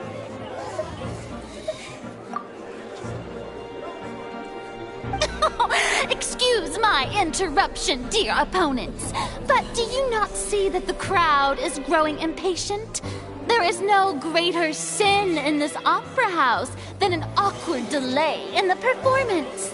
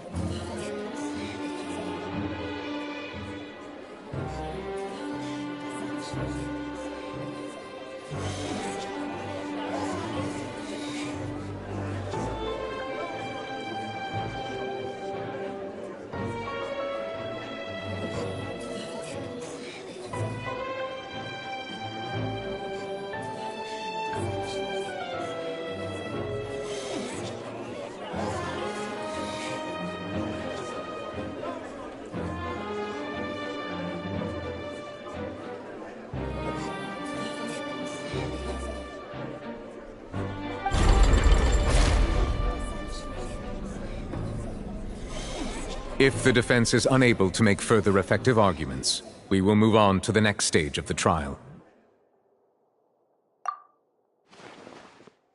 Lenny was not in the tunnel at that moment, which gave our criminal. The sound we heard may have come from a clash between the deceased's name is Cowell, Lenny's assistant. The vase was not broken by chance. It was used to cover important evidence.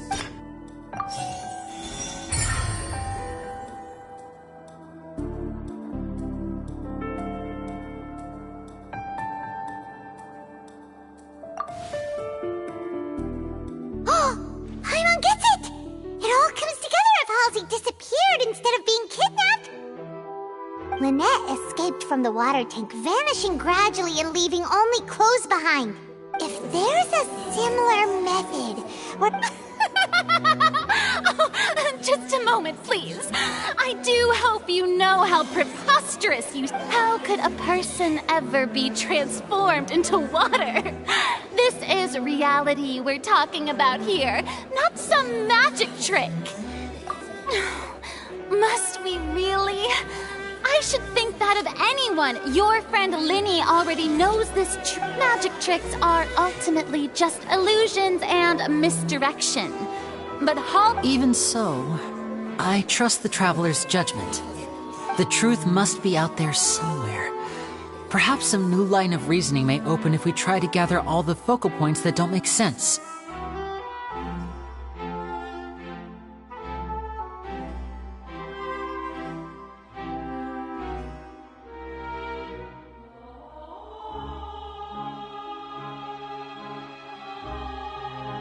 Since Cal was the deceased, we haven't placed much attention on him.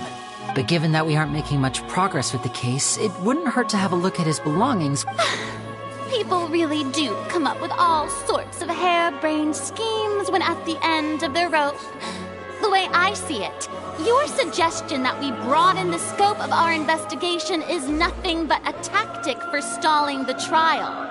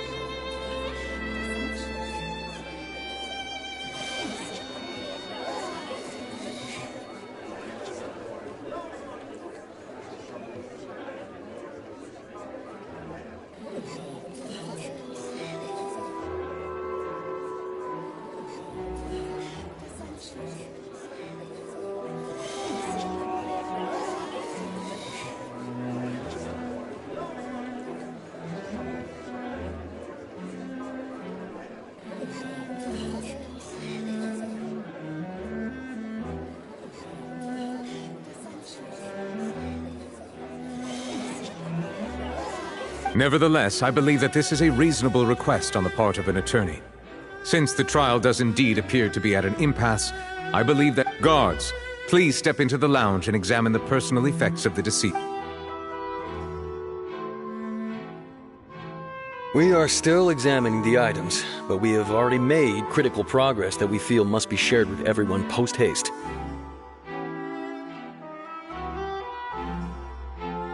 We discovered several test tubes of fluid within Cowell's baggage, each labeled separately. The notebook in his backpack claims that these fluids are... water from the primordial sea. The note's contents also indicate that Cowell belonged to an organization that sells illegal drugs and that he had an accomplice. The notebook has many entries concerning safe usage of these fluids, in which the keyword dissolve appears many times.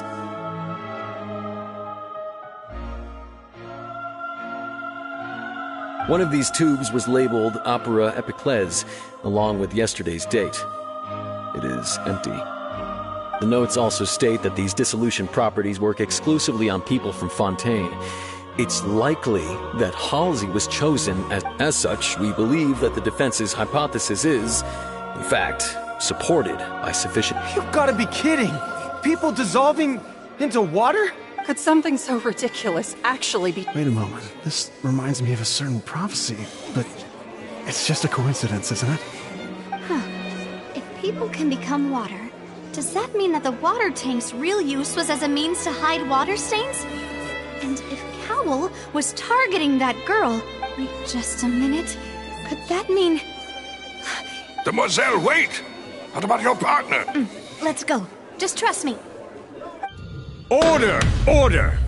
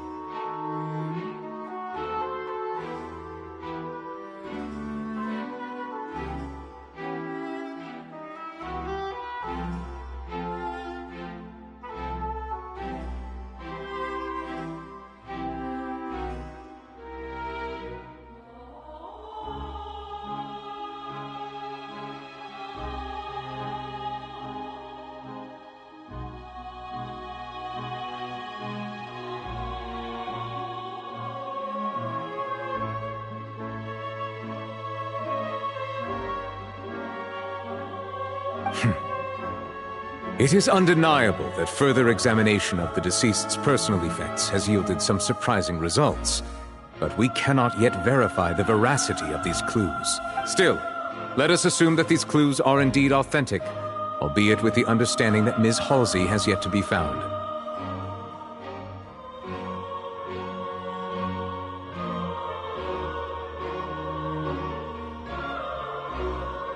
Guards, please continue examining the items along these lines.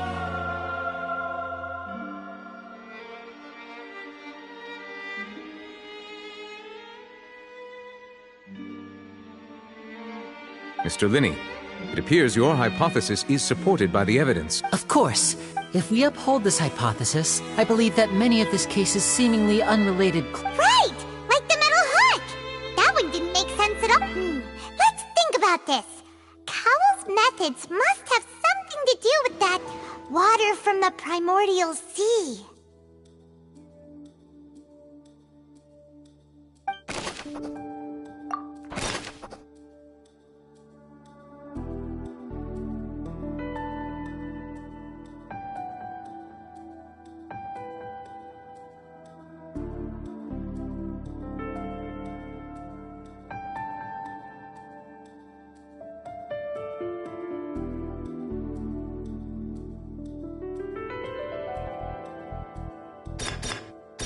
Now it seems like the hook rope was not meant for another magic trick, but was instead The rope that held the water tank up was lit by the fireworks and snapped. As such, the focus here is on the water and not the tank. The water from the primordial sea should already have been prepped before.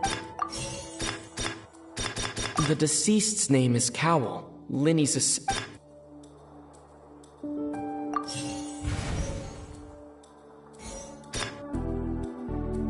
Lynette was in the magic box on stage the entire time.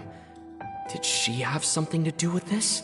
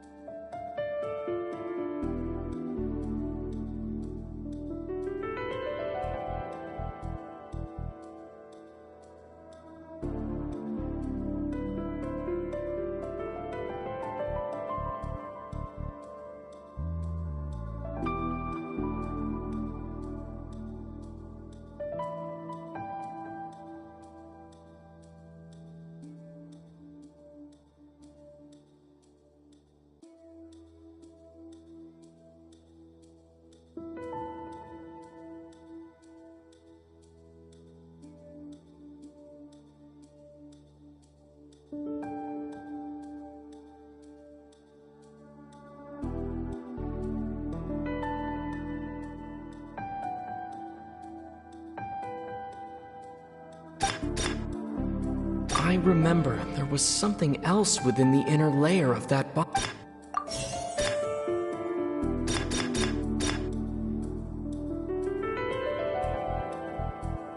Now it seems like the hook.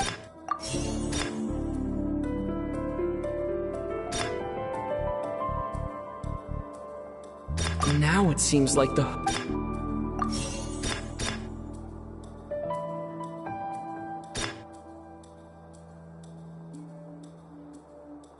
Now it seems like the rope that held the water.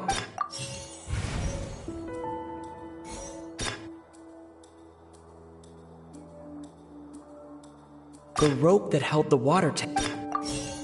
Lynette was in the magic box. The deceased's name is. I remember there was something.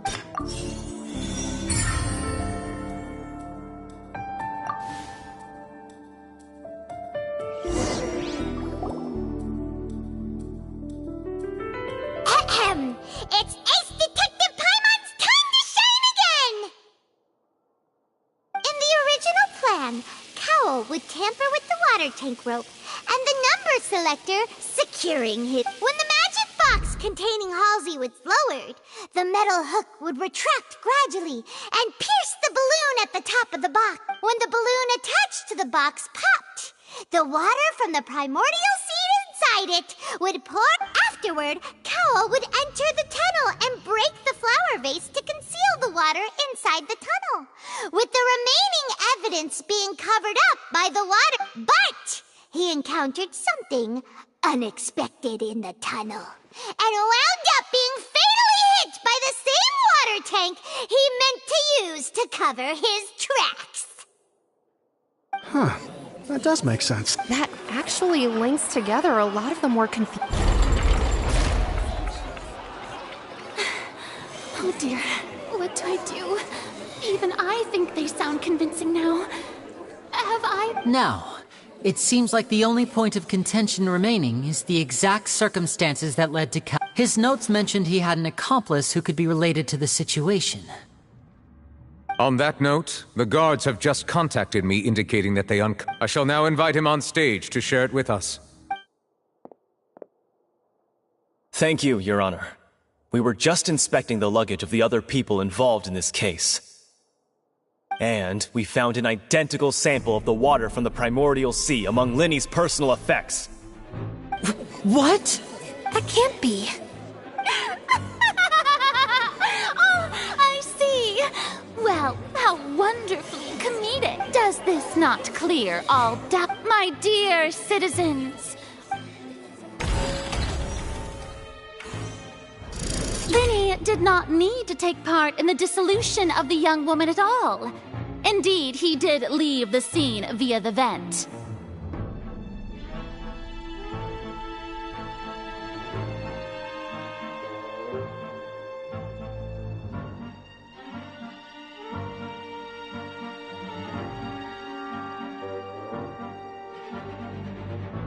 Having made modifications to the props beforehand, his accomplice Cowl then... But upon his return, in cruel avarice, Linny desired sole credit and prepared... Ultimately, he knocked Cowl out, and the tool meant to cover the crime up also...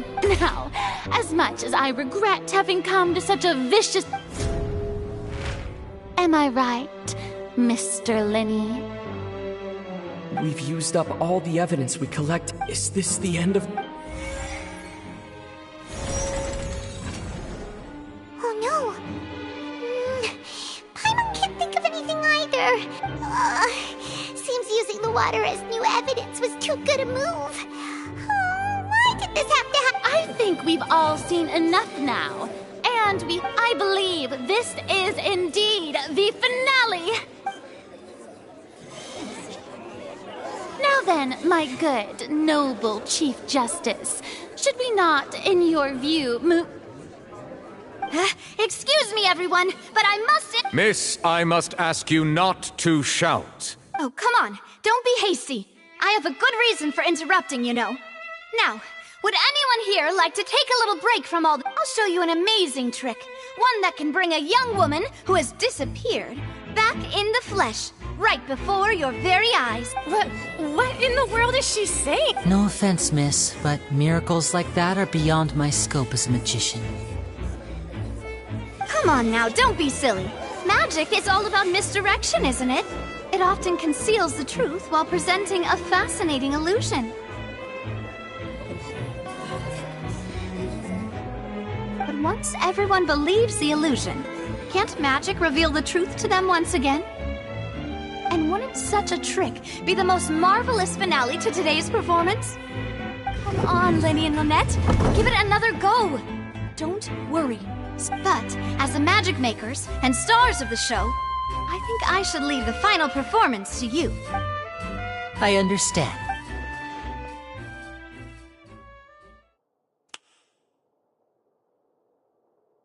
And voila!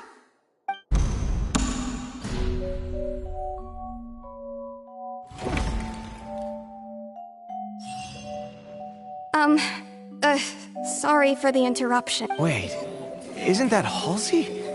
So the whole thing about people dissolving wasn't true after all? To be clear, I'm only here because this person told me that if I testified, the merit of doing so would lessen my sentence. I was hiding outside this room listening to the proceedings because I was afraid that I would be the one put on trial. I was just feeling happy that no one had noticed me, and then before I knew it, she caught me. That'll teach you to underestimate us three. Where should I begin? I'm sorry. I'm the one who killed Cow. What? Why? Firstly, my name isn't Halsey. It's Lillian, and I'm originally from Mondstadt.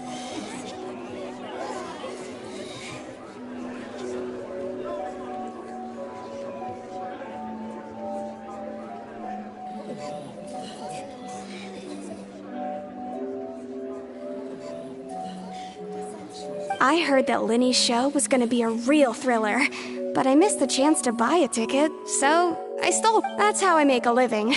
I steal stuff here and there. And I'd never been caught before.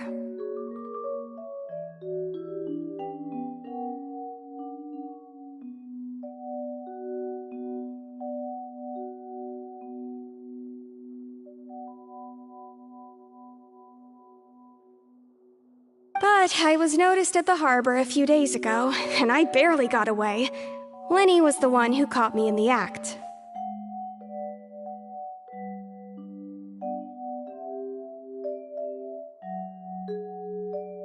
Hey, no wonder you look familiar. So you were the thief. Liddy even mentioned that you were pretty skilled. Well, and I thought that would have been the end of it, but then the number selector chose me. He even mentioned the Fortress of Meripede. That's a prison, isn't it? So you can imagine how shocked I was. I thought he was onto me for sure. So I played along with the show while looking for an opening to flee. But then I got water poured on me for no reason, and then someone jumped into the tunnel to nab me. I wasn't going to take that lying down, so I knocked him out. There was nowhere to run from there. I slipped out after the first guard arrived at this. Can a person even hide in there? But I swear I didn't know that the water tank would fall down. Really, I swear it.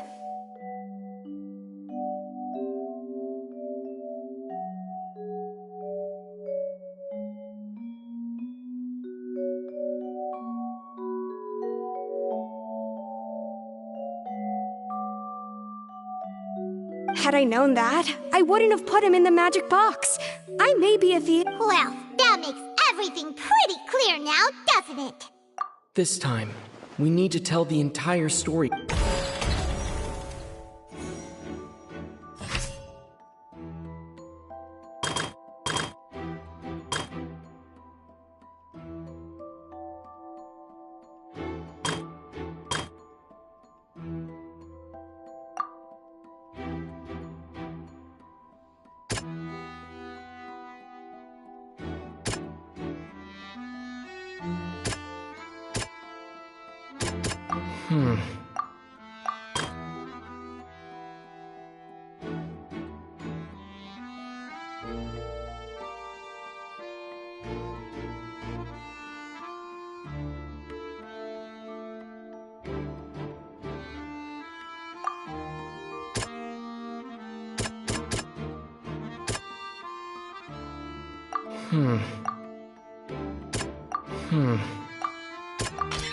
The strange sound.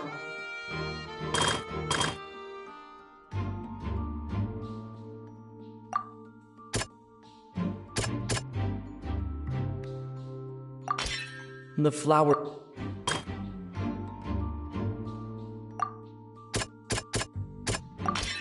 Lillian. And it's Ace! Having been selected out of the blue, her panic only intensified after hearing the commotion. Cowl, he did not know that Lillian, mistakenly believing that the two broke the flower vase with no way of escaping. She changed her clothes.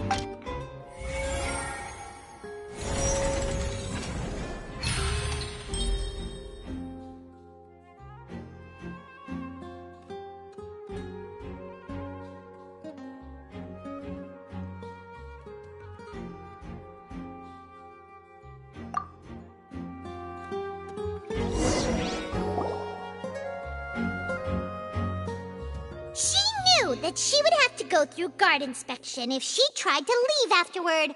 So, she has been trapped in the opera house these last 2 days. She had already become desperately hungry by the time we were chatting over macarons. So, she swiped 2 of them right under our noses. Talk about... At this point, all the events that happened... Ah, so that's... Bravo! Now then, Lady Farina, do you wish to speak again? Please answer the question, Lady Farina. Also, if I may add, the trial has not yet ended. As such, I request that the prosecution not... What? Are you reading my... No. I have no further arguments. I admit defeat. But really, could you at least have left me with... Wow! Look at that! She's like a deflated balloon now! If there are no objections, then as the Chief Justice of Fontaine, I shall once again repeat the full sequence. The actual perpetrator of the serial disappearances, Cowl, selected his next victim from the audience reserve. With some modifications to the selector, he could ensure that the pre-selected young woman would... To cover up any evidence while committing the deed, Cowl thought of allowing the water tank to fall, which would conceal... He also tampered with the rope suspending the water tank, using the fireworks at the end of the performance to cause the tank to drop and hide the water. He poured the water from the primordial sea into a balloon during the preparation of the magic box and stuck it to the box's lid. Finally, he passed the prepared hook on a rope through the gap in the magic box's door when bringing the young woman to said box. When the magic trick officially began, the box containing the woman was lowered into the tunnel, tightening the hook rope and bursting the balloon containing the water. If all had gone to plan, the young woman would be dissolved at this time. However, Lillian was not from Fontaine, and thus fled the box with a loud noise. Realizing that there was trouble, Cowl entered the tunnel and met Lillian. Thinking that the waters had not yet taken effect, he decided to proceed. However, his opponent was more capable than he thought, and he was overcome, knocked unconscious, and placed into the magic box, and thus became... Lillian, according to her own statements, then changed clothes and hid until the performance ended, before hiding in other parts. As for Linny, he was in the underground structures within the opera house, and was thus... From this reconstruction of events, we can conclude that Linny, the accused, is in... While there is much in Linny and Lillian's conduct that should still be investigated separate, this case, at least, can be handed over to the oratories to make the final decision.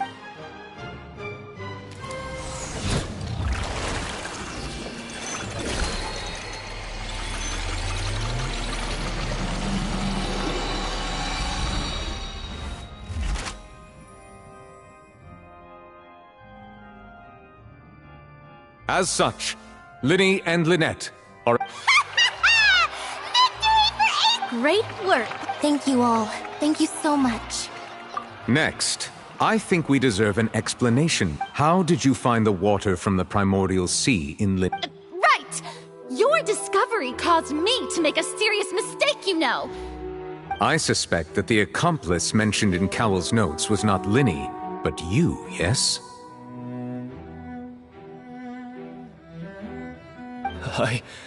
I'm sure you know what you must do to lessen your sentence.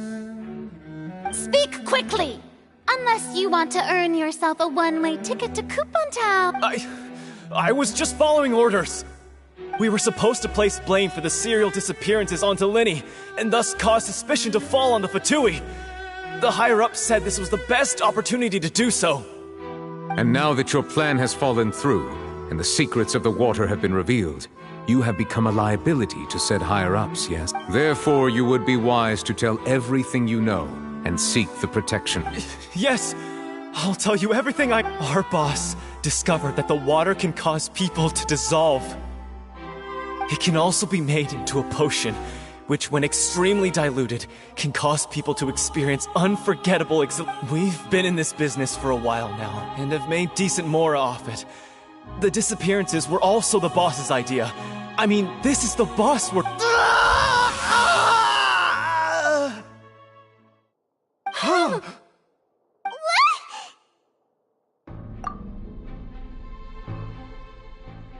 And now he can no longer talk. Such ruthlessness. An outrageous act. All present, please submit to inspection immediately.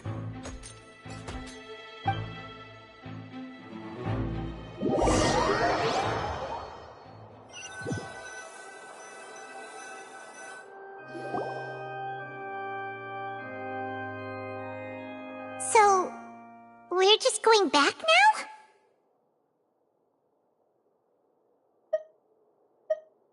That's true, but... Traveler, Paimon! Please wait. Linny... I know you may not want to speak to me right now. Maybe you don't even want to look at... but still. Let me thank you again for defending me to the end. Even after you learned that I'm a member of the Fatui.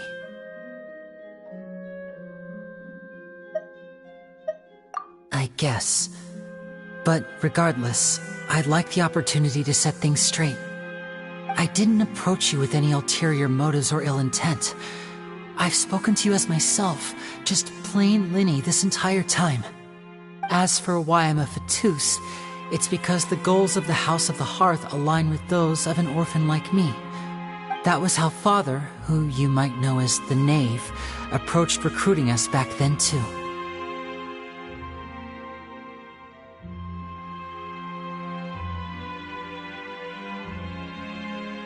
A knave?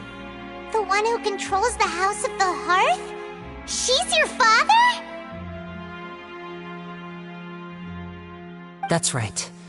And since we're here, I was wondering, back when our parents first died, Lynette and I were left wandering the streets.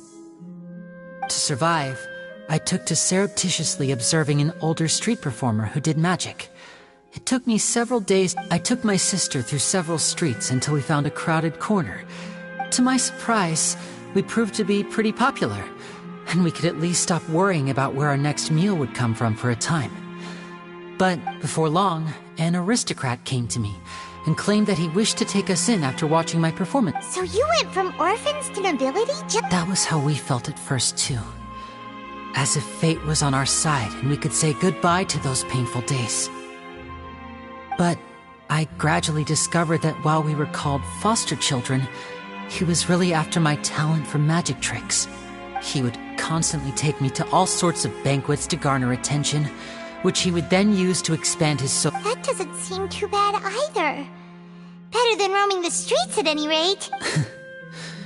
It took a while for me to realize just how dark. After one particular performance at a banquet, I discovered that Lynette was not on the same return vehicle as me.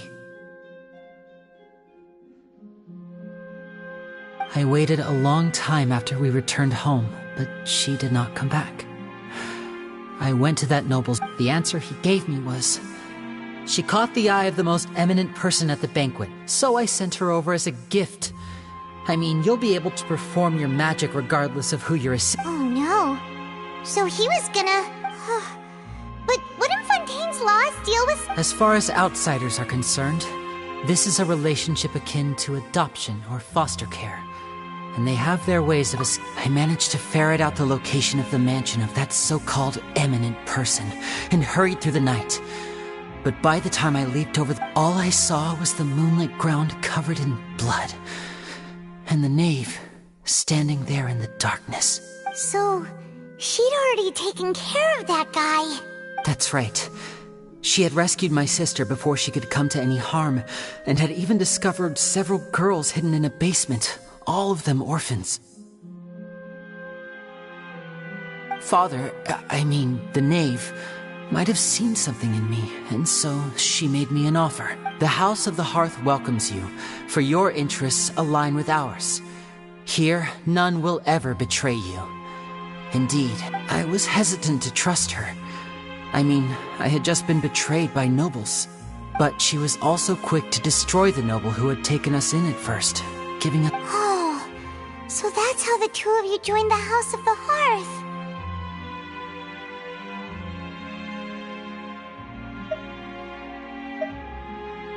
She has her own plan. She has gained permission from the Tsaritsa to first use the Gnosis' power once she obtains it. She plans to use it to find a way to break the prophecy and save Fontaine.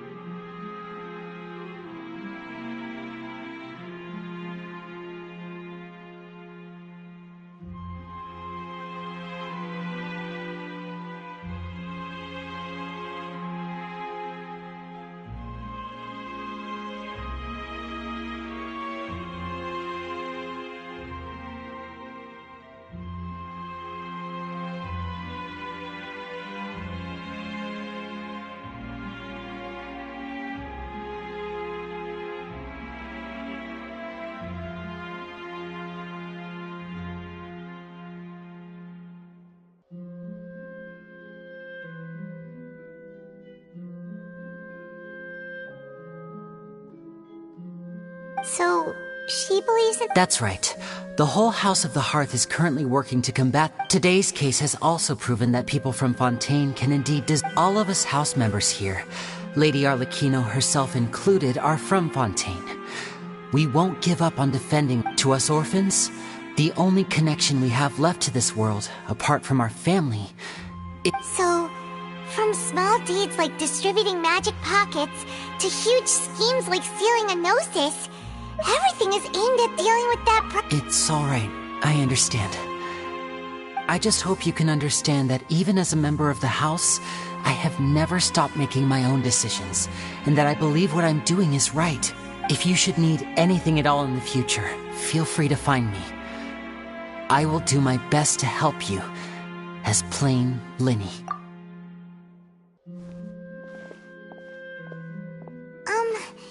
Bye, Linny!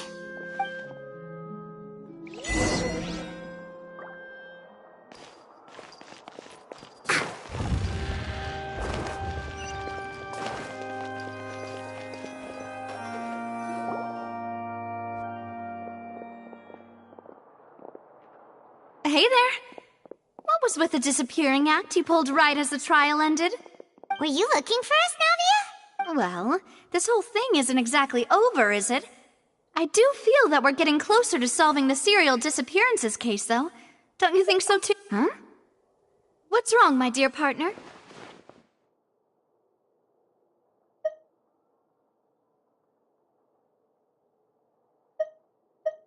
Besides, are you sure we're the ones who can crack a case that's been— And given that there's new evidence from the trial, there should be a trail of breadcrumbs for the Hydro— Ah, I see. Well, I won't lie. I'm a little shocked to hear that from you. But I suppose you are just Sorry. I might have been too Don't say that, Navia. Ah, and we were having so much fun investigating with you, too. It was like having new waters flowing into a stagnant mire, causing new hope to spring forth, and the reflection in the murk to become clearer. Well, sorry about that. I'm a bit— Wait, shall we have a farewell meal? You know— Huh? Do we really need to get that formal? Well, I'd just like to have a proper ending to every important memory. That way there are no regrets later. Anyway, it would just be a meal, so it shouldn't take up too much of your time. You don't have to twist Paimon's arm. If Boss Navia's treating, count Paimon in! Oh, wonderful. In that case, why don't we return to the court of Fontaine and head to the Hotel de Boer? I believe we'll make it just in time for dinner.